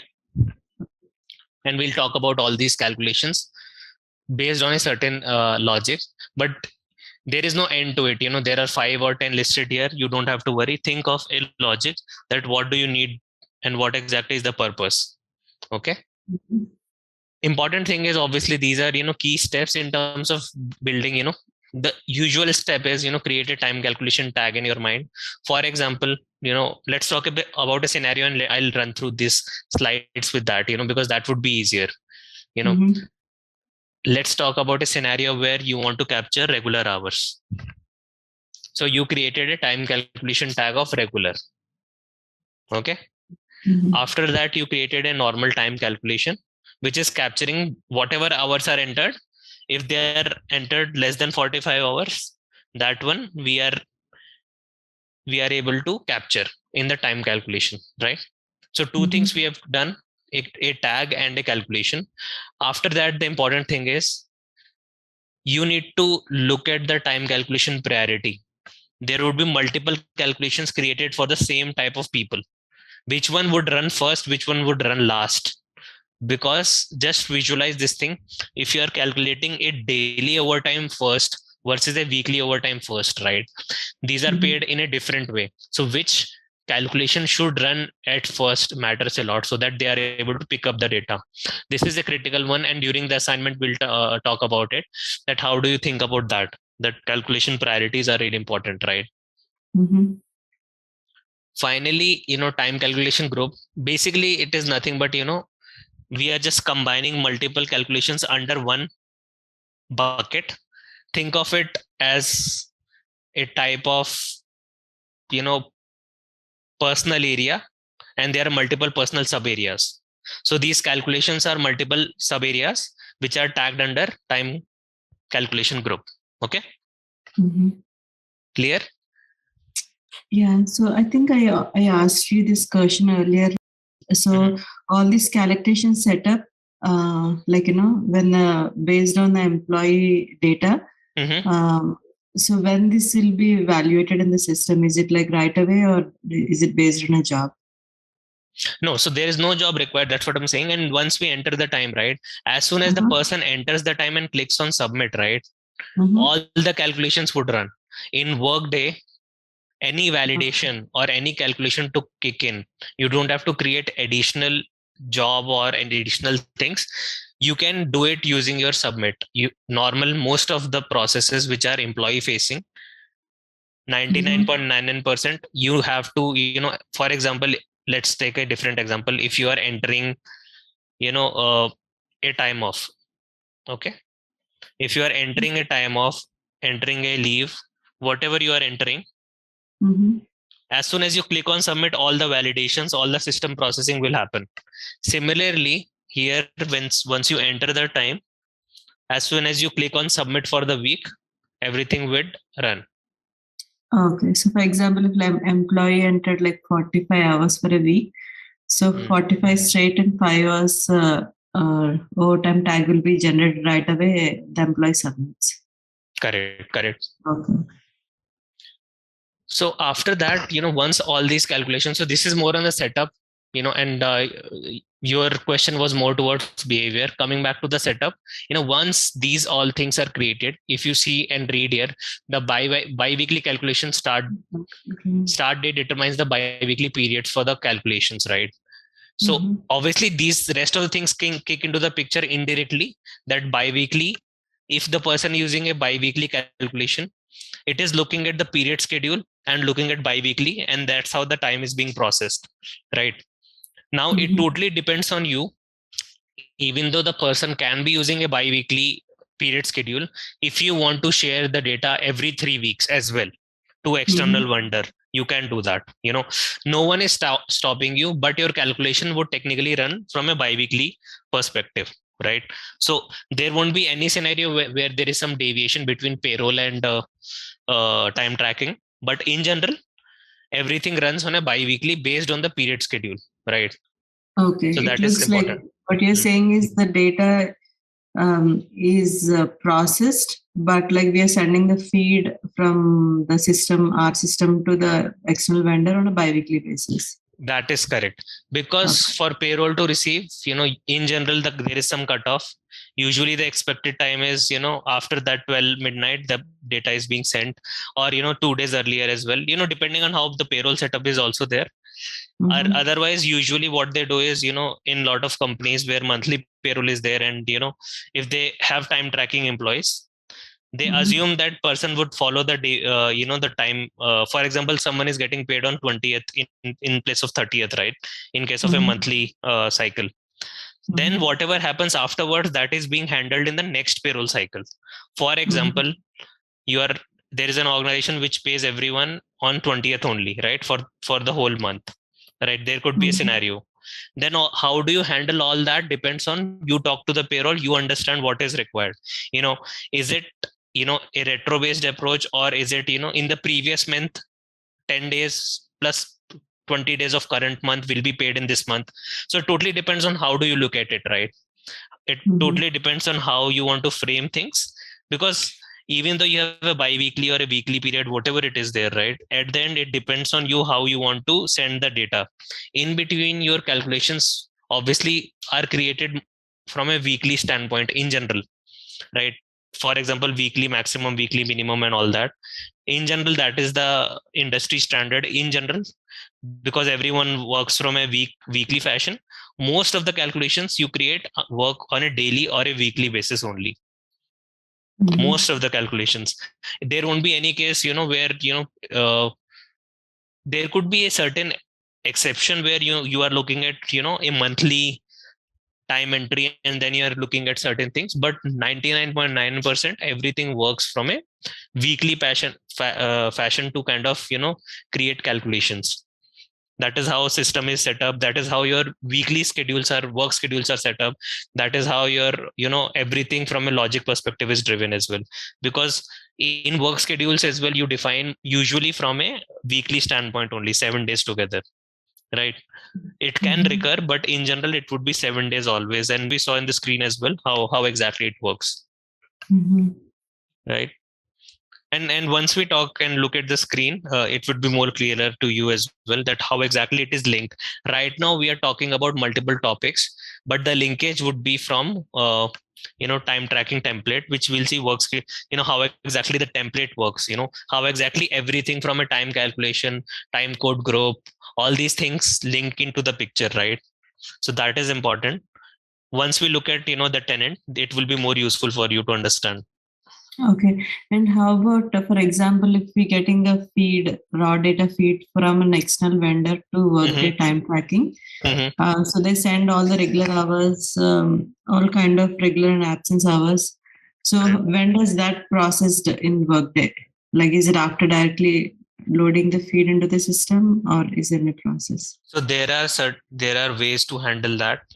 Obviously there would be, like I said earlier, right? There would be an integration which is picking up data from your vendor, time clock vendor, and sending it to your time tracking. As soon as this is being loaded, Workday processes that information right away based on your logic. And if there is some deviation to it as well, that is also being handled, right? For example, someone entered an in time in morning 9 a.m. Okay. And there is no out time for that day. Then how exactly that data is being, because time clock is not worried about it. For example, time clock is not doing anything on that. Someone entered time at 9 a.m. After that, there is no log out. That's it. How exactly your Workday will handle all those things will be handled by you as time tracking vendor administrator to handle that. How do you handle that? You will either process it or enter some data manually. For example, the person reaches out to their manager, my ID card was not working, that's why I was unable to log out, right? Then how do you look at that data, which is not making sense, right? That is where Workday time tracking admins come into the picture.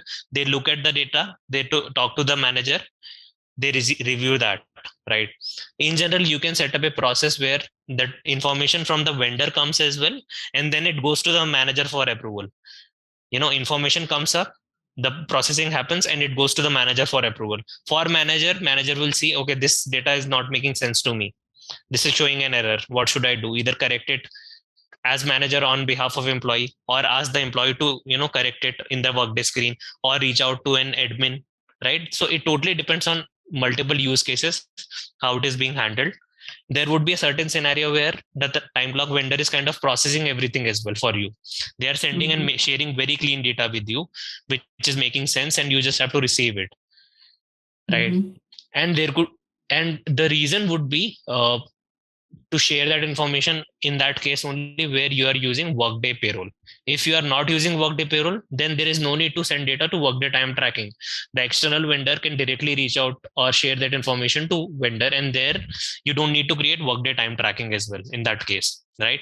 There could be certain use cases behind that if there is no one using a screen, everyone has time clock, and if they don't want to use Workday, there could be a scenario as well. Not every Workday customer uses time tracking. So in the basic suite, if I tell you, HCM comes as the basic suite, right? So if someone, for example, company is there and company wants to implement Workday, they can just create HCM and security and implement everything. Don't implement rest of the modules. Then the second suite comes HCM with absence, right? And compensation. Time tracking is something, it totally depends on the need of the company. Similar to recruitment as well. A lot of companies do not use Workday recruitment because it is an add-on extra money as well for them. If they want to use just the basic level of Workday setup, they will use just the HCM. And for Workday recruitment or Workday time tracking, they might be using certain additional vendors. So that's the case as well. Yeah. Time tracking is only add-on. I mean, if they're using, then only they'll be purchasing time tracking. That is correct. There is no mandate for you to have time tracking enabled in your system. Okay. Until unless I've seen clients having Chronos and not using Workday time tracking. I've seen clients having multiple vendors in different countries and using Workday as well for certain specific groups. For example, only certain type of population they want to capture. Then only they are using. For rest of the population, since it is very difficult to manage that amount of data, then usually people prefer outside vendors as well. For example, imagine a company where daily swipe in, swipe out transaction volume is more than 50,000. Do you think it would be easy for someone to process that information within, I would say, Workday as admin? It is difficult. Even though that information is received, there would be, obviously some exceptions where, information is not so clear and there are some deviations to it. Then it becomes more easier for someone to handle that information at the source itself. For example, in time tracking, people know, okay, Chronos is a strong time tracking vendor that ways. In payroll, ADP, SAP ADP is considered to be very strong, right? SAP materials management, for example, there are certain areas where there are certain vendors who have more experience and more knowledge to handle multiple transactions. Workday time tracking obviously is very strong in a way, but it is more suited towards employees who are IT employees or employee who have access to computers and all that. It is technically not that much suitable for organizations where a lot of people swipe in and swipe out, like manufacturing companies and all that. Potentially we can use it, but in case of, for example, a worker who goes to the factory for building cars, right, mechanical work totally, for him to enter swipe in swipe out data is clear, but in case of deviations it is difficult. Okay. Yeah, I mean, mostly companies, I mean, if they're like having a lot of population, I mean, they'll be using Chronos, but at the same time, if they have a set of population like salaried non-exempt, if they're using timesheets, so the data needs to be processed in the system, right? At least Correct. even if they're like only like a few thousands also, they'll be using time system. Yes, exactly. Okay. Yeah, there would be certain scenarios. So for example, one of the clients which I worked previously, there were people who were using factory clocks. The data was shared to the vendor, but there were certain project team members, certain office members who were required to enter the time, in the screens. For them, there was no logic of, so what they were doing is work on the system totally, day in, day out. And they enter on every Friday, they will enter that information. Okay, they worked 9 to 5, 9 to 6, 9 to 5, whatever, in the screen only. So the information for that specific population only is sent to payroll separately. For majority of the people who are working in factory, there was no logic to send this information into Workday, because they are obviously not using Workday screens. They do not have access to computers. The information is processed by the vendor only at the time clock side, and that is shared to the payroll so that they get paid, right? So for them, it was not logical, but for a certain population, it makes more sense to use Workday as time tracking as the key web screen module as well, right? And the reason behind it is obviously the contracts, if you see, are based on users. So if you are enabling time tracking, Workday will talk about a basic fee, and Workday will talk about a user-based fee as well. So as much as users you create, it becomes a difficult amount to manage. A factory organization might not prefer to have 50,000 or 100,000 people, 30,000 people, 20,000 people to have Workday accounts, and that causes them much more money versus, having information and sending them directly. But in case there is a special need, then they will prefer to have it, right? Okay. So that these are the use cases which are defined in very early stages of the project. If you see, if someone is building time tracking, right, then they might use in most of the scenarios, no one will go live with every module. They'll go live with HCM, they'll go live with 1 or 2 modules, and then they will see what is required. Does that make sense to use Workday time tracking, Workday payroll, or not, depending on the usage. But HCM is very basic that they have to implement if they're using Workday as the module. Okay. So we'll talk more about it, because these are more the important things to think from a logic perspective, because creating calculations and anyone can follow these steps and create that. It is just the understanding which is important, that you are creating something, what is the impact behind it, right? So that matters a lot. For example, you could be in a bi-weekly fashion, employee are working on a bi-weekly. Imagine a scenario where people are working in a US company, okay, working from Singapore and Malaysia, where they are indirectly following bi-weekly fashion of work, but they will be paid out in a monthly basis. Okay. So in that case, even though employees are using a bi-weekly period schedule, you might be sending the data similar to US in a bi-weekly fashion. But for those people working from Singapore, Malaysia, you might be processing the payroll on a monthly basis. So even though your feed is going on a bi-weekly basis, you have told the vendor, please make sure you look at the data from a monthly lens for these set of employees. Because for the vendor, it is just information, right? You can tell vendor to pay every 10 days, every 5 days, every 30 days as well. So that is feasible. What is important is, the data being captured and sent across, right? So that is important.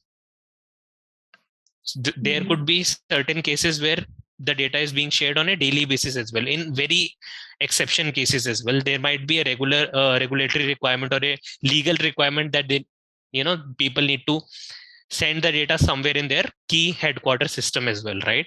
For example, in China, a lot of regulations are there. In EU as well, there were certain regulations in between. A company might be using very sensitive kind of an approach, or might be in certain industry where they are working with government, right? So in all these cases, your integration might be working at 1 a.m. next day to pick up the previous data. So it totally depends on how do you want to create things. But as an employee, as someone who's managing Workday time tracking, you just need to worry about one thing: the employee is entering the data and how your calculations are working, and finally how exactly these different type of numbers are coming up. Regular hours are how much, overtime hours are how much, and all that, right? So that is important. Okay. Let's move on. And yeah, this is again, the context behind, the creating time calculation tag. I've already talked about this. Perform calculations on time blocks. Time blocks are nothing but your time entry. Whatever you enter on the screen are technically time blocks. You are working from 9 a.m. to 6 p.m. That is a time block. Second one is map it to payroll earnings, how to pay time. This we have discussed already. For payroll to know how much they have to pay this number, they have to take care of this, either within Workday payroll or outside. Third one is obviously important. We saw, there was a, on the right hand side in the screen, right? There would be totals of regular, overtime, and all that. You can create a calculation which looks at all these tags and combines them together for the weekly status, and we'll see more about it. And finally, these calculations are used in multiple areas. For example, that's a good point actually. And the fourth one would be, a scenario where someone is working on a Saturday or Sunday. Okay. There could be 2 or 3 ways this can be handled. A lot of companies say that if you work on a Saturday, we won't give you extra money, but you can get a comp off for that, compensatory off on Monday. Okay. Imagine a scenario where you were expected to work on a Saturday and Sunday. The manager told, by default you enter time, that would be taken care of. You get extra holidays, right? There could be one scenario. There could be another scenario where you work on a weekend, which is beyond their work schedule, but you get paid as well. So it totally depends on the use case, Sirisha. Think of these scenarios that, normal scenarios. For example, you work 1 day extra, right? How exactly that 1 day extra will be handled? Will you get extra money for that, or you will get extra holiday for that? All those things are kind of handled, and you can create a calculation to link it to absence. For example, you worked on 2 days, Saturday and Sunday, right? You are telling the system, I don't want to pay for these 2 days. What I want is 2 days of holidays. So that information can be linked to absence module, where the absence balance of a certain type of absence will increase by 2 days or 2 units, right? Okay. So that can be also a thing. It is similar to SAP as well. I'm sure you have seen comp-off, how it is linked between. Right, comp-off. So comp-off logic here also it can be built, where if someone is working on a Saturday, Sunday, you can think of, creating a feed or creating a logic that they are not getting paid for those 2 days, but that information is shared to absence to pick it up and update the data, right? Right. So how about like again sick accruals, quota? So all those also can be set up, right? Yes. So see, if you see the logic behind sick accruals and all those things, that depends on absence configuration. You define it on absence. But if you want, okay, if you are working for any day and you want extra balance to be added, you define that which type of absence it will be increasing the balance. On a comp of balance, on a sick time of balance, in an annual leave balance, whatever, or an overtime balance, or a compensatory comp of type of balance as well. That depends on you. Where do you define that? Okay.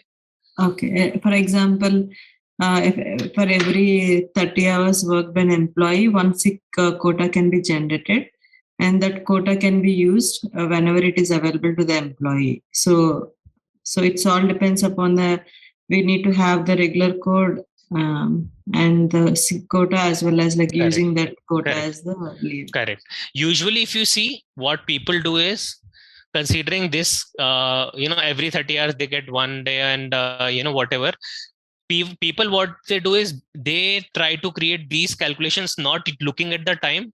They look at the work schedule of the employee. If they are, completing that work schedule, the assumption is that they have worked in that time in the company policy. So every 4 weeks they'll get 1 day.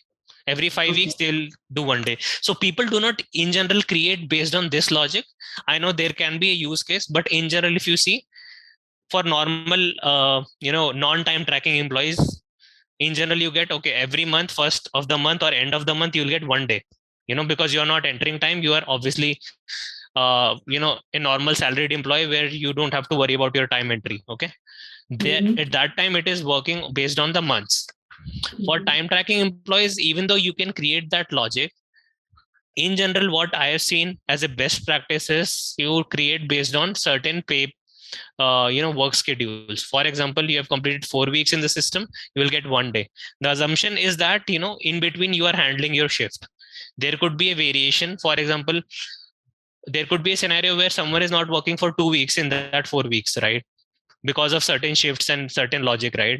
There are areas where people work only for, in 2 months, people work for 6 weeks or 4 weeks only, depending on their work schedule. People are not working on a daily basis, right? There could be a scenario where people are just working on the weekend as well, right? So in that case, it becomes difficult to manage, even though that can be created. But then it becomes difficult to look at different data, because everyone would have their 1 hour credited depending on their work schedule, which becomes complex for someone to track. For example, there could be, let's talk about McDonald's. Okay. McDonald's has a lot of, employees who work on time-based approach. They get, X amount of dollars per hour. Okay. There could be a person who works only on Saturday and Sunday, Monday to Friday. That person is studying in college. Okay. There could be another person who works on Monday, Tuesday, Wednesday, and not on the rest of the 4 days, because the person works in a different company or a different job, right? So at that time, creating a time off or absence based on the numbers is difficult. What people do is, after certain cycles, you will get this number. So that is the approach which they do. Okay. Because it is easier to manage versus, managing from the time entry perspective. Because let's take an example, the weekend guy works for 14 hours or 15 hours. Imagine a hypothetical scenario where person is working for 15 hours on a weekend, right? Then the person gets 1 day immediately in 2 days, right? Because the person worked for 30 hours in 2 days, the person is getting 1 day in the absence. Do you want to create that logic versus a logic where, a certain time bound activity is there? For these type of people, the frequency will be this. For these type of people, the frequency will be this. So it totally depends on how do we create it.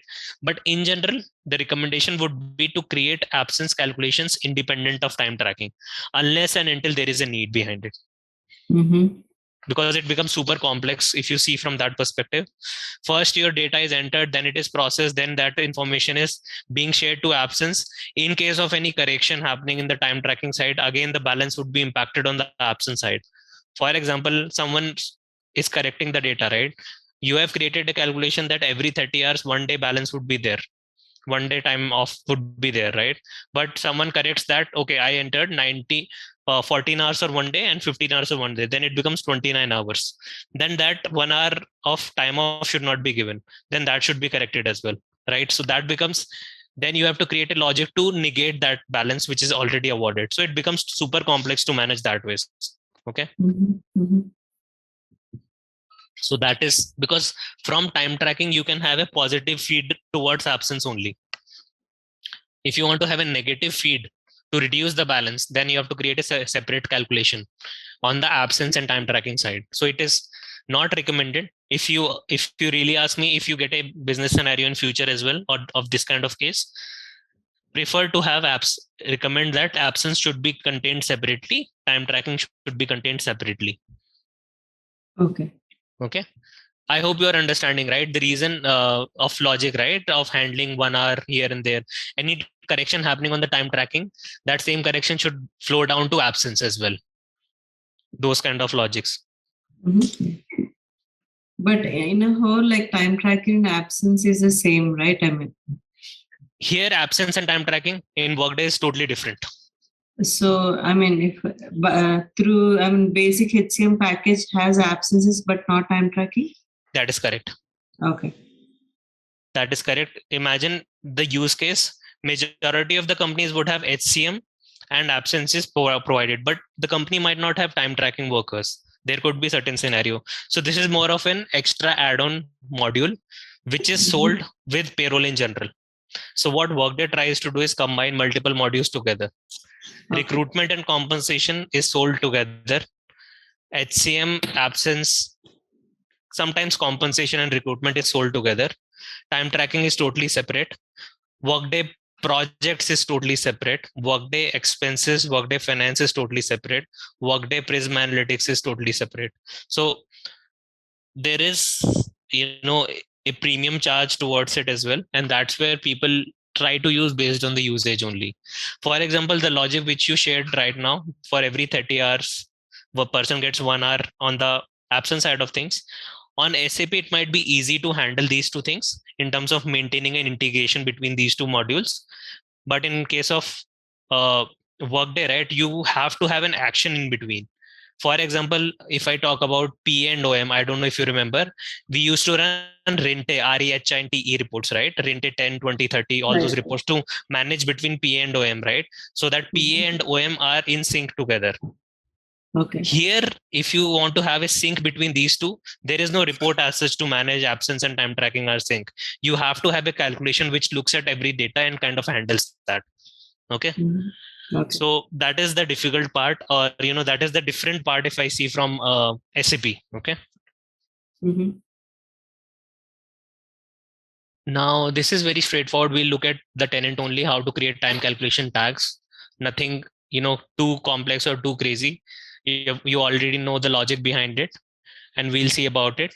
I think the final thing is on the time calculation tag is, if you go through it after the break, once we come back, right, the only thing which we have to think is the third one, which is important, right?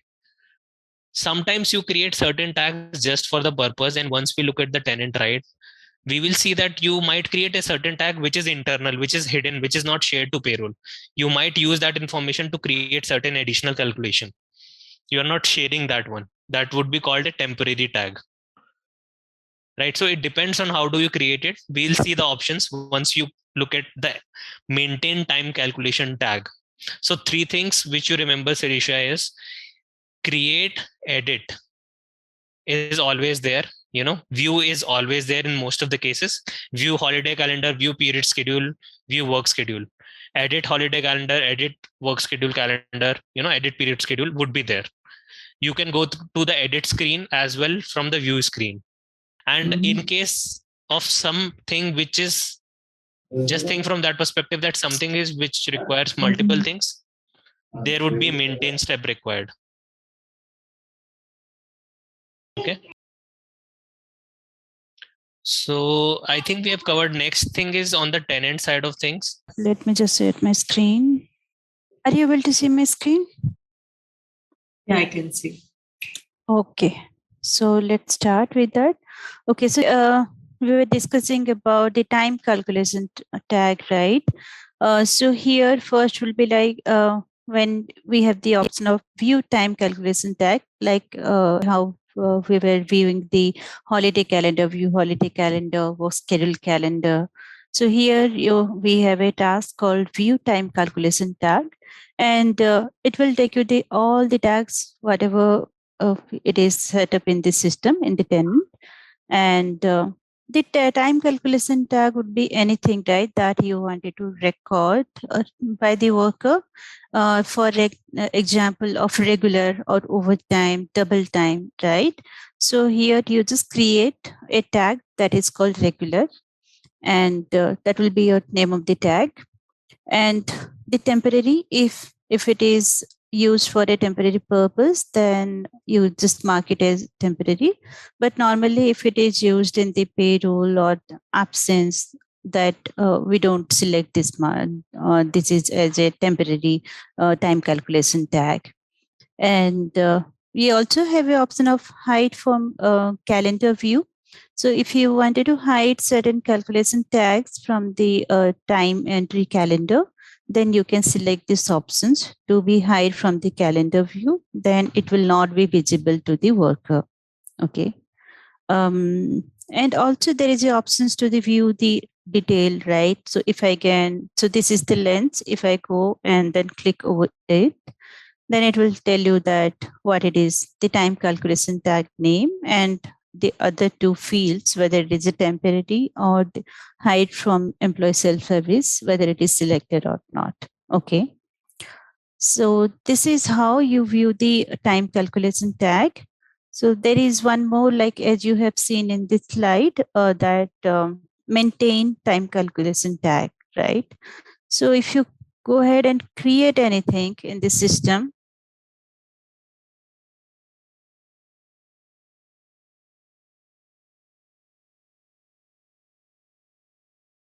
so we'll have the maintain time calculation tag. So if you wanted to create anything in the system, then you will have an option of create or maintain. So for time calculation tag, it will be the maintain time calculation tag. So as you can see here, in the view option, the same similar view we have, you can add a new entry and then you can go ahead and then create the tag with the name. Okay. So this is how these are the temporary and hide from calendar view, the tick mark, whether you wanted to use it or not. Based on that, you can just make it a checkbox here. Then it will be applicable either for as a temporary or it will be like for hide from calendar view. So this is how we create or maintain the time calculation tag. So calculation tag is nothing but we just create like whether how you wanted to record the time for by the worker.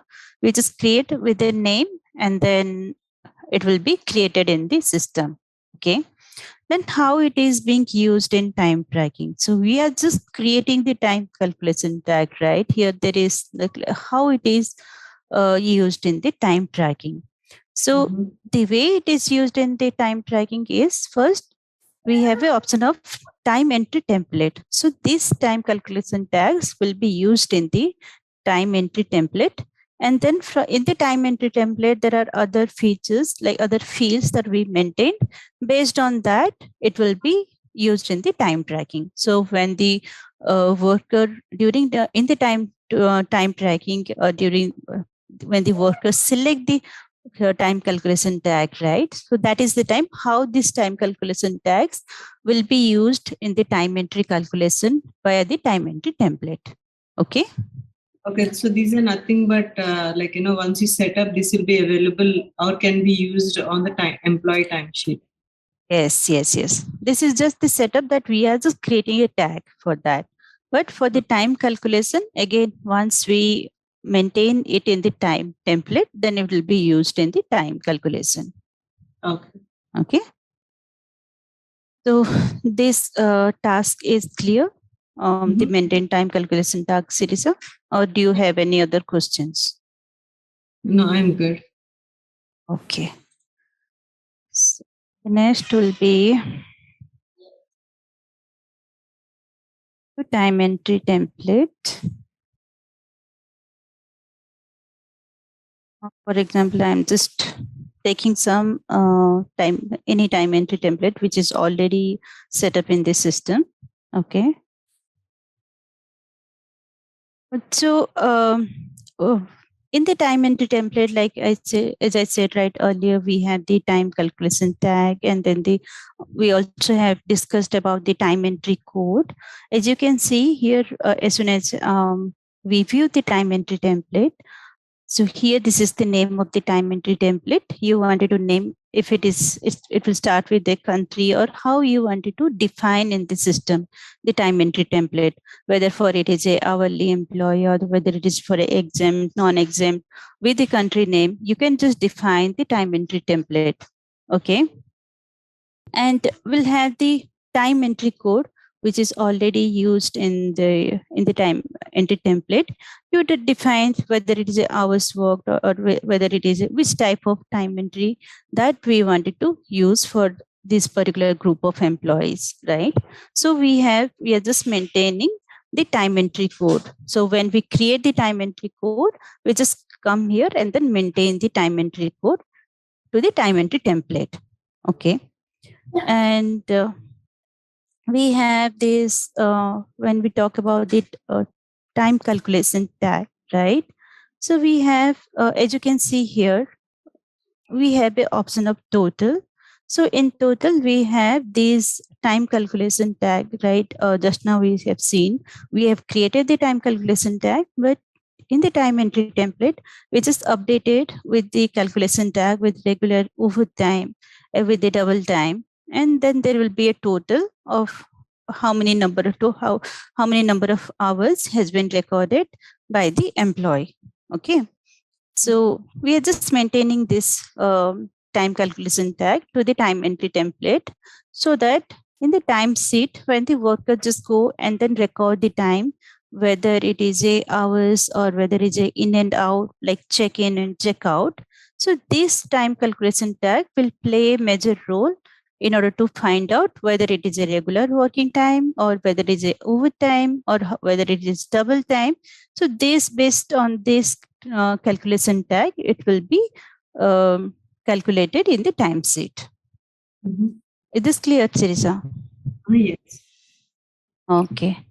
So again, so here, as you can see here, the time calculation tag, right? So let's look into this some other very basic fields. So if you can see here, time entry template will have everything. Okay, but what are the very basic information that we need to update in the time entry template, so that and how it is being used in the time tracking in the time calculation, how it is being used. So let's look into that. So this is visible. This is visible to the employee, right? The employee can view it.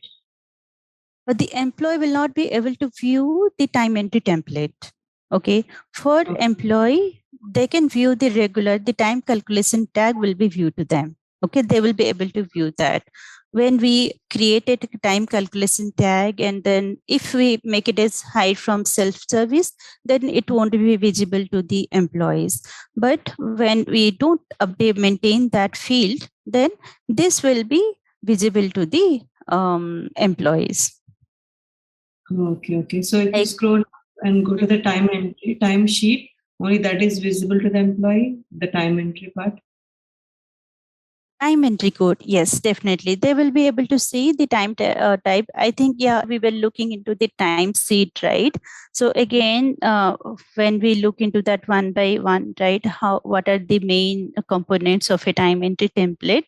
Which one are there? Then we will definitely go into the time sheet, and then you see what are the sections what are the areas that are visible to the employee. Okay, so we can quickly get into that. Okay, let's just enter time sheet. I think we were just you know enter time per worker. We were just looking into that, and then we just ended the session, right? So it was we just pick up one employee and then see. Okay, here you can see, right, the regular, overtime, double time, and total hours. As you can see, this will be visible to the employee. Okay, got it. Okay, this is the calculation tag, and it will be visible to the employee. Okay, but not the time entry code or SS. Those will not be visible to the employee. And also you have this the weekly view and then the daily view. And when the employee will be checking in, then the system will record the check-in time, and then when the employee will go and then check out, then it will again record the checkout time for a particular day. Okay, so and based on this check-in and checkout time, the system will record what is the regular time or what is the overtime, double time for that particular day.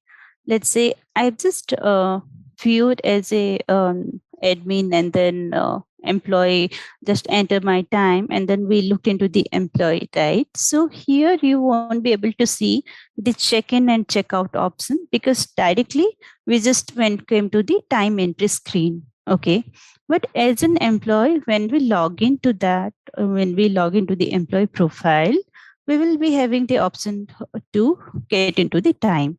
And then there will be check-in and check-out time will be visible to the employee. Okay. So let me just quickly get into that.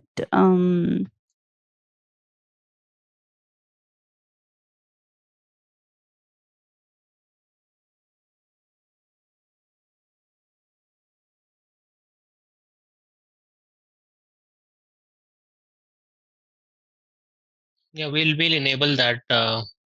Pushpa, I guess we have not enabled that one. That view Okay. screen. I'll do it in parallel while you're talking Okay, about it is rest of the not. topics. Yeah. Okay, sure. So let's look into the time entry template. Okay.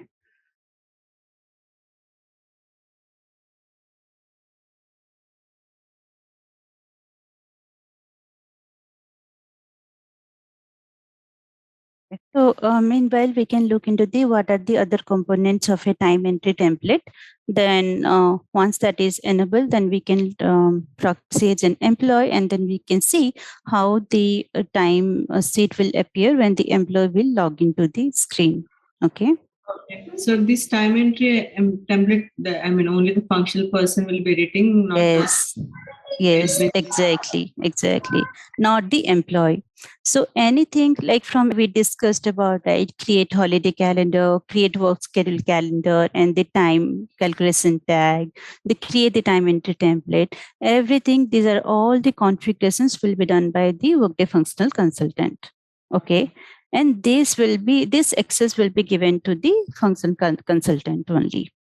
As an employee will not have the access to view or edit this transaction, this task in Workday. Okay, for employee, it is going to be like how the employee will, from the employee point of view, they will be view their very basic information, the employee profile. Let's say they can view their personal detail, they can view their organization, which organization they belong to, the call center, or the very basic detail, the job detail. And then they will have the compensation section where they can go and then view their compensation detail.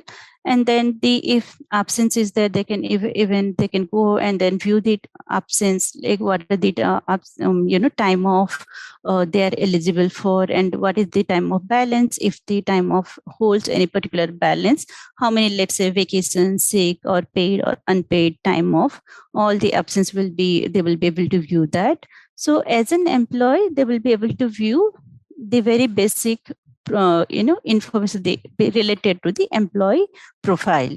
Okay. And depending on the modules that we have implemented, we have enabled for the worker in the Workday tenant. Got it? Yes. So here the time entry template, we have the time entry code.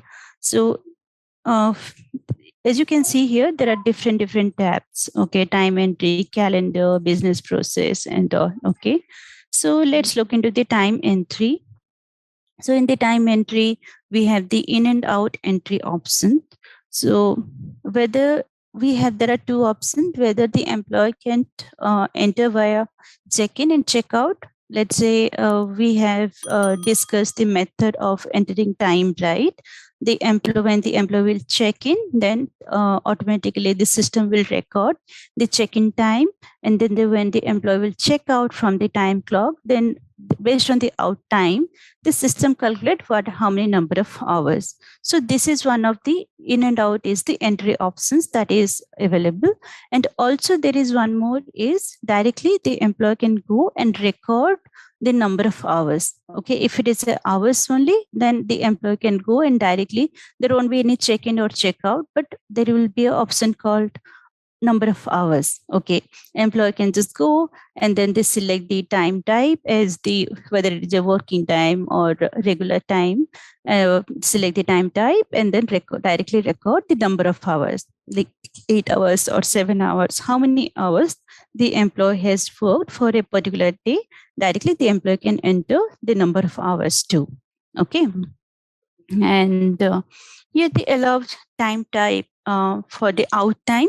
Yes, it is out only, but there will be there can be another option also, out only, or for a meal also you can mention that allowed type of out time. For a meal also employee can check out, right?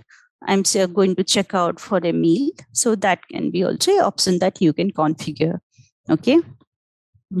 And default in and out pattern, in and out pair. And we have the other system information like system meal and break you can also configure here. And there are also the work tags that you can enable the work tags. So these are not mandatory when you configure the time entry template, but based on your requirement, you can also create the work tags. Let's say you wanted to, the employee is recording the time, and that will be part of one cost center or based on a location. Okay, you wanted to tag the number of hours to a particular location or a division, job division, or the cost center, right? So based on that also, you can also configure the work tags to be visible for the employee to record while entering the time. Okay. So we have, so this is the time entry option, like what are the very minimum information that you maintain for a time entry template. And let's look into the eligibility, how this time entry will be eligible.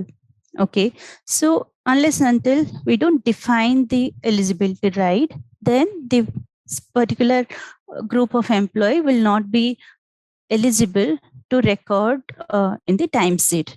So unless until we don't define the eligibility, the worker won't be able to see in their timesheet. They won't be able to, when you click on that, you won't be able to see any information. You won't be able to record the time. So this is the very basic necessity that we need to define the worker eligibility. Okay.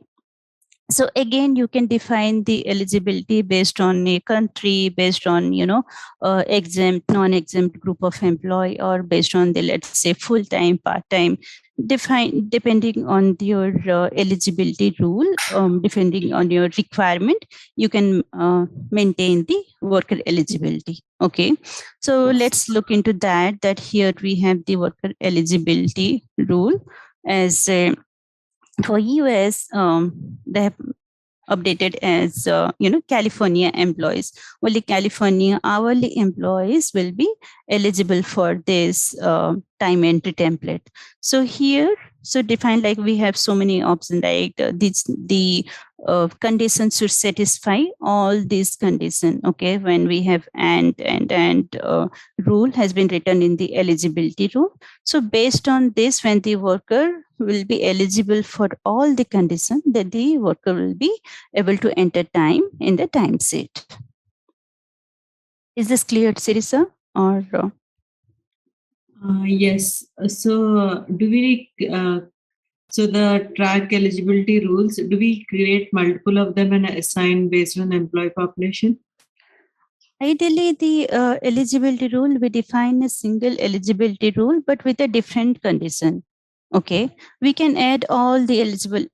Let's say how you wanted to provide the eligibility. Like when you say that multiple eligibility rule, that right? So multiple eligibility can be clubbed into a single eligibility rule. Okay, let's say you wanted to define the eligibility for a particular country, and then again for a state, and then type of whether it's a hourly or salary, right? Or whether you wanted to define again as full time or part time. So everything can be written in one single eligibility rule and then update in the time entry template. Okay. This is how we define the worker eligibility. And also we have this location, geofence of mobile time entry. So these are not mandatory fields, but we can also define this. And we have this total, right? So we have this daily total and weekly total. So what does this total do? Where you have seen that, right? When I just enter time for a worker, you just see on the summary page on the right hand side of the timesheet screen, you saw all these time calculation tag, right, which were appearing in the as a summary screen. Okay, so this is the weekly total you will be able to view in the timesheet. When you define like you wanted to see all the time calculation tag and what is the total, like total working hour, total hours worked you wanted to view. So all the time calculation tag that will be part of your total weekly hours, then you can just define the time calculation tag and also the total. Okay, let's say you don't wanted to see the total hour worked, you just wanted to define the time calculation tag as a regular or overtime or double time, then you can just define this and then the total will not be visible that. So this is basically how the total will be visible in the time sheet, the summary section and the review screen. We are just maintaining the time calculation tag over here. Is this clear? Let me try to explain in a different set of words as well. Probably a simple set of words. This is obviously a bit complex. So if you see time entry template, right, this is the connection between everything in time tracking. If you see, you are defining time entry, you are defining totals, what employee sees in the screen, you are defining additional things in terms of eligibility, you are defining the different tags associated, right? So all these screens which we are talking about are admin screens. Normal user won't be able to see that. Normal user would be able to see just the calendar screen, the weekly screen which we shared, right? So that is the only screen which a normal user would be looking at it, and they will be just entering the time. That's it. They are not worried too much about what is happening in the behind, what is the eligibility rule. What they will be able to see is just the totals and the tags associated, right? That how many hours are regular hours for the week, how many hours are overtime for the week, and all that, right? So that is the key thing actually. If you see for a end user, they don't have to worry about it. But for someone who's configuring, for example, if you look at your work as a functional expert, you would be required to, look at this time entry template. Usually they define it only one time. It won't be the case that you are creating it every time, right? Because of an issue. It is just a initial kind of a setup. It is as important or as basic as setting up company codes, right? It is not changed frequently. So once you set up this one, usually it is continued forever. There are no changes in between, because if you change in between, again you have to see multiple aspects. So people do not prefer to use or change these things multiple times, right? So that is, this is more of a key basic configuration which you set up one time and you forget. You don't worry too much about it. That is the way, that is how time tracking configuration is being created at this place. There would be areas where you would require to do certain changes. In the upcoming classes, what we'll talk about is what all changes are required on the business process, because right now we are just talking about what happens when someone enters the time, but we are not talking about if someone enters the time, who will approve that, who will receive the request, all those things. The workflow part is also there, right? So that is also we have to see, and that is something on a frequent basis you in general change that, or in general there are issues there, or there are challenges there which are fixed. So that's number one. Additionally, the only challenge which you will, or day-to-day activity from a time tracking administrator is ensuring that the period schedules, the holiday calendars, the work schedules are there, number one. And whatever is the entered data, right, that is processed and shared correctly with the vendor if you are using external one. The ownership to receive the information ideally falls under payroll. So if, for example, Workday payroll is being used here, the ownership lies on the payroll team to look at the calculated tags, the time calculation tag, and pick up the information. If they are unable to receive that, they will reach out to you, right? Number one. If there is an external vendor as well, you have created everything, you have created the logic, the ownership lies on them to confirm that if they are able to receive that or not. So there would be a close collaboration required between you as a time tracking person, in integration team, as well as payroll team. So it won't be the case that you are handling end to end from time tracking to payroll. The variation would be there in terms of roles. So in Workday, if you see the time tracking person would be most likely handling HCM or absence. Dedicated payroll persons are there. But in general, what you can do as a time tracking person is, since you asked this question earlier as well, right?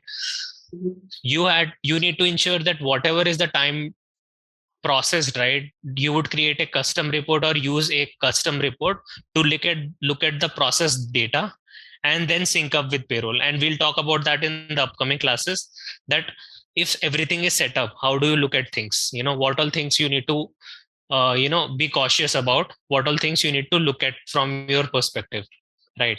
Because the thing with calculations is, in the upcoming class, right, we'll talk about time calculations priorities. If you change one calculation in terms of priority, it will impact everything, because everything is sequenced out. So usually the recommendation is not to change these calculations. For example, you look at the data, you find, okay, there is some issue. How do you fix it afterwards, right? Not changing the calculations in between. You fix it after those calculations are run, and on top of that, you are fixing those things, right?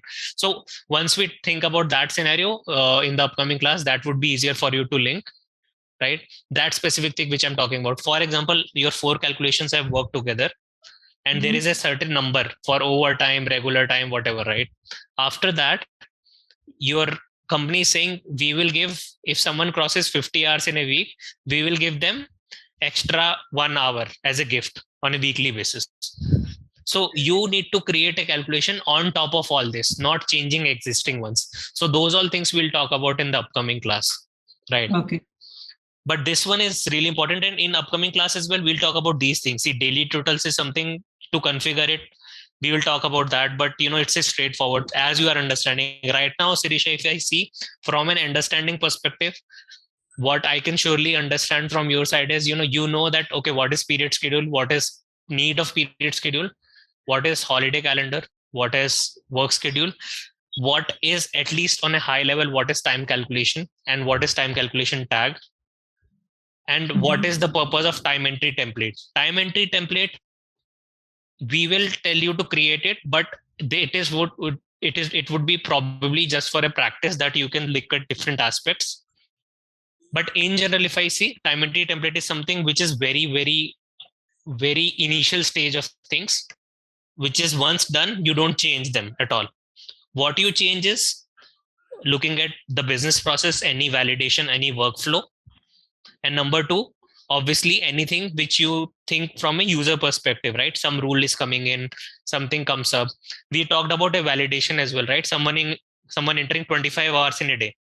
System should stop that, right? Those things also we'll talk about, how exactly that also works, right? So those are the real-time activities for you, that which you'll be time working. Validation, for example, if we want to show employee how many hours the employee worked on a holiday or a day off, so that will be a new total, right? Exactly, you got it. See, if you want to create a new total for only Saturday and Sunday or only a holiday, you can create your logic and add those number tags to each other.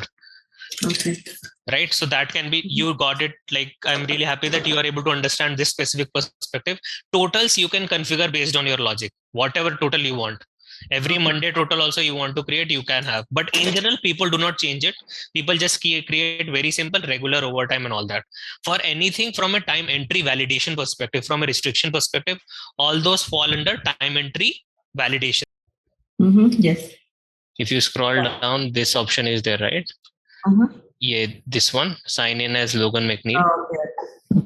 Yeah, just click on that and this will redirect you to here, which is this page, and just say I agree to terms and use the shared tenants. Okay. Then you will be redirected to Workday tenant. The same one which we discussed, right? Which shared earlier as well with you, right? So this should be the final destination where you should be able to go. And I'll wait for your confirmation. Yeah, I'm right there. Awesome. Perfect. So let me stop my share. So one thing is clear, that you are able to access and just bookmark it as well and copy in your local, wherever you want to save it in your notepad, so that, you have it handy with you. Okay. Awesome. So now what we'll do is look at the config. So probably a good recap would be helpful, right? And I don't want to share any slides right now but just to tell you what all you should know and what all we have covered. So what we have covered is essentially the basics of time tracking, what exactly talks to multiple modules. Then we have covered holiday calendars, period schedules, as well as work schedules. And this would be your assignment as well. That's why I'm talking, right? So that you are able to connect the dots as well. So period schedule, work schedule, holiday calendars, that's one. Then we looked at, how exactly the screen looks like for enter time. And, what is the meaning of time calculation tags? What we'll do is, look at the time calculations as well as time calculation tags. But before that, we will look at how exactly the enter time screen also looks again, because last time there was some issue. We'll again see that how exactly enter time looks, right? So that's important. So that's pretty much it. But the intention of session is, first half we will go through some basic concepts again, which are kind of related. We have already covered a few of those, but we'll go through that. And the second half of the session will be directed towards the tenant, right? And we'll see time calculations, enter time calculation tags, and all that. So that's the plan for, and we are progressing on a good pace as well. So any questions you have as of now? No, I don't have any concerns. I think the pace is good. Let's go like this. Hope you can see the screen.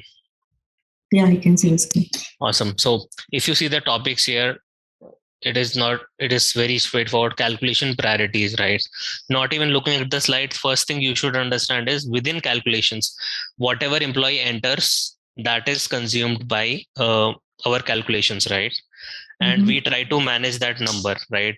We try to add a tag to it, we try to modify certain things and all those, right? And then we use that specific calculation, right, to run, for example, and there would be priorities that which one should run faster, or the first one to run. For example, someone runs enters 50 hours in a week, right? Then how exactly those 50 hours should be there? Assume that person is expected to work for 30 days on 30 hours only, okay, in a week. So extra 15 hours are there. First of all, if the person is expected to work for 30 hours in a week, those 30 hours should be regular hours, because that is expected from him or her. They should at least work for that much time, correct? So that should be falling under regular time. But what about rest 15 hours, right? That is decided on, how to create calculation. Is it a double premium, single premium? If the person worked on one day for, really crazy hours and not for the whole week, for example, those extra 15 hours are distributed according to how much time, right?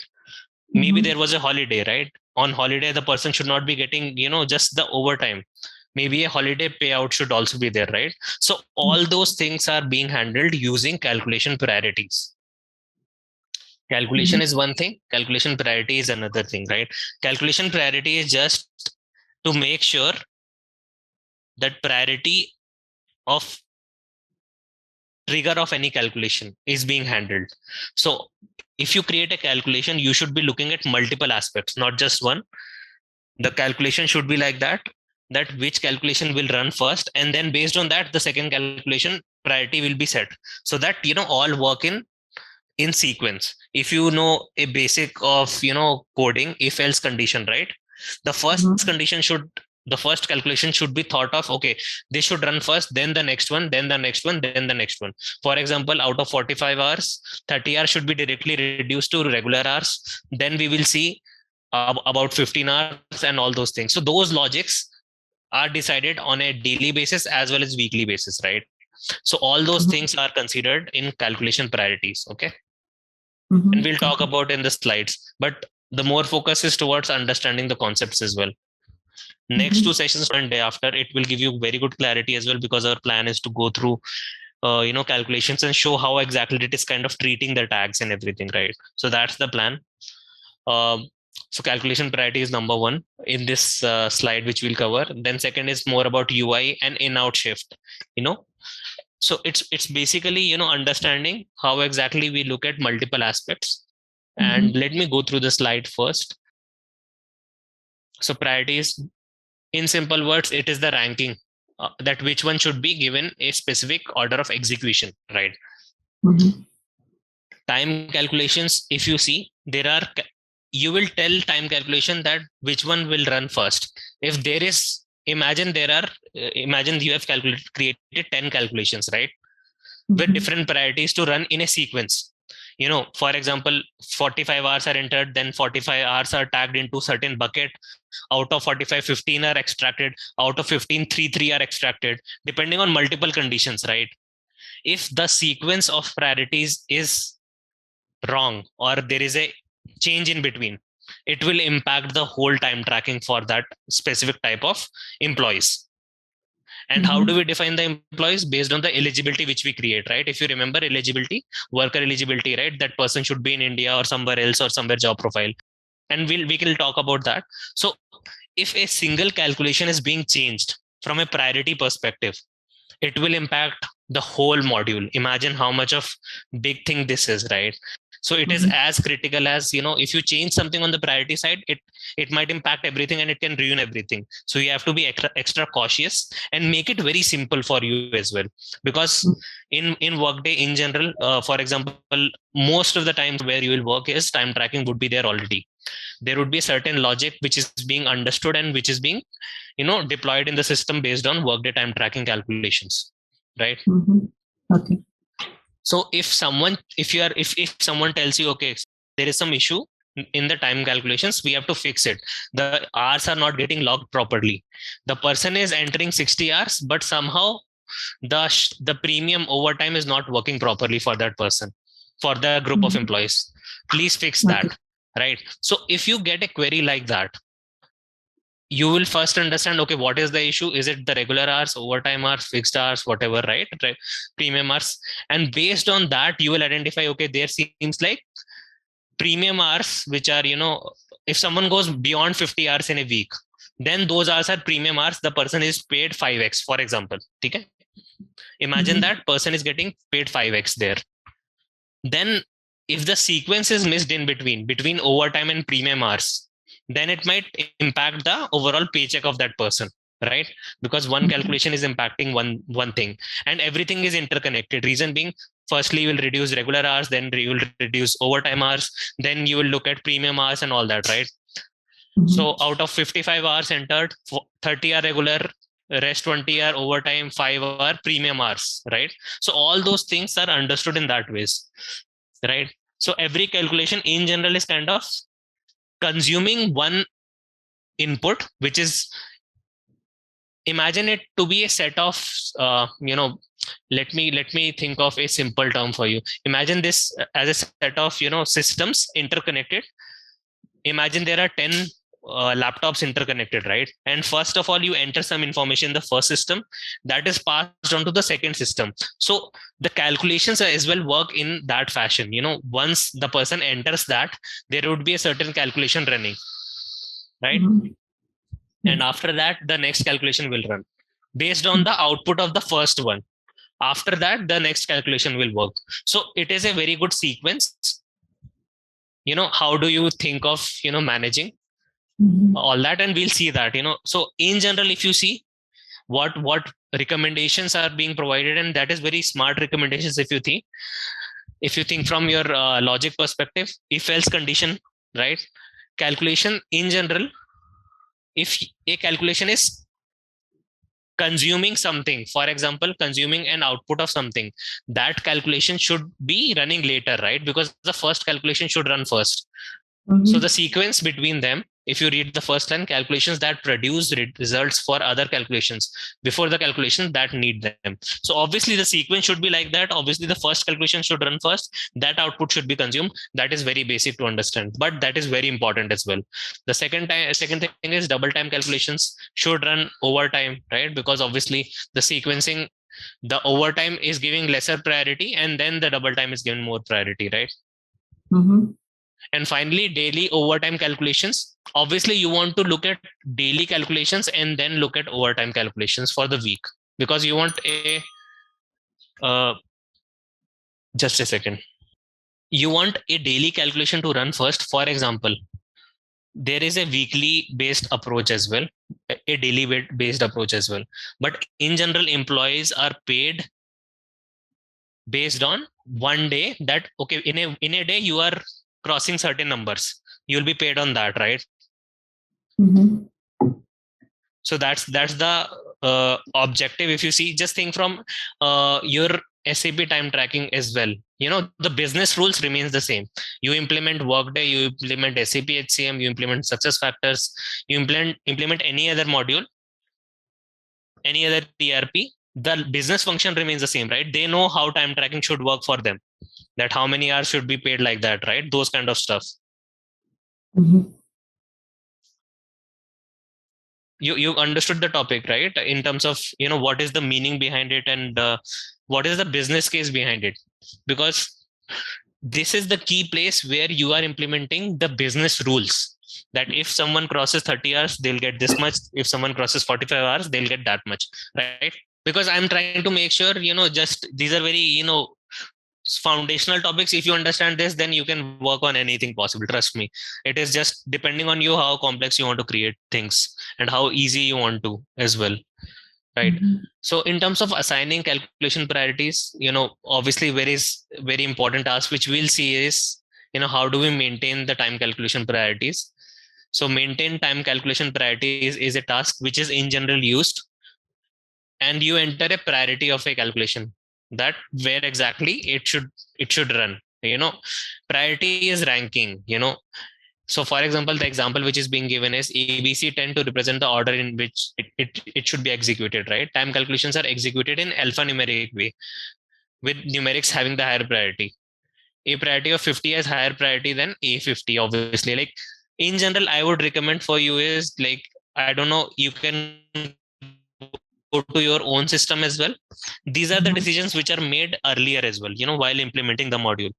But in general, what I recommend is keep numbers for you. Numbers are much easier. ABCD can be complex for some people.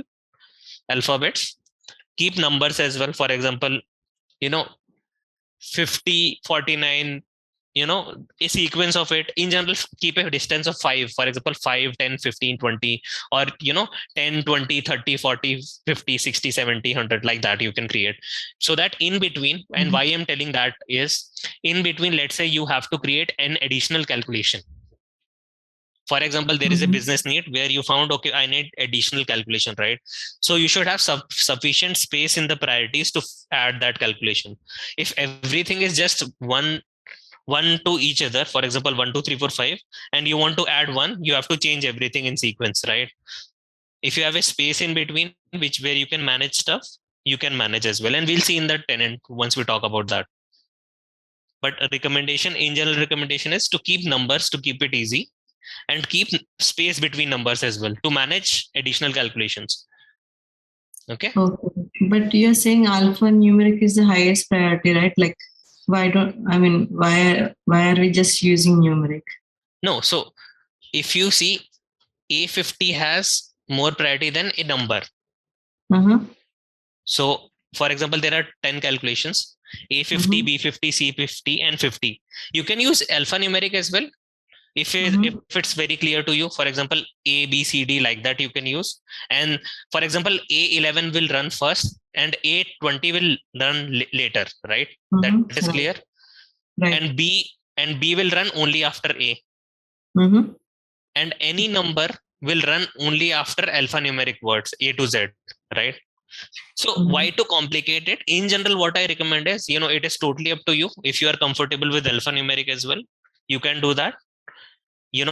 And if you are not, you can use direct numbers as well. A lot of people prefer numbers because alphanumeric kind of confuse them, because these concepts, right? A50 is having higher priority than 50. It can be confusing to some people. Rather than not even using alphabets at all, just using numbers, you can use anything there, alphabets or numbers, right? Just keep numbers as well. No one is stopping you. At the end, it is on the background, no one is aware of about it. You are creating calculations so that they are running properly. You should have a better understanding that which calculation is running first and later as well. So that's the thing. You can use anything here. If you are comfortable with alphanumeric as well, we can use that as well. No worries on that. Okay. Yeah, like in SAP also, like when we are doing the implementation, we just leave numbers so that, like, for weights. Yes. Exactly. You understood, right? The same kinds of thinking, right? Because if you don't have space in between, how do you manage? You have to change everything else in parallel. So same logic applies here. Very basic. It's more towards ranking, right? So exactly what we are talking about. Leave gaps between the priorities so that you can easily change in priorities if necessary. If using numbers, use the same numbers, like 110, 120, 130, like that. Same. And trust me, like this slide I've not seen, but same logic is there, which is very good. The recommendations, if you think from a work perspective, right, these are the key recommendations. If you are creating something, then you have to think about that. Consider using separate ranges for different time calculations. For example, you have a US time calculation which is being created. You can create priorities like US 100, US 110, US 120, like that. And you can use, if you are creating something for India, you can use IND 100, IND 200, IND 300. Reason being, it is easier for you to identify. Understood? Yes. So very straightforward. And the worker time eligibility logic, which we'll talk about the tenant in the tenant as well. It is just to ensure worker is eligible for the time tracking module as such, ensuring that the person is able to use time tracking. We are ensuring that eligibility is fine for that person. So these are the recommendations, same thing which I told you, nothing out of the world, but very essential to have. Okay. Okay. Moving ahead. So this is the last one. And then we'll move to the next one where I'll talk about. So this was very straightforward, nothing too much. And where we'll see the next key thing is really important if you see from an admin perspective. that how exactly different options are there in the time tracking module, right? So we talked about calculation priorities, but we'll talk about certain additional features as well, which are more towards more, admins who are kind of handling time entry data and all those things, right? So we'll talk about that as well. Now, this one is really important and kind of, I would say, if you will work as an admin or someone is there, you can suggest these options. These are not, I would say, what do you call configuration effort kind of an approach. These are more towards admins who manage time employee. Time admins are there, right? Time administrators. How do they manage that? All those things we'll talk about, right?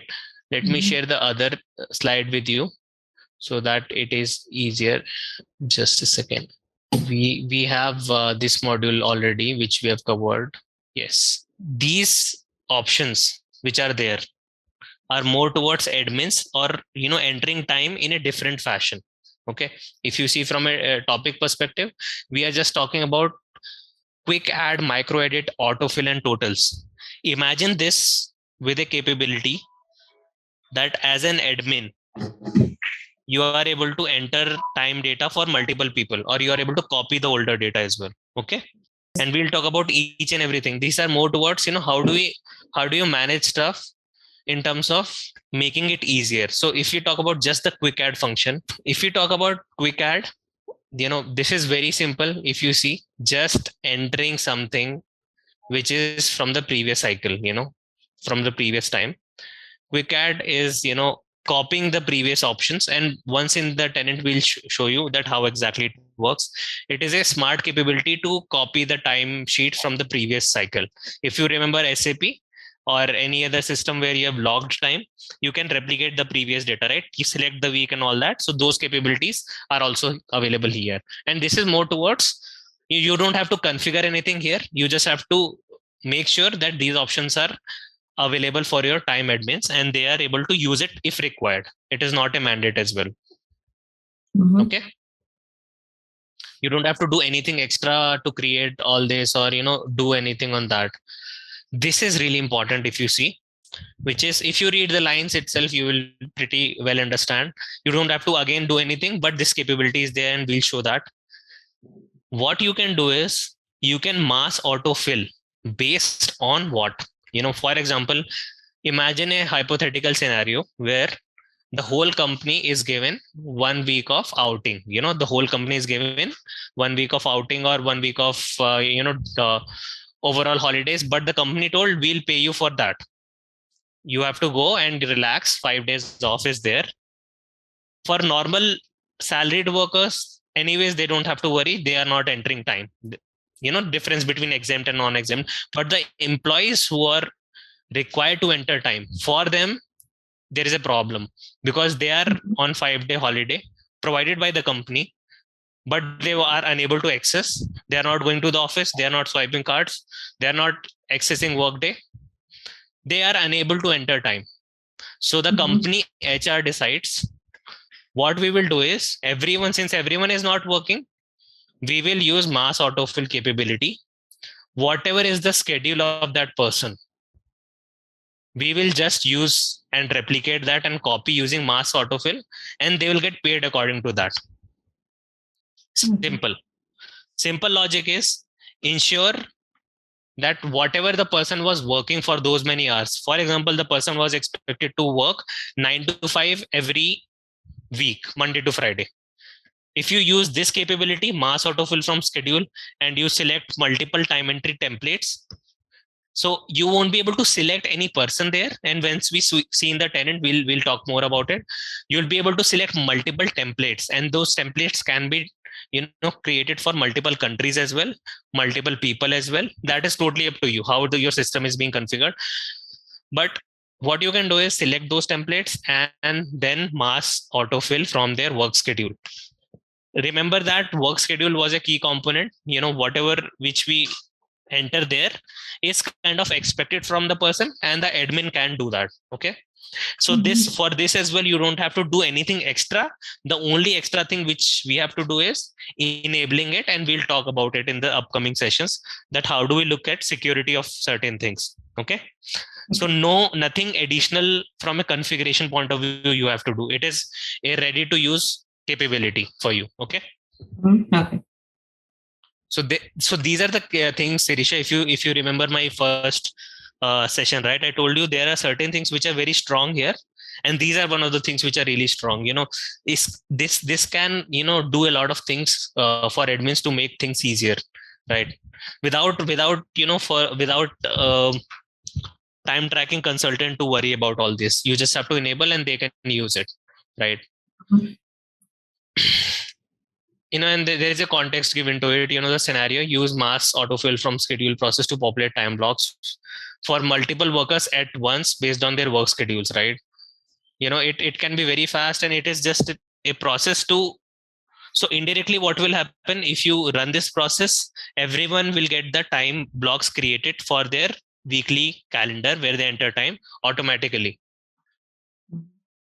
right?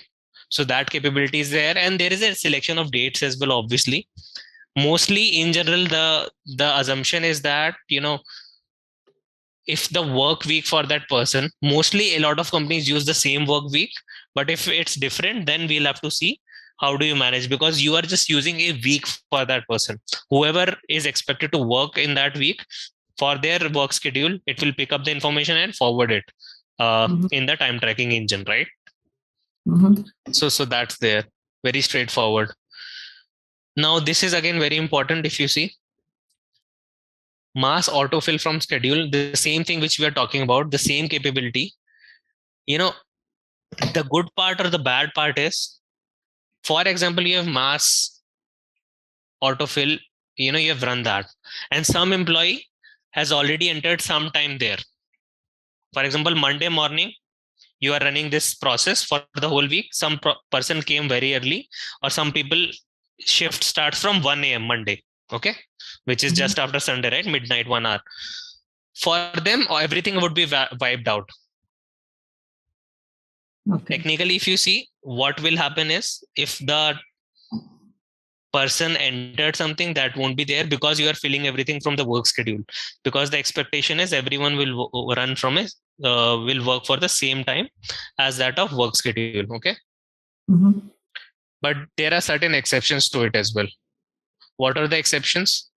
If you see, time blocks are logged, the basic funda, if the person is paid already, and that is handled from where? Guess from where payroll is involved. That's where the locking comes into the picture. Period schedules, if they are logged, if the person is paid already, that's where, if the person is logged and you are trying the period schedule, for example, you are entering mass enter time for February now, that week is gone, that month is gone, and you are trying to do that, obviously there would be an issue. Okay. Obviously, if it is unlocked for adjustments, for example, in general, from a payroll perspective, and this is very specific, give importance or attention to these lines. If the work schedule in general is there, but the person is getting paid, and in general for retro transactions or any adjustment, there is a capability to adjust all this, right? You adjust the pay, the overall pay period, the previous pay period, if you see, right? For example, there is a monthly cycle where the period schedule is monthly. For example, March salary is processed for monthly employees because today is 1st of April. Okay. But you are adjusting something there, you found some issue and you are adjusting. Okay, there was some issue, the person ideally is underpaid or overpaid, whatever, right? And that is open for adjustment. That's where mass auto fill won't work, because you have opened it ad hoc for the previous cycle. Okay. Third one is very straightforward. Obviously, if the person is already out of the system, the person is not active, then obviously this process won't include them. The reason why it is being mentioned is, sometimes what happens, the mass or auto schedule is run for a week. Let's take an example of the upcoming week where the Monday will start from 4th, I guess, right? So 4th to 8th, right? 4, 5, 6, 7, 8 are the April days, but in between the person is kind of moving across, moving the companies, and it is getting terminated on 6th, right? Mid of the week. If that is the process and the overall process is being entered already, then you don't have to worry too much about it. Okay. Reason being, the system won't take care of that. Why it won't take is because after that date the person is not active, so it won't work on these things. Okay. Next one, obviously, if they have entered any time off, and time off is your absence, if they have entered sick time, holiday time, whatever, right? Vacation, that cannot be overwritten. And obviously, if there is a designated holiday on that date, you cannot enter time for that as well. Reason being, the overall period, the work schedule of that person won't be there, right?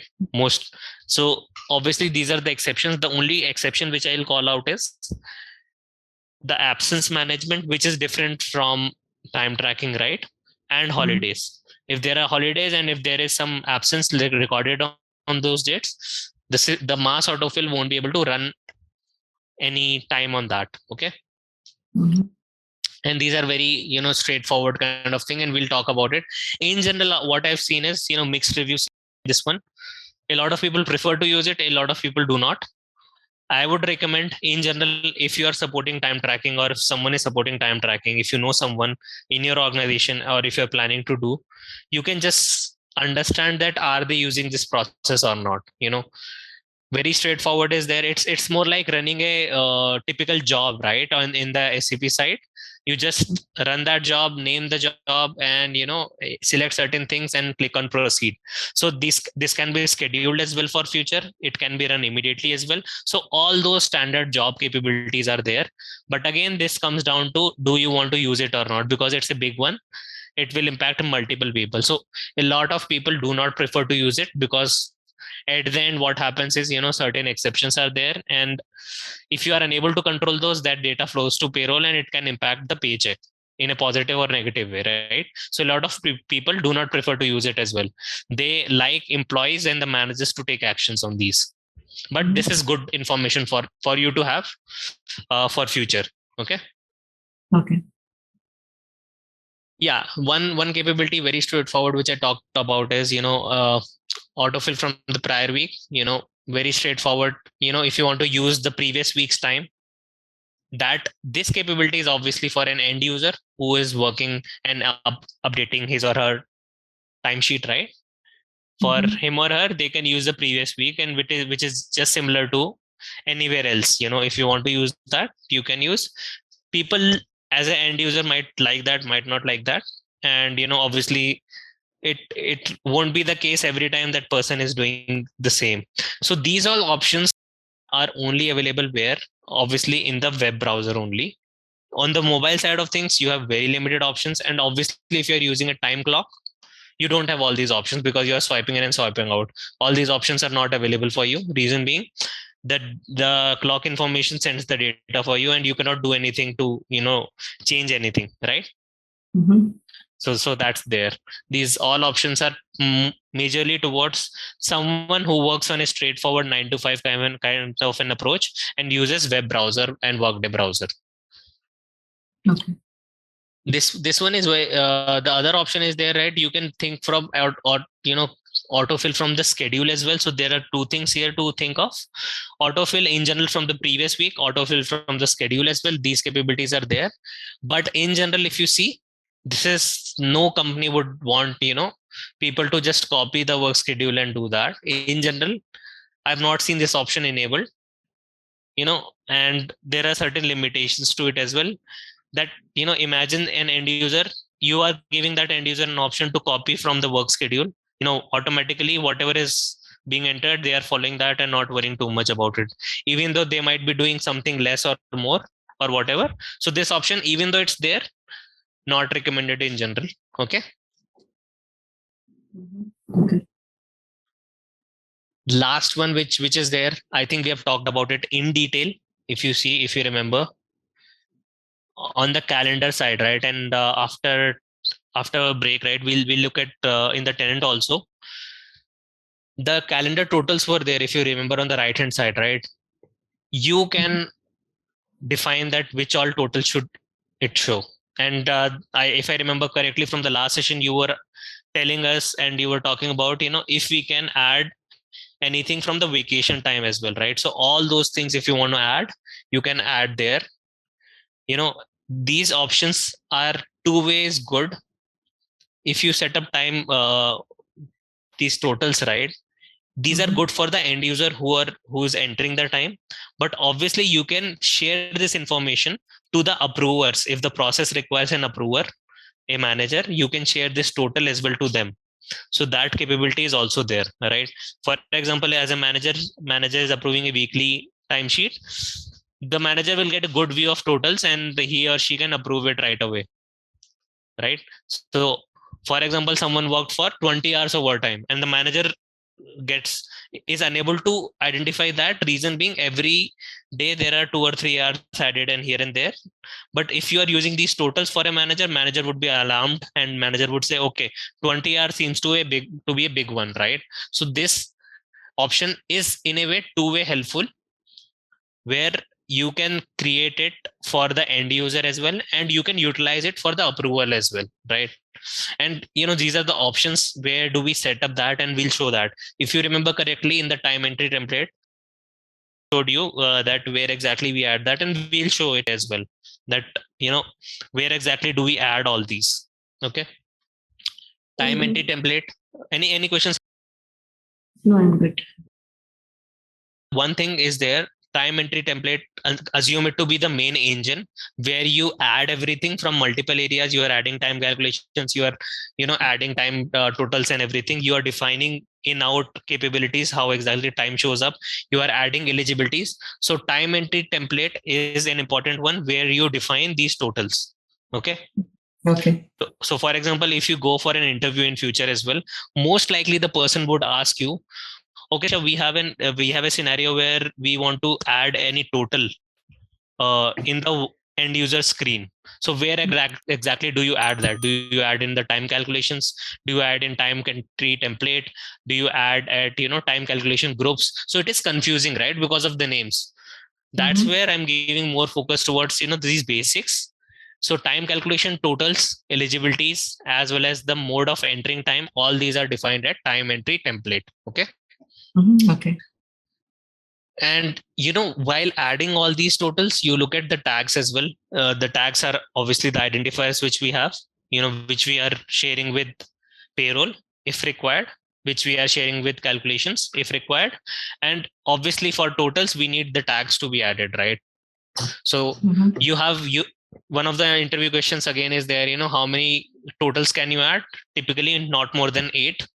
You can show different 8 and you can show multiple type of totals. You can customize it, regular hours, these and that. But again, these kind of things are one-time activity until and unless you are implementing a fresh time tracking. Then only these things will come up. If that's not the case, in general, what is defined is defined. Reason being, companies have to change a lot of documentation as well, right, for employees as well. So these things are usually defined one time, and you can obviously customize it with the label and everything. In general, these are one-time activities which are not changed in general. Okay, these are more on the foundation side. So everything in time tracking is, if I sum it up for you, what all we have covered, if you see, once everything is established, then the only thing would be to ensure the calculations are running fine. And if they are running fine, you don't have to worry, because it's in a way difficult module to set up. But if it's already set up, you have to just know the basics of it, that where exactly it is interconnected, and that's it. If you find any issue, you know that where exactly you have to go. Let me think of a scenario, and so that I can test if you are understanding it correctly. If the person is unable to enter time, right, what can be an issue?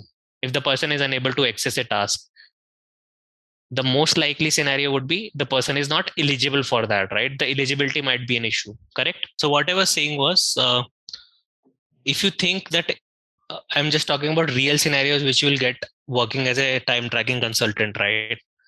Someone joins in your team or any other team, the person is unable to enter time. The reason might be because of eligibility, right? So if you think time calculation cannot be an issue, uh, this totals cannot be an issue, period schedule cannot be issue, work schedule cannot be an issue, then most likely if the person is unable to enter time itself, the template eligibility is missing or there is some issue there, correct? If the person is entering time but unable to get the right output, the person is saying I entered 25 hours of overtime, but it is showing 20 hours of overtime and 5 hours are being added to regular. It is wrong for me. It is not as per the company policy. Then you know that calculations are issue, correct? If the person says that holiday is not available for me, then you know that holiday calendar, there is some issue. Either the event is not there or the holiday calendar eligibility is some missing, correct?